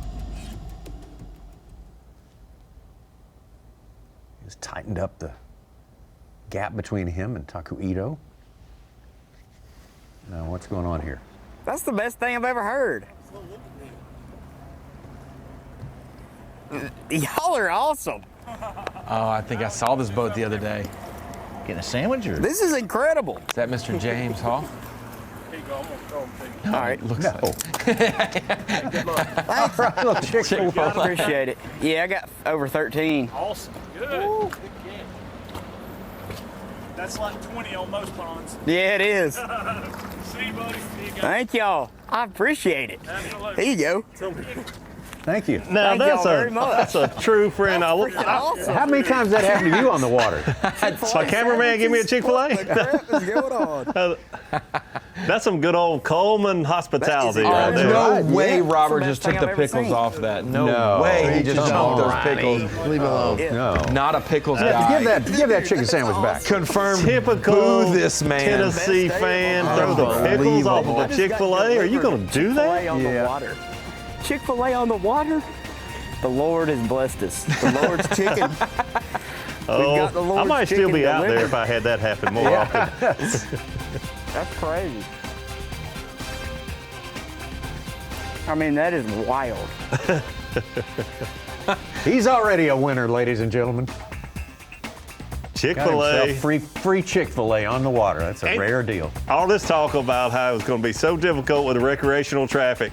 Very little traffic, but the ones that are out there are bringing Chick-fil-A No sandwiches. doubt, yeah, more traffic, please, if that's the case. Justin Atkins just jumped into our top 10. It's moving time. Does he Traveling like style pickles on the sandwich? Smith Lake, we are today. Having some good fish catching along the way. Taku Ito in charge as it stands now. TNT Fireworks Bassmaster Elite going on here. Of course, our St. Croix Bassmaster Open season. We've got 4 events left, just 2 left in the Elites, but we got 4 events left, and the next one comes up July 11th through 13th at Lake St. Clair. Macomb County, Detroit area, Michigan, and boy, that big natural lake in between Erie and Huron. Just a smallmouth heaven, absolutely. Always another one of those bucket list type places for fishing, especially fishing for smallmouth. Tackle Warehouse, EQ. Competition will be on display there. Guys fishing all 9 events trying to make it to the Elite Series. EQ qualifier leaderboard Shows Easton Fothergill, our winner last time in Oklahoma.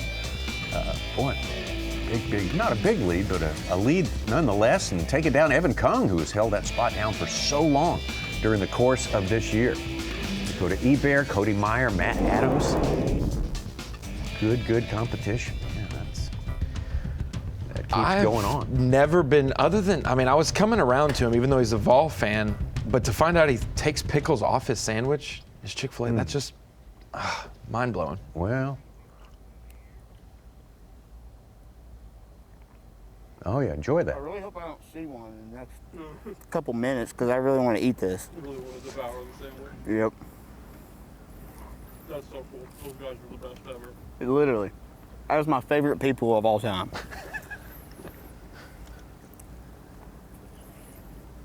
That's crazy.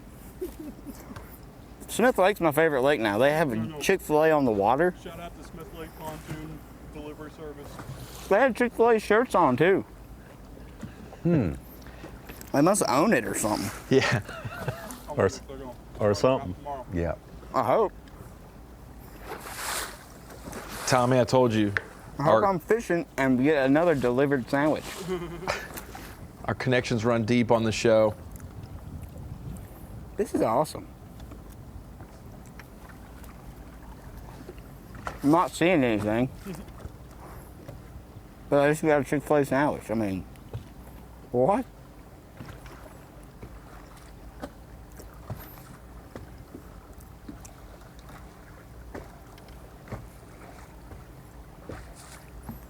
Shout out to those guys. Absolutely. Big shout out.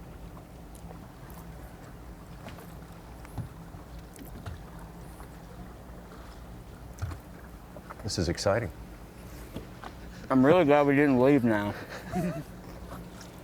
Yeah, we were supposed to be gone. We were supposed to be gone, and we have never got Chick-fil-A. This is the only advantage he's given the field, Tommy. Is this the only time he's not on point? They're flying Chick-fil-A That's right. flags. That's the Chick-fil-A boat. I think it literally said "My Pleasure" as the boat name. Oh, wow.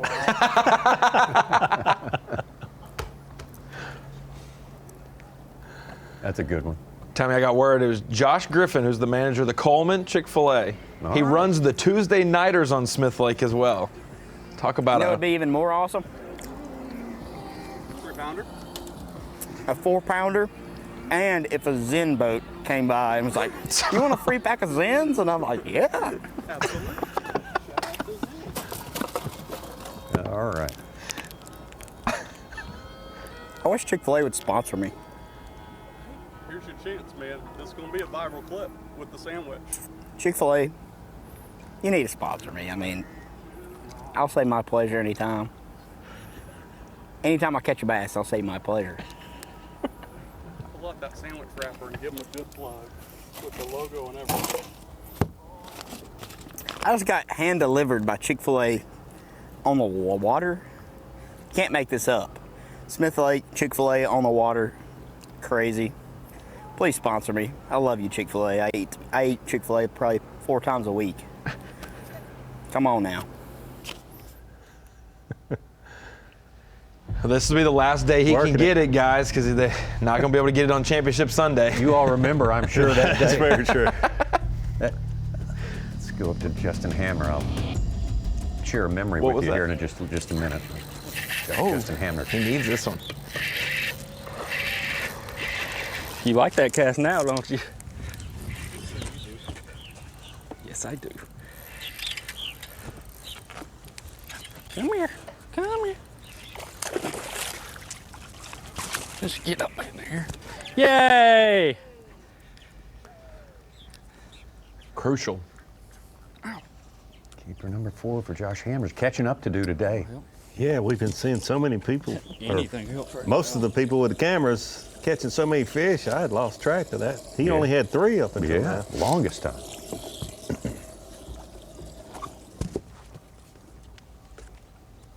You're not getting Chick-fil-A delivery with 3 fish in the live well. Or are you? They're going to sit out there and wait until you get your limit, then come bring you a sandwich. Solid fish. Much needed keeper there for Justin.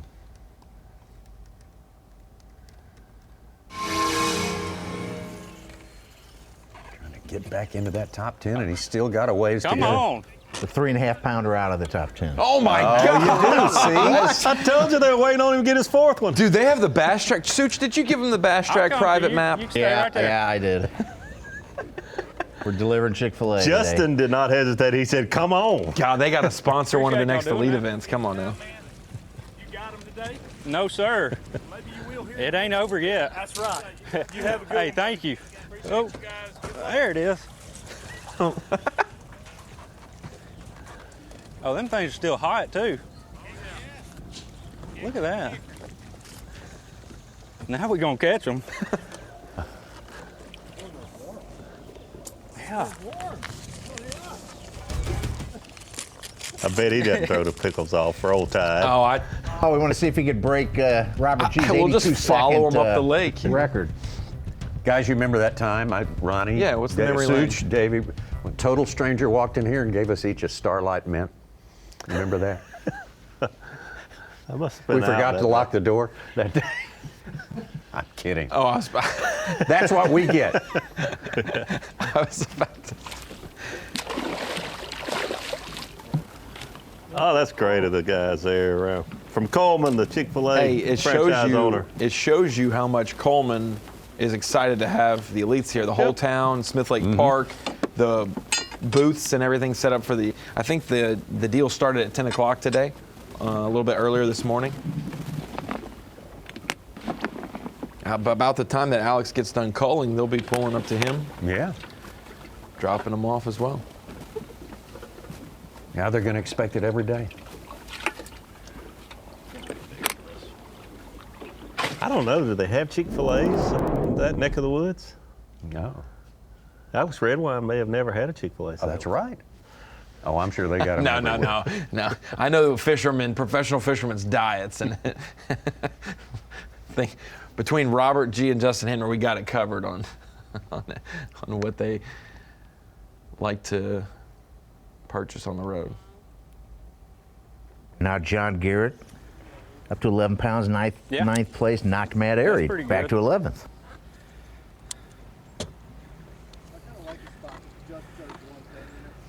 Yeah.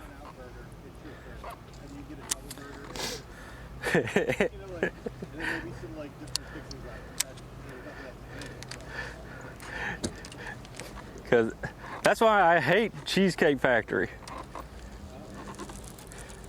I mean, yeah, they got good cheesecake, but they have the biggest menu ever seen.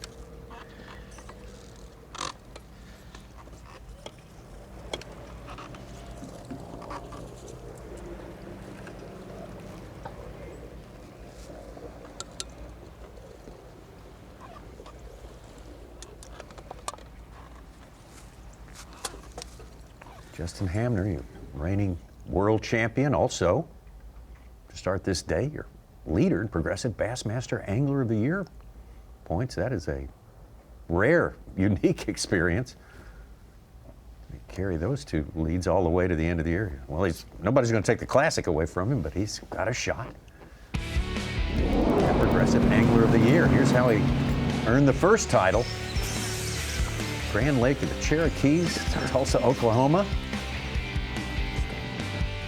Cold weather that week.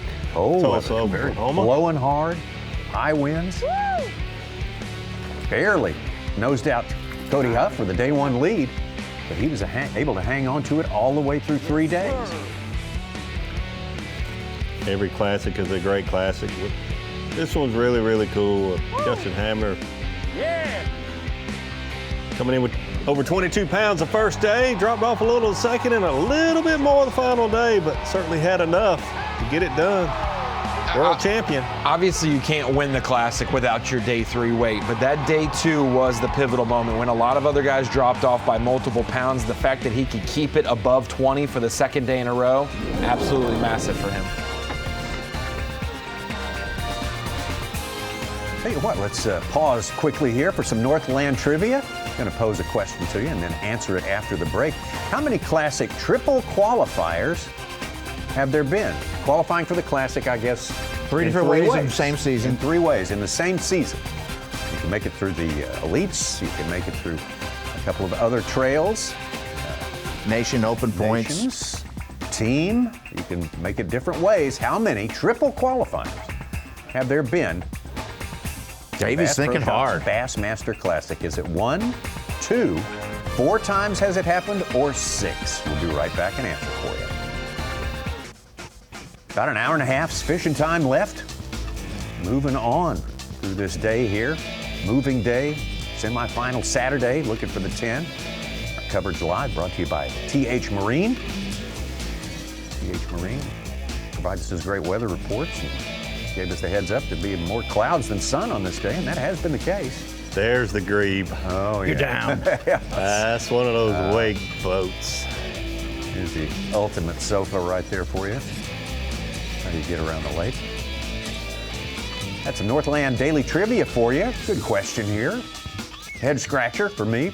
How many Classic triple qualifiers have there been? How many anglers have qualified for the Classic through three different venues? Maybe be it Bassmaster Elite Series, Nation, Team, College Bracket. How many through history have there been? 1, 2, 4, or 6? Ronnie has recused himself because he knew the answer already. We crunched the A numbers rare with moment of Such, transparency. yes. He Whoa, takes I us am out always to- honest. Defending classic champ. That's another way. That's right. This That's is a a hit. very, very difficult feat. I'm torn between 2 and 4, but I'm gonna go 4 because That's what I was going to say too. I think it's more You guys than 2. nailed it.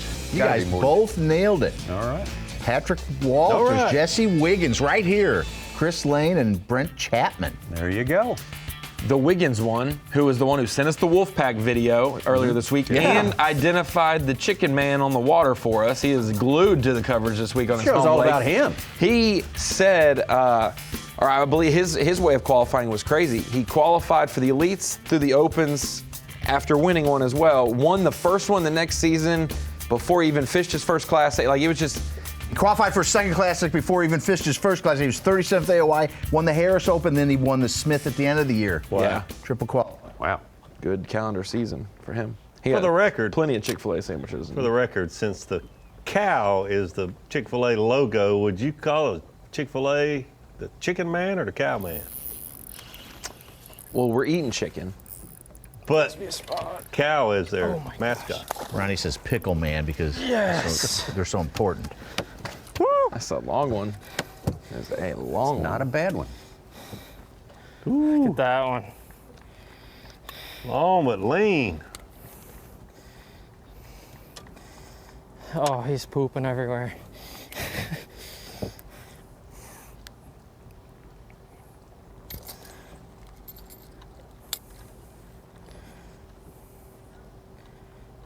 Nice.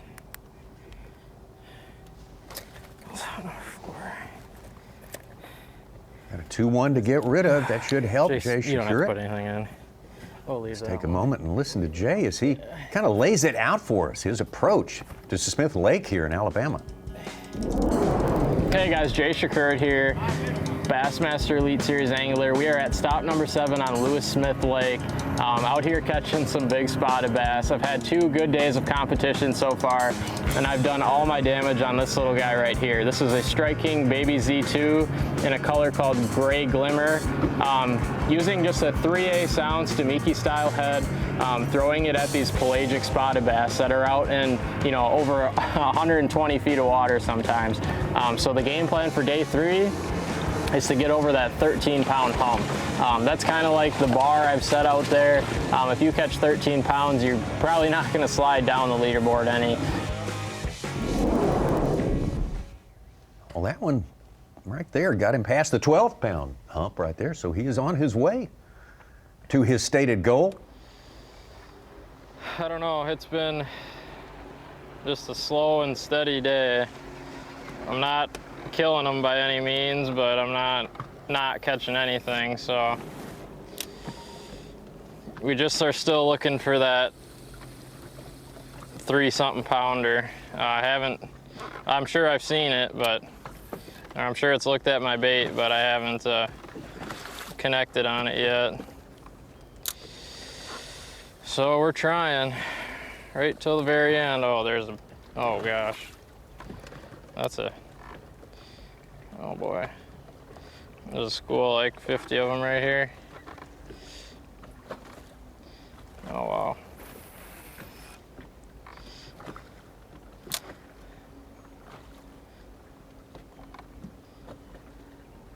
School of about 50 of them. That's what you want to cruising, see. Midday on day 3. Justin Atkins is 10th with 36.10 on Bass Track. There were 8 guys within a pound of him trying to get in our to the top motor. 10. Nice. That's about right. Where are you guys at? Oh, you're way behind here now.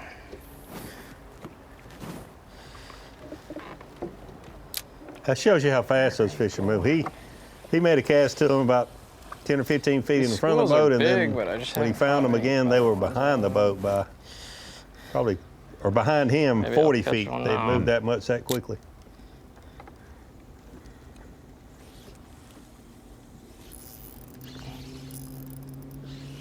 Oh, look at them just fighting over it.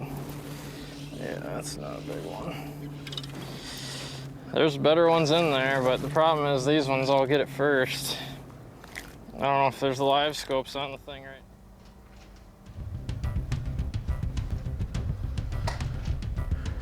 Jay Shakira continues in search of the 13-pound mark he's wanting today.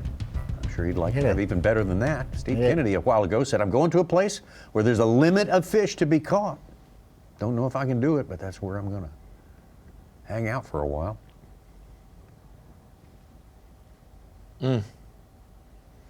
Yesterday, multiple 3+ pounders doing this, Davey, but today he needs multiple, but he'll settle for a 5. Yeah. You know, like this will be the day where you don't get many bites, but you could get your biggest one. Ooh. Got him. Got him. Got him. Oh. He got me. He got me. Sorry, dude. Switching baits up. And that is definitely Largemouth. a keeper. Yep, just barely, but it's a keeper.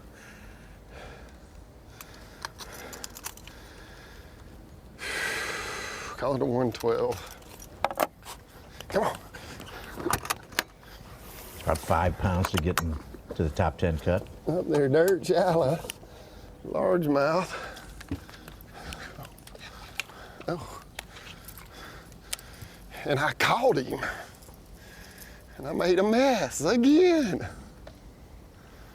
Oh, and here comes the jet skis.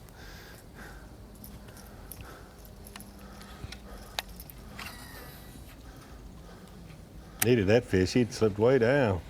About 30. There she is, bait. Good blow up.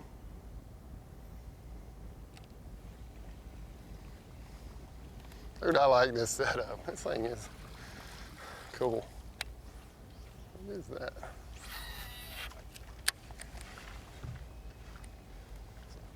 Fiberglass rod. Still got 2 more to a limit.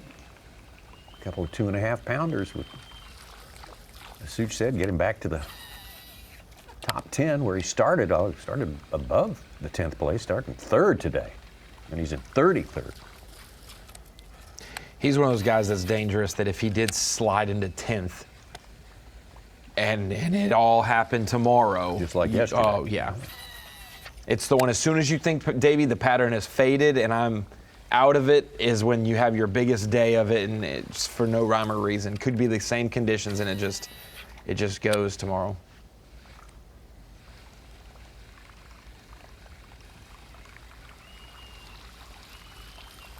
Look at all the bushes. There's just too many targets.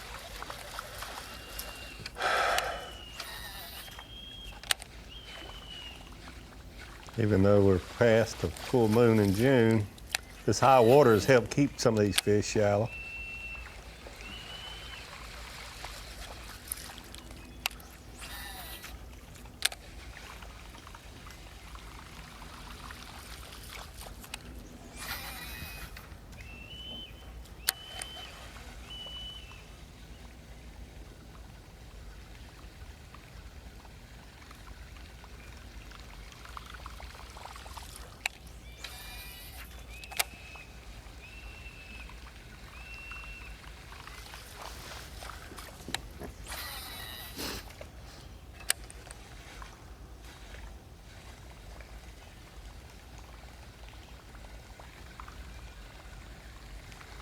like it.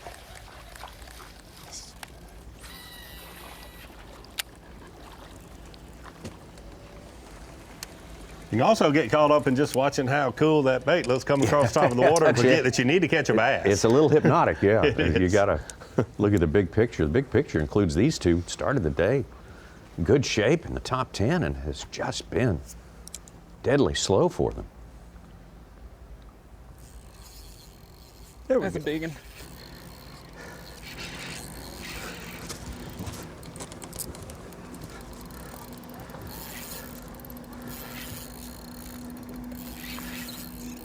Come here, girl.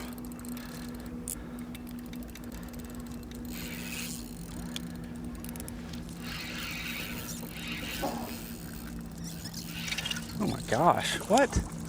How are you fighting that hard? I have no idea. That was crazy. I thought that was like a 4-pounder the way it was fighting.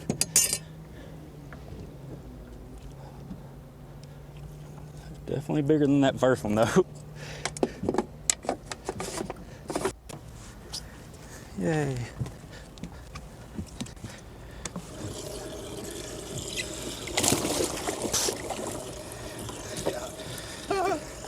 I mean, it's funny, but I mean, not funny, but funny.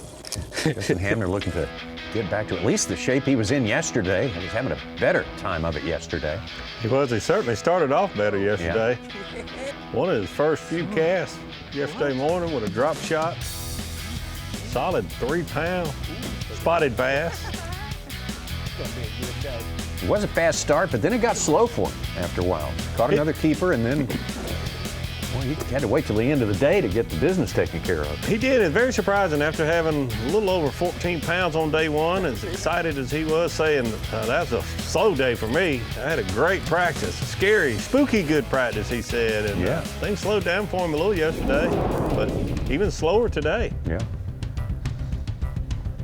I think it's overall been a little slower today, I would say, throughout the full field. I agree. And, you know, we talked about how big it's fishing for 21,000 acres is still a small lake. Yeah.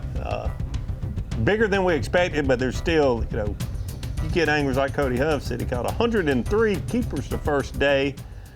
Well, maybe not keepers, 103 bass the first day. I mean, things are going to start slowing down on day 3 when you're catching that many bass. Got to.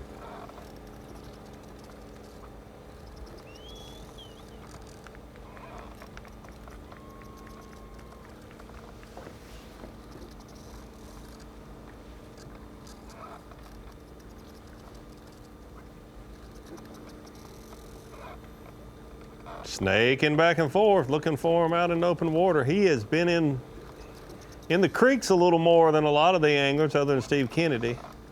Steve Kennedy fishing back in the creeks more, but fishing the bank some also. Cody.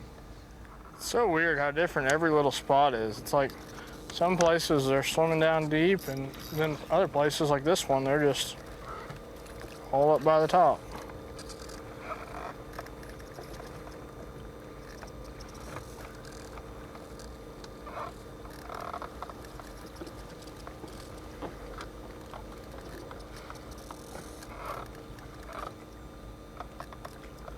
Now it's red wine hooked up, but he needs to put a few in the live well also. I did not realize he had slipped down that much. Gosh. 26th place unofficially. This should help him though. I don't Maybe know not. if that'll help us or not. Most likely not. We've been plagued with small fish today so far. It just depends how big he is. I think my smaller ones might be. We'll see if it calls anything. But we're working with ounces right now. We don't really have that big of a limit, but every ounce kind of counts. So we'll give him a check.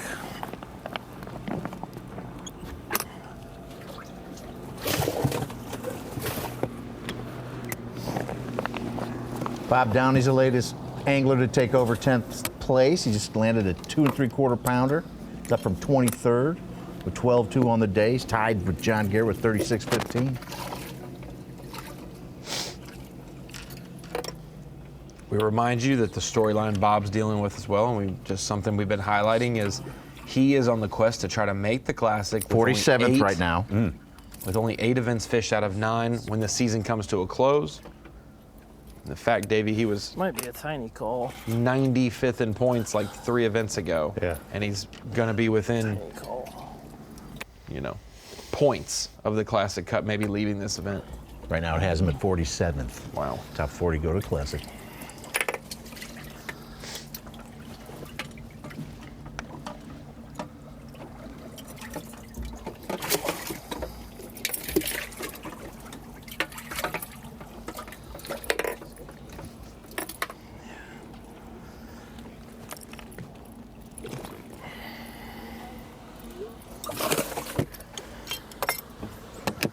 Few ounces, maybe it'll make a difference. Who knows? Maybe a few places, I don't know.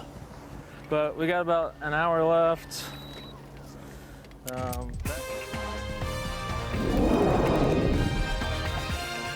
Bassmaster Elite Series, this semifinal day continues on. Other trails, of course, the Bassmaster, St. Croix Bassmaster Opens, the Strike King College Series.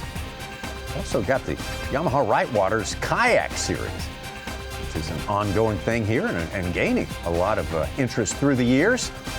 Kayak Series had big tournaments this year, catching big fish on Guntersville, earlier on Possum Kingdom Lake. In fact, Eric Siddiqui caught 189 inches of bass on Guntersville. We got a big one coming up from the Susquehanna River, July 27th through the 28th, Lewisburg, Pennsylvania. Check out the Yamaha Rightwaters Bassmaster Kayak Series. Scan the QR code and get involved.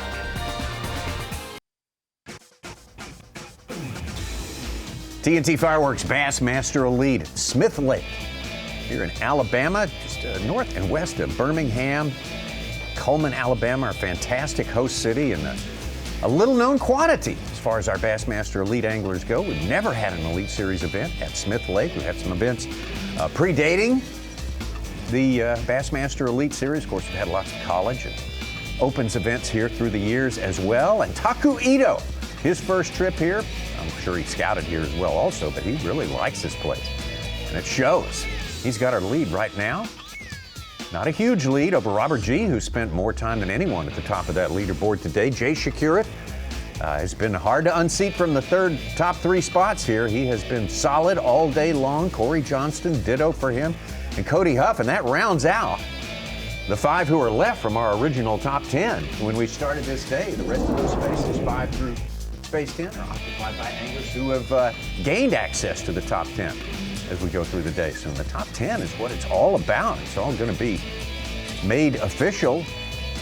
And we take you up to Smith Lake Park there at 3 p.m. Eastern Time. And that's where the check-in will take place at 3 p.m. and our own Dave Mercer will crank up the weigh-in at that time. So from here in the Bassmaster Studio, sponsored by Marathon, we take you like magic down to that said park, and there is Dave Mercer. And Dave, great to see you. Glad to have you in the seat there and starting yesterday. And tell us what we need to know. Maybe this is something we don't know about Smith Lake because we're learning about it more every day.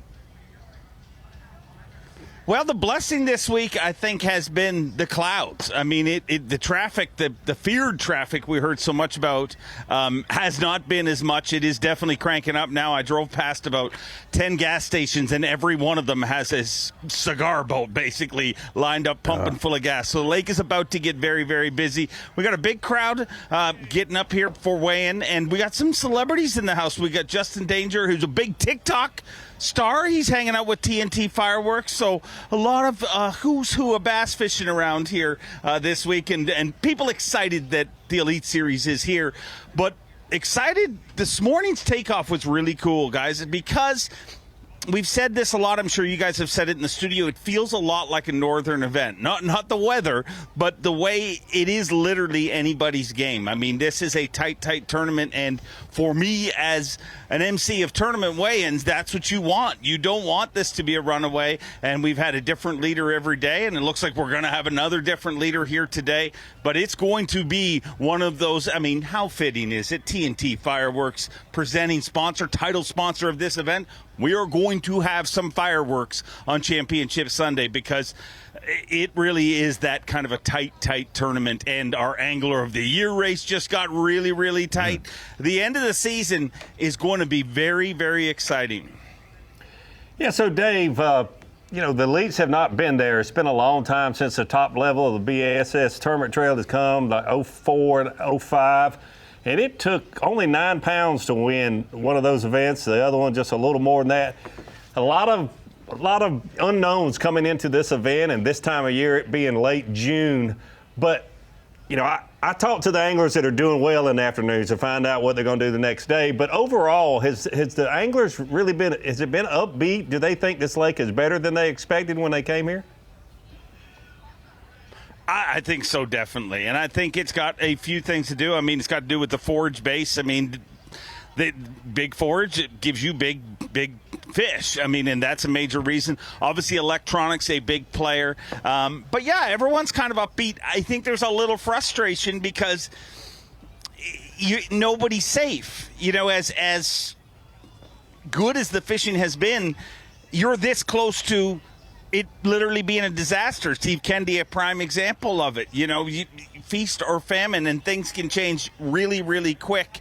So I think there's a little frustration there, but definitely the anglers for this time of year, I heard you say it earlier in the week, and I heard that coming into this event. Everybody said nobody fishes during the daylight hours on this body of water this time of year because they kind of give it to the wakeboarders. Well, wakeboarders, look out. The bass fishing world is back, and you can catch them here during the daytime, and you can have a very, very entertaining tournament, which is what we've had. So, yeah, I'd say anglers, I mean, as far as anglers can be happy, they're always kind of a little bit grumbling, but they're, for the most part, very happy.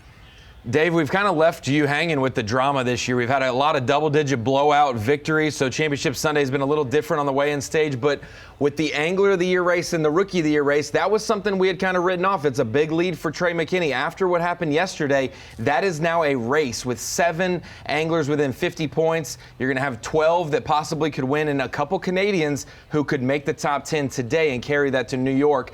We got a much more bigger race in those 2 races. Yeah, no, it's incredible. And the Trey McKinney story is the story of the tournament, really. I mean, we're going to have a champion, and we're going to have that story. He came into this event with a 59-point lead and is going to leave here most likely 26 to 30 points down on Angler of the Year. But I literally spent 45 minutes with him earlier this morning, just sat down at the picnic table, had a conversation.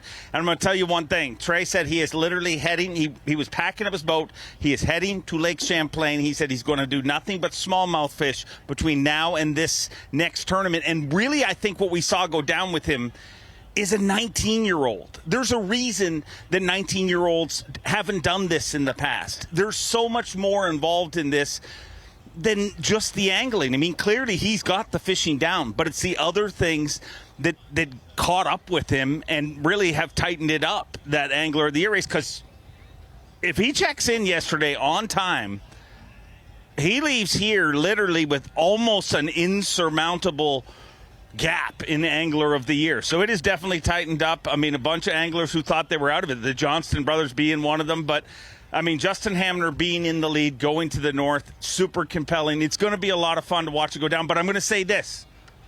Don't write Trey McKinney off. There's something about that kid that this is the lowest point of his career. Don't get me wrong. I mean, he was shattered. Said last night, like, he said, I've not cried all year. And he said, I spent the night crying, and with good reason.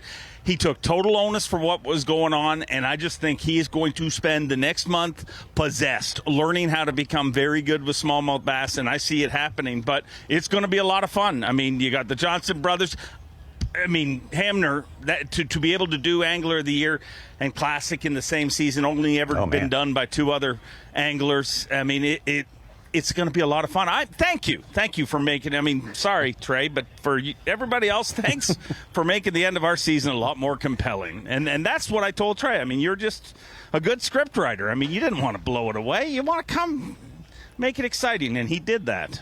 Absolutely, Dave. Thank you very much. You know, for any of us who wants to put that whole thing in perspective, think back to when you were 19 years old and how well you handled adult responsibilities and situations, and that kind of puts it in perspective. Dave, great job. Thanks for all the great location coverage today as well, and we will see you at weigh-in starting, a little more than an hour away. Good stuff from Smith Lake Park there. Dave Mercer.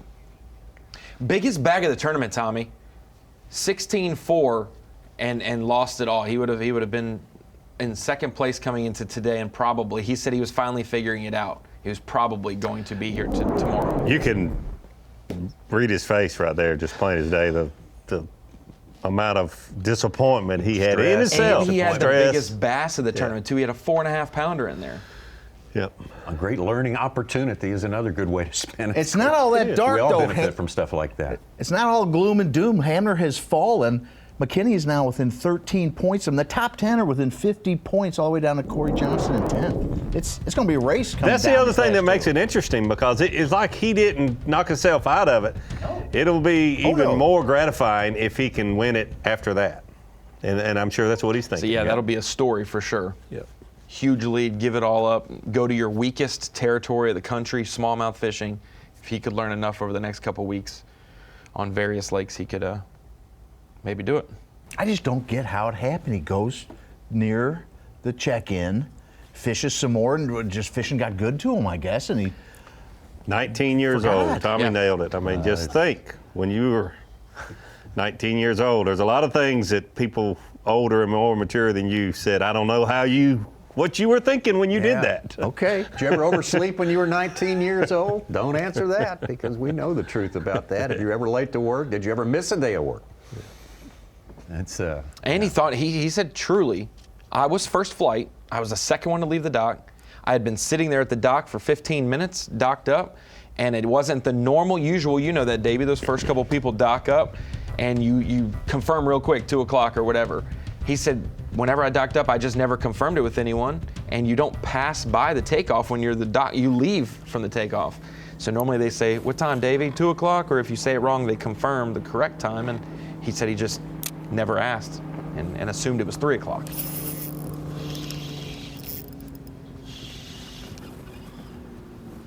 I wasn't there, obviously, but I don't ever remember, and sometimes I was first taking off and second or whatever position. Even if you don't ask, they tell you. I've never seen them not tell me, but maybe, who knows, but they ask you, and if you don't respond, they will tell you, or if you respond incorrectly, they will correct you. Oh, for sure. And you write it down with a big Sharpie on your leg or your hand. Yeah, right? we were talking about it yesterday. On your phone. What Brian knew, it looks a little silly, but if that's what you got to do, that's what you got to do. Maybe he's been late before. Fatter one. Not bad. No one to blame but Trey. We weren't saying that, but yeah. Another nice fat spotted bass. Whew. Last tournament I started saying, I'm going to call him Sneaky J. He's been even more that yesterday and today, especially today. He stayed right there in third place, close. Never led yet, but just he is right there. Someone that could absolutely win this tournament tomorrow. And I'll say this. Slowly and surely. I'll say this as well. On the phone last night, Trey said, I don't even know where I'm at in the Angler of the Year race now. And I said, well, I'll tell you, you're third. You're going to be like 26 points behind. He said, where's Jay Shakurit? I said, fifth. It's a good. He asked, where's Jay Shakurit? About him. Yeah. Where's Jay Shakurit?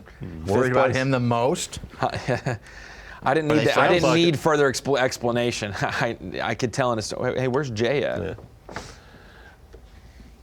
Been back and forth all day long between Jay Shakurit and Robert G. earlier today, then trading places at the top of the leaderboard a few times. Robert G., we got to know him at Toledo Bend when we started our 2024 season. Very talkative, amiable young man who fished well down there, and he's getting to fish with his heroes out here on the Bassmaster Elite Series. Yeah, there we go. There's another one. It's insane. I still can't eat. I just crack up driving down the road by myself. Because I'm like, me, of all people, are on the elites. It's just, I see all these guys that weigh in. I'm like, how the heck am I fishing against these guys? I've watched their YouTube and watched them on Bass Live and everything for so long. Like, I just felt like they were superstars, you know what I mean? So like, I don't put myself in that category. So it's just crazy. Tennessee Vol, who likes Texas, likes Alabama, obviously. Said he fished with a lot of different partners in college and sometimes fished alone, kind of was a decision maker. So even team tournaments, he still felt like he was preparing on his own at times, at least mentally. So it translated to the Opens and boom, translating to the elites. Another angler's been a breath of fresh air. He's always in a jolly mood. Always up, always ready to go, and optimistic throughout the day. Taku Ito, Robert G., Jay Shakura, Kyle Patrick, and Corey Johnston on top. We'll check in with them when we return momentarily. This is the TNT Fireworks Bassmaster Elite, 7th stop of the year for the Bassmaster Elite Series. Cullman, Alabama, and this is semifinal Saturday. Boy, this is the penultimate day, as you might say, because tomorrow's Championship Sunday, and you got to be on that list right there if you want to be around and take part in it. Have a chance to win the tournament. Taku Ito took over that lead about an hour and a half ago, and has been hanging on to it steadily. It's not a big lead. Robert G. are anglers pretty closely bunched, and hey, 5 of our original top 10 are down dispersed underneath that 10 spot, so they're trying to get back in. We got others hanging in there, anglers like Kyle Patrick, the rookie, 2 rookies in her. Got him, dude. I got him, dude. It's a big one.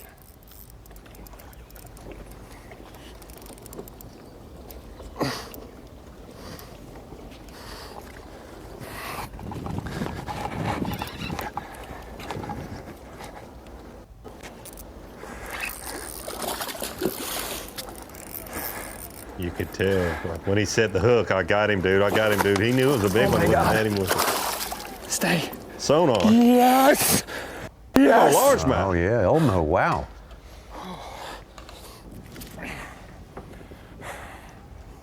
That's for you, honey guys, again. Oh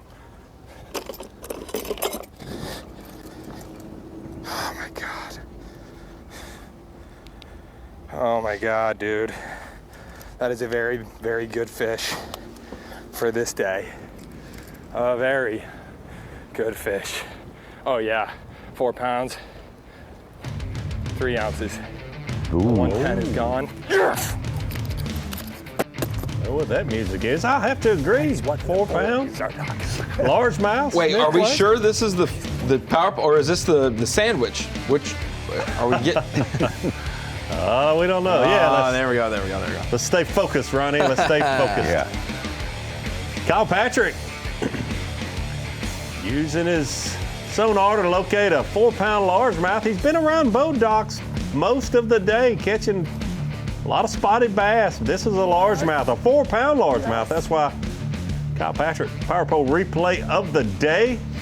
Keep on bringing some of that. We'll take 4-pounders all day long, and you'll be at the top of the leaderboard, not just in the top 10. Kyle Patrick, Power Pole replay of the day. We said early on that 3-pounders were goal. Well, 4-pounders are potential game changers, and I mean they are explosive up here on Smith Lake. Quick note here. Jordan Lee, I mentioned you guys, was my marshal back in the day on Wheeler Lake. I told you that last event. Kyle Patrick was my marshal on St. Johns River not very many years ago. He's been pursuing his dream, and now he's at the top level on the Bassmaster Elite Series. Big bass, big stage, big dream. Yeah. Big call, 13-3. He's up to 4th place, trying to make his 3rd top 10 of the year, including a 7th at the Classic. At Fork, he finished 9th. Yeah, had a good Classic. Kind of threatened a little bit on that final day when things were a little bit up in the air.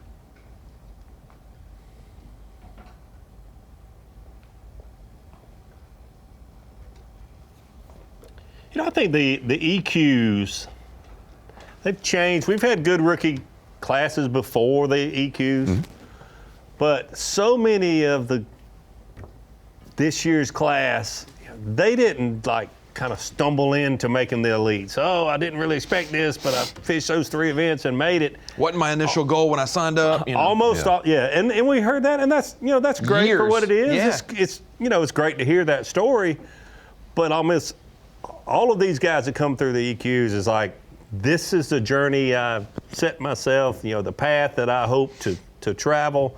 And been doing it for years to try to get here, and without fail, it's seems a to be the story. commitment. Well, and now every single trail represents this type of path. You have the Bass Nation, where you have the big regionals that go to the championship, the best of the best. You have the College Series, where we were limited to just a region. When I fished in college, I was in the Southeast region. You could only fish the lakes in there. Now you have series, and you fish 3 to 5 events plus the championship and a wild card. You're fishing a schedule. You're a whole 5-6 event schedule, places you've never been, and now you go to the Opens.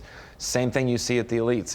It's been a great pathway for sure, and we've enjoyed the drama on Saturdays on Fox Sports 1, and we have a couple of those left this season. In the Marathon Bassmaster Studios at the Dakota Lithium Screen of Knowledge, and wanted to talk about a couple guys who maybe we don't have cameras on, but maybe we do tomorrow, and people who you could consider for your fantasy teams. And when we think about Falcon Rods Drain the Lake, there's only 2 events left to pick your team. You pick the angler once you use them, you can't pick them anymore, so you kind of have to save some guys until the schedule. You maybe wanted to save Cooper Gallant for Champlain and St. Lawrence, maybe Justin Atkins as well, but both of them could end up paying off for those who chose them this week at Smith Lake, both rising up in and around the top 10. And if you did save them, they've got a pretty good track record up north. Justin Atkins has done very well up there, and last year it was just missing the cut at the St. Lawrence, but a second place at Champlain. And Cooper Gallant, obviously from Canada, knowing those waters so well, double 18s last year. So if you decided to save some of these anglers for the next 2, you can be confident that they have good momentum going in there. But if you did use them this week, you might be rewarded with a bonus top 10 when it's unexpected. I know we had Atkins on the short list, Davey, for possible day 1 cameras this week, but we're probably going to save him for Champlain. But if he ends up in the top 10, the week has turned out much better than he probably anticipated from the start of practice. Back out to 1 and 2. Ito and G.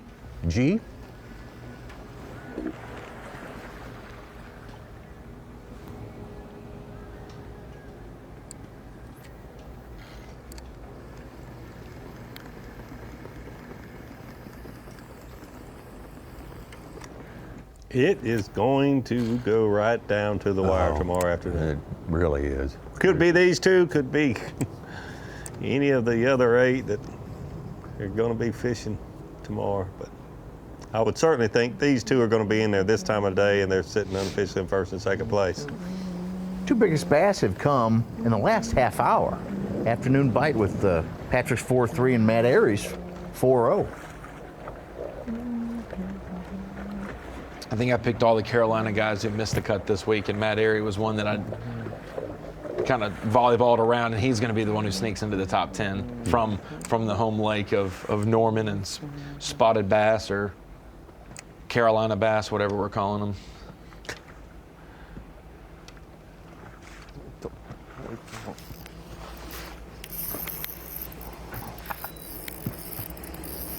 Ito again hooked up.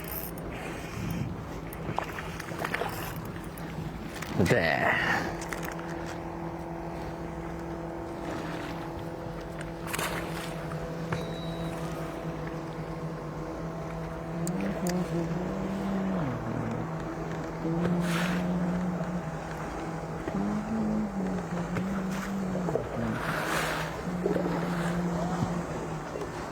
Getting a little traffic ginning up out there on the water. Just a smidgen of it. Still not as bad as we expected, but certainly more than we've seen so far this week. Looking down the leaderboard, Steve Kennedy from 3rd to 37th. He's still on 3 fish, and Todd Otten was 10th. He's 41st. He only has 2 fish today. Wow. Hunter Schreiker, day 1 leader, 2 fish, 42nd.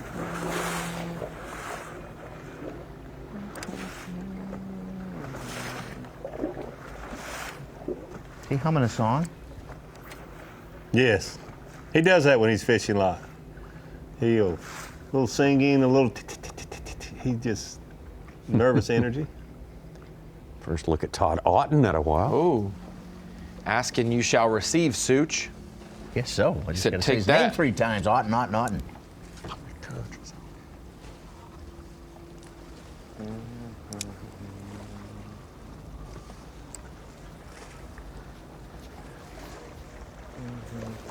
Justin Hamner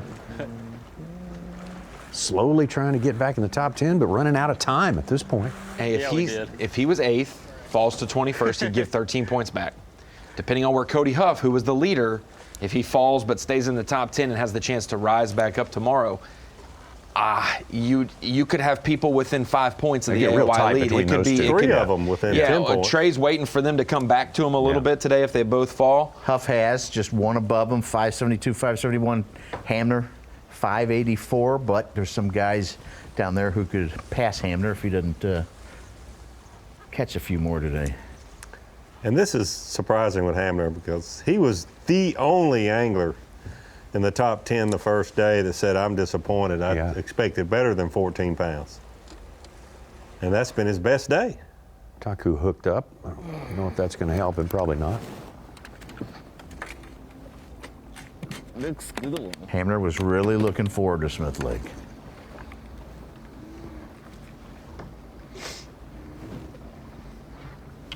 I think when you go into an event positive, that's why I like John Cruz's approach.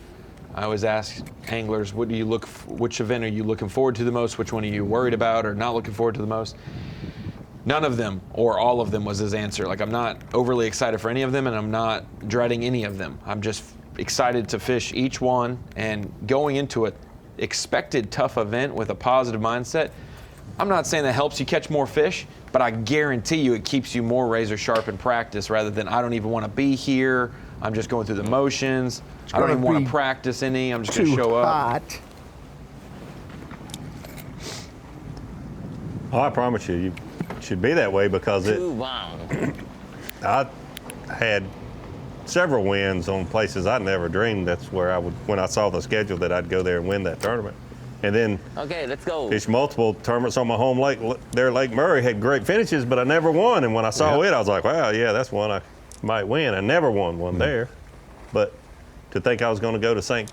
Clair and win or Red River and win, I mean, those were just unexpected. The home lake curse has risen from time to time. Yeah. Is it just knowing too much, maybe? And at the local level, you'll have anglers that wait until Friday or Saturday morning to pay their entry fee because they want to wait and see if they think they're on them. And that doesn't work out either. You win a lot of tournaments that you don't expect to win if you just go fish with a positive attitude.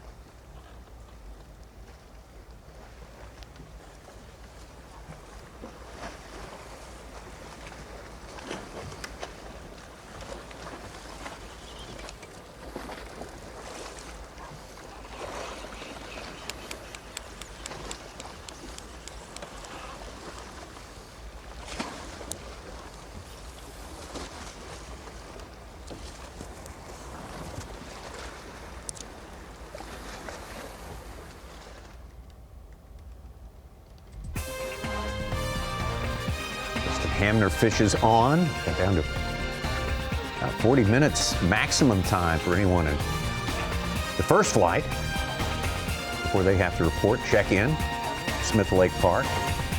Remind you that 3 o'clock is Eastern time is when the weigh-in begins here on Bassmaster.com. So you will find out before you know it who the 10 are that are fishing on Championship Sunday. But we do have a few more fish potentially to catch and change that lineup before we get done today. We'll be right back. TNT Fireworks Bassmaster Elite at Smith Lake. That's where the 7th stop of the Bassmaster Elite Series for 2024 is. 2 tournaments left after this one. Very important day today. Semifinal Saturday. Got to somehow, some way or another, make it into that top 10. Last minute heroics. That'd be a great way to do it if you can manage it here.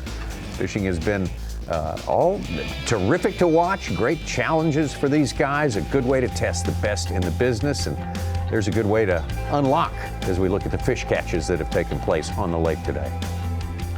Yeah, take a look at the Humminbird unlock the lake. Headed down from Sipsey Fork. Yeah, Sipsey Fork of the Black Warrior River system. Blackwater River. Yeah. Anyway, all these fish are spread out very well, a lot better.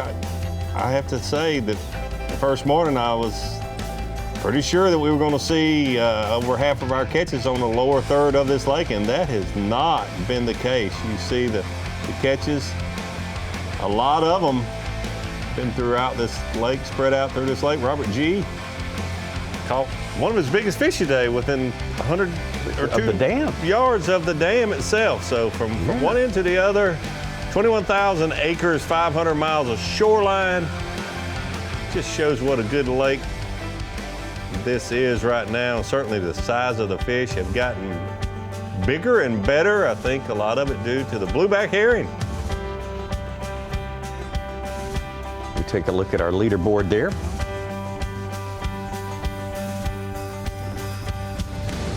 Ito, as we saw him take over the lead about an hour ago. Robert G.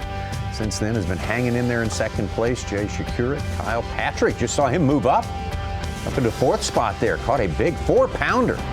That is huge any day on this lake. Is this the biggest spread we've had in top 10 after like early morning when you'd have an angler just kind of pull out? This is by far the biggest. Almost 5 pounds?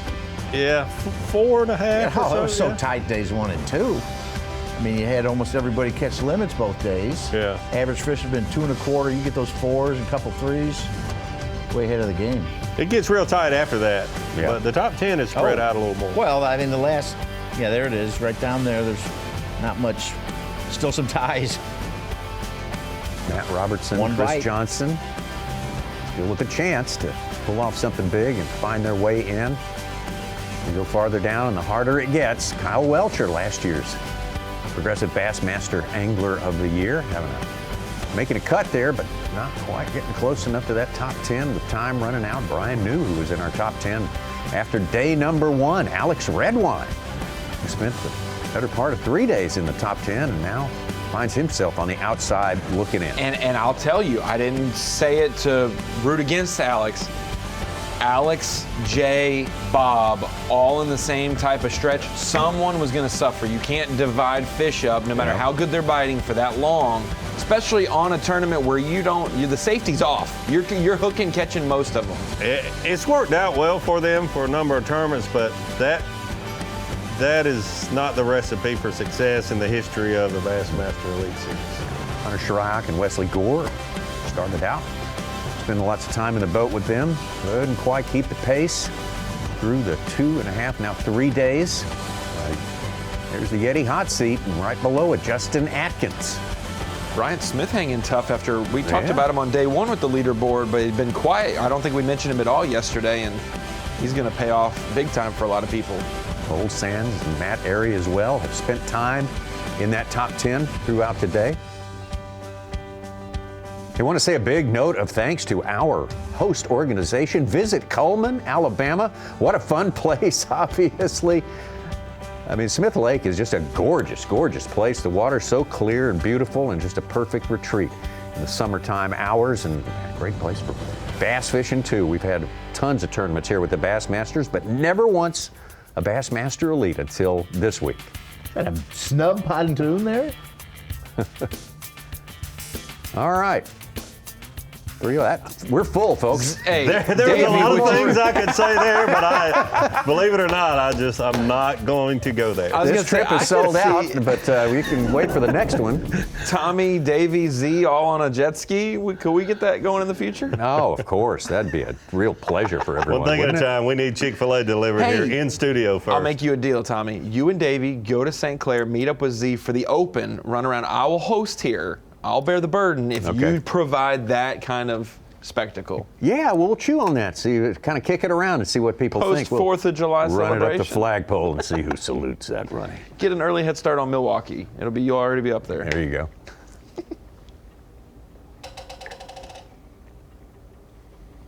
We wanted to see some more good stuff from Steve Kennedy today, like Oh that footage man, we that got was yesterday. such a treat yesterday, wasn't it? There's something wrong with that 4-box. 1, 2, 3, and 37.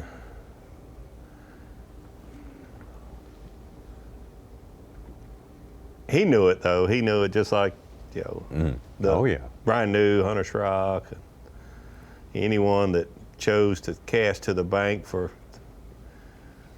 a large part of their hours on the water in this event knew they had to be playing with fire.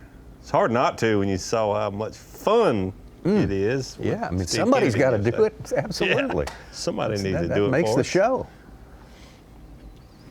It's also different to see people pursue those patterns. Jay Shakir's hooked up for the 900th time today. But it's the ceiling versus floor debate. The ceiling for Steve Kennedy's pattern is top 3 halfway through the tournament. The floor is falling 30 spots in a single day. Jay Shakir's ceiling is hanging around the top 8 every day, and his floor is hanging around the top 9 every day, Yeah. Some guys who are getting AOI points because they've had a good season, they're staying in the races. Some guys who've had a tough season want to win a tournament. It's what you pick.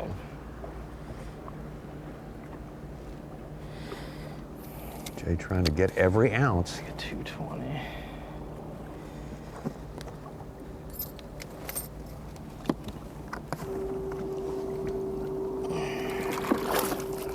Should help him.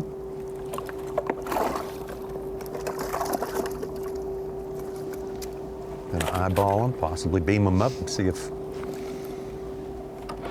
figure out an advantage from that.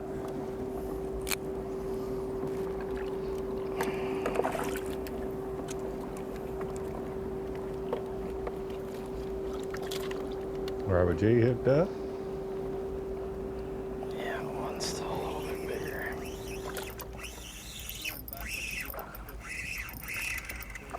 Oh, that's a strike.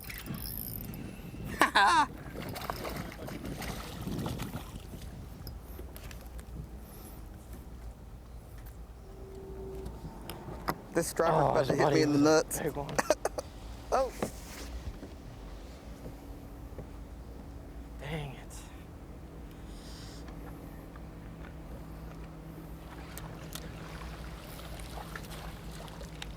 Is this it?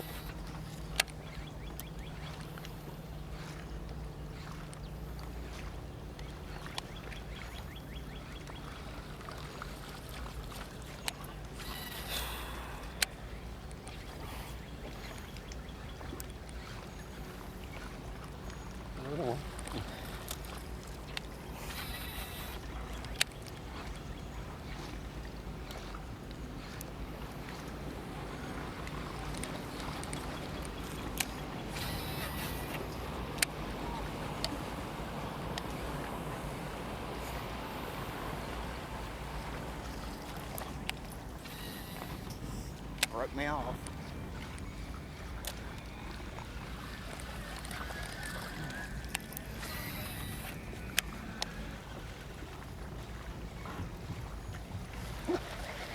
Dang it!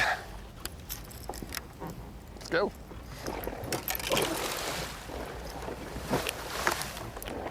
Steve Kennedy going to pack it up and hit another spot here while there's time. Heard him say, dang it. He realizes there is some time, but Not much. Oof. Yeah, it's getting into the desperate hours here, as they say. If you haven't made your case to be in the top 10.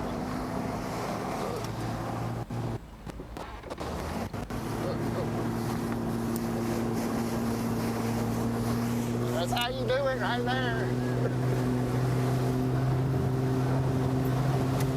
Been a while since we've had a day, final day that started with Taku Ito in the lead. I think Had him up there. When would be the last time? Started with the lead? I think. The last day, or just having the lead? The last day. I think Because he led day 1 at Fork, so we had him day 2. But I don't. Okay, yeah. Going into the final day, been a while.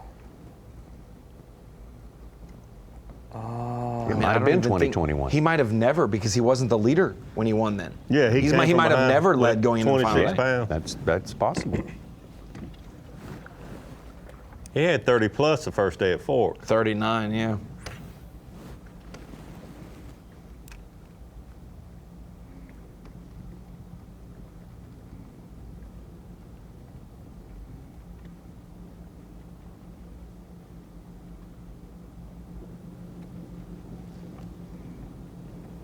Fish lungs been pumping it, gets some good oxygen. So them things are fine. They're nice and fizzed down at the bottom, just inhaling fresh oxygen.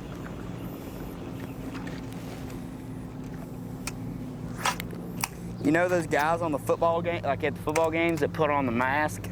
That's what that's like for a fish. Yeah.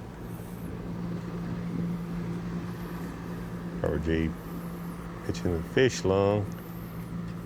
Obviously has one in his boat there. It pumps, this apparatus is in the back compartment that pumps dissolved oxygen into the, those live wells. A lot of the bubbles in the live wells you see from the aerators are big bubbles, and it's not much actual dissolved oxygen in the water itself, where this puts the really teeny tiny bubbles in there where they can actually breathe much better.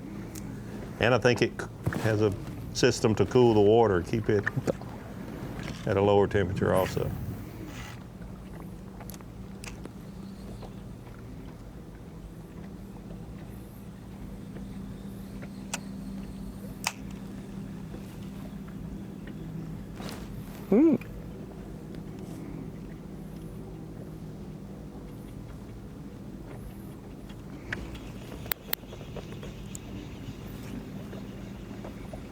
These guys always advised to bring as much ice as they can manage on any typical summer day. It's always colder water holds more oxygen. I always believed in that a little, but I'm really paying attention to Corey and Chris Johnson, how much ice they bring and how much they believe in it, and looking at their fish at weigh-in. It's like they never have a dead one, and those fish are always really active, real active. Got to be careful not to cool it down too much at once, but just keep a bag in there. Does it shock them if you cool it too quickly? Absolutely. Okay. Don't skimp on the ice. Don't skip on the ice, but don't put it all in there at one time. I think that's what happened to, I was right there when it happened, Aaron Martin's at Lake Jordan, way back when in the All-Star event. Never saw him freak out so much over, why are my fish doing so poorly? And he was just dumping bags. Yeah. A lot less knowledge on fish care back then. Fizzing wasn't even a hot topic in debate, and then I know. Too big of a head. I was like, why is this thing getting so fast down to him? 17 or something with the elites at St. Lawrence. They started doing the yearly trainings of fizzing and things like that, and the balance of it. Gene and Barb and the whole bass conservation group has been great on teaching some of those things. But yeah, we were just guessing. Kind of like guessing bass fishing. We were just guessing at some things for a while. Some days it worked. Fun, though. Yeah, some days it worked. The allure of the unknown. That's right. Yeah. Really, just as the people who study fisheries management and fisheries biology tell you that we know very little about that. Oh, no doubt. Really, it's never been a huge priority for any reason. Never been an urgent thing, and there's way more unknown about them and their lives than there is known, for sure.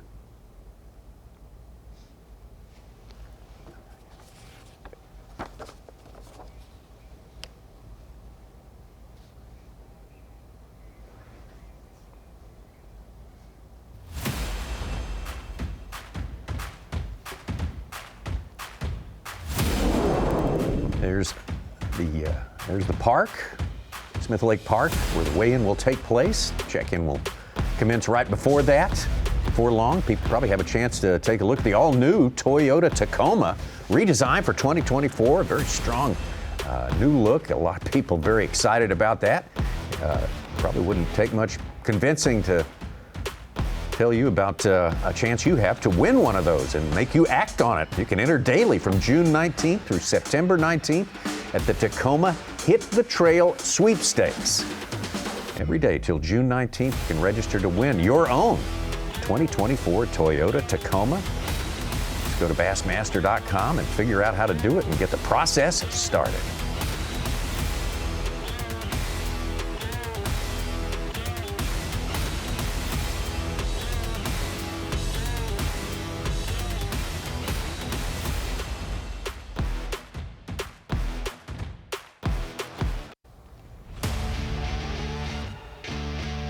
TNT Fireworks Bassmaster Elite Smith Lake, Cullman, Alabama is sponsored by Toyota. By Nitro Boats. By Dakota Lithium. And by Humminbird. Down to the final minutes of fishing here in this beautiful spot right here. What a shot.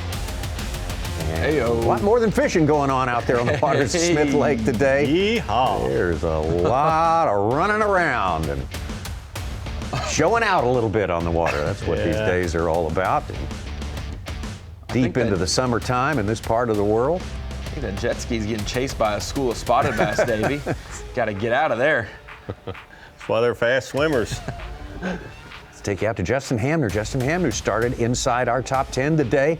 Fell pretty good ways out of it, trying to work his way back any way he can. Now he hooked up. Needs this to be a big one. Promise you that.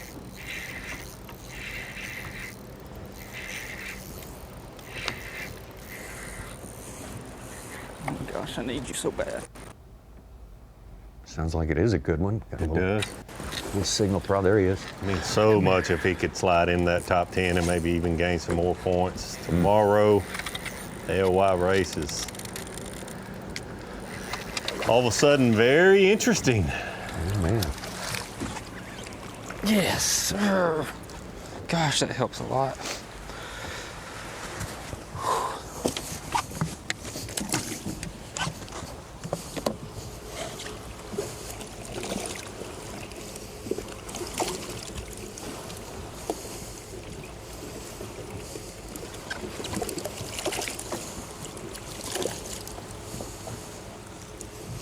And we need to make sure we haven't seen any big ones from him really today overall, but Hamner has been at least 2 pounds low on Bass Trek each day, so this would be the day he needs to be a little lower and be pleasantly surprised coming into weigh-in today.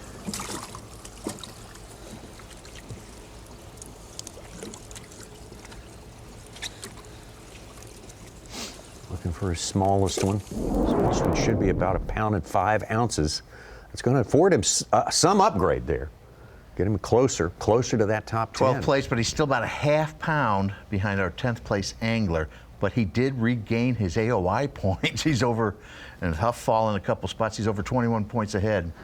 Huge fish there for him. Big deal, and there's a big body of water. It might only be 21,000 acres, but it is vast. Plenty of shoreline, plenty of creeks to get in there, and plenty of water below the surface that these anglers are trying to target. And I wanted to talk about that at the Dakota Lithium Screen of Knowledge. A little bit of Humminbird, Lake Master mapping.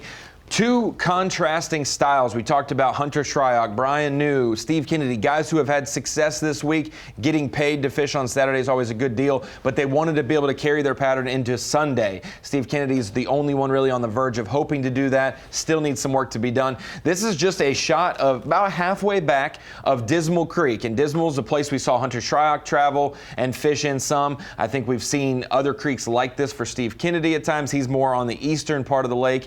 Brian New as well. A lot flatter. I have my depth, colors basically 10 or 15 feet for every color. So red is the shallowest, out to the darkest blue is the deepest water, and that is the main channel, 70 feet and deeper. Really, that's where the channel starts to really get narrow and end, and you see a lot more mid-depth and shallower, for the most part, that 20 to 25 if you are fishing off the bank, but a lot flatter in this creek contour-wise. Whereas you see some of the guys that we have on live, especially the ones catching all spotted bass, are in the ditches of these creeks, the deepest water, but they're still in eyesight of docks or the bank. And often, Davey, we were talking about this during the commercial break, we see the top 45 feet of the water column. There may not be timber there, it's just bait, it's just fish, but they have probably narrowed it down to, hey, there's timber that tops out at 70 feet and these fish are relating above. I don't need to see that timber anymore. I'm going to dial in my electronics to the top portion, but you see how tight these contours are, the ability for that sheer drop off and that timber line to start. Maybe that's where the bait's funneling to. That has been the key. So banks like this, creeks like this have been the focus for a lot of anglers, but on your Humminbird Lake Master, you can set your depth. You can set it for every 10 feet if you want. Add more colors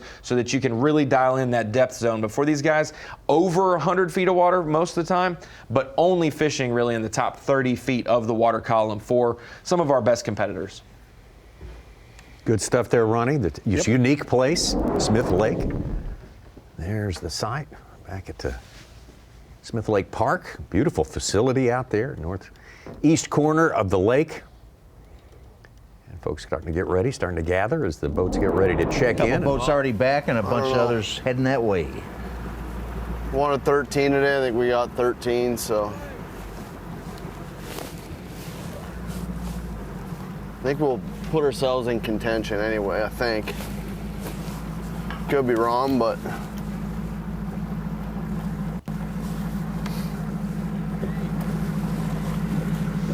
we'll see. One thing's for sure is I'm gonna have myself a cold beer soon. 13 pounds is the number he had in his head that he needed to be able to fish tomorrow. I think he's right on that. Yeah, we'll Says leave him, he's got it. As our estimated scores go, would leave him about 2 pounds and a few ounces out of the lead. Certainly, yeah, puts himself in position, as he says. Corey Johnson, we heard Dave Mercer say this place reminds him really a lot of a northern fishery, like a northern fishing tournament. Yeah, it being tight. So many 2 and 3 pounders or 4 pounders totally separate you. Yeah. La Crosse, Wisconsin. Uh-huh. Yeah. And, that sort of and a deal. lot of others. Yeah. Yeah. You could see the boats making their way into the park there. They have to drop below a 2.5. Robert G.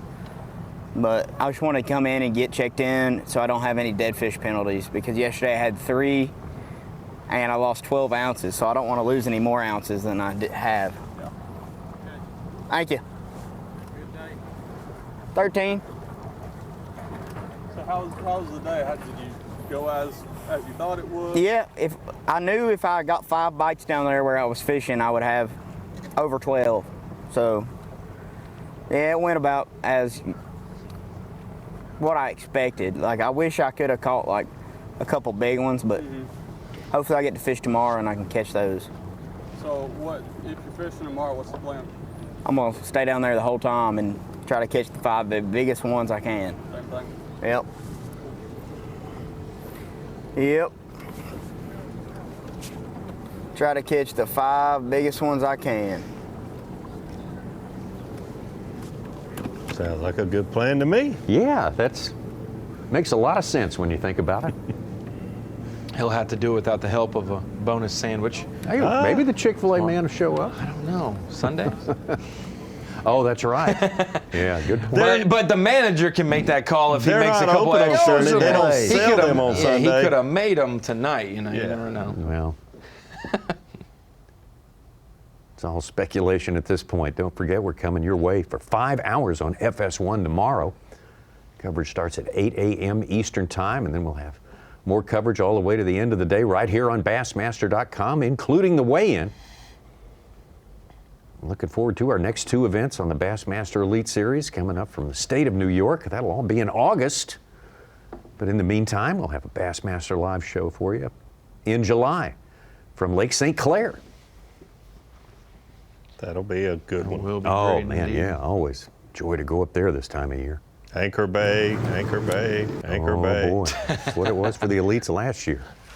And what's crazy is I'd expect some of that, but every time we go to St. Clair, it's one in a different something's different. So I'm excited to see what's different. And with 225 boats, Davey, you know someone's going to go do something as crazy as they can towards the far boundary, north or south, and it could work out to their benefit. So I'm excited for that one. The wind that I had there, most people that were in the know said you had to go to Lake Erie, and I stayed right in Lake St. Clair. So, I mean, you're right. It's been that way for a long time, but when you think you need to run far to win, someone much closer usually wins, and then vice versa. Yes.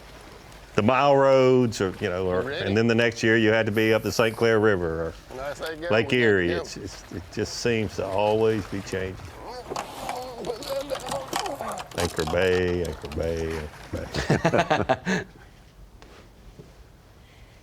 Certainly has been the place the last couple of visits. Kind of had to be a weird feeling, good and bad, for Joey Cifuentes last year when you're in the top 10, you're taking off, and the 9 other anglers peel off within 30 seconds after you got on pad, and you still have 20 more, 30 more minutes to go wherever it was. But all that lake to yourself, it's kind of like, this is going to be really good or really bad. Just looked at the weather. Tomorrow we're going to get some rain showers like around 11 a.m., maybe some possible pop-up thunderstorms midday. Oh.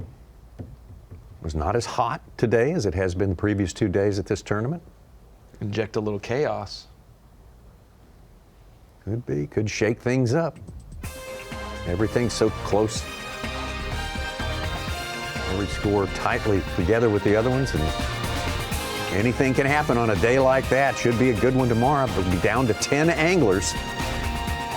They will have a free run of these many, many miles of shoreline, 500 miles of shoreline on Smith Lake. Yes. Like we're going to have rookies. I know we're going to have rookies in our top 10. We're going to have veterans in our top 10. Will we have our points leader in the top 10? That'll be decided at the weigh-in today. Justin Hamner leading in points, also enjoying lunch. He's out there today. Corey Johnston, always a dangerous guy. Used to say he couldn't pop up and just knock out 3 or 4 3-pounders and just walk away with this thing. Taku Ito. He's dialed in here. The winner, if it's not him, will have to earn it through him. He's going to be right in the middle of things tomorrow, you can bet. He will be joyously fishing Smith Lake tomorrow.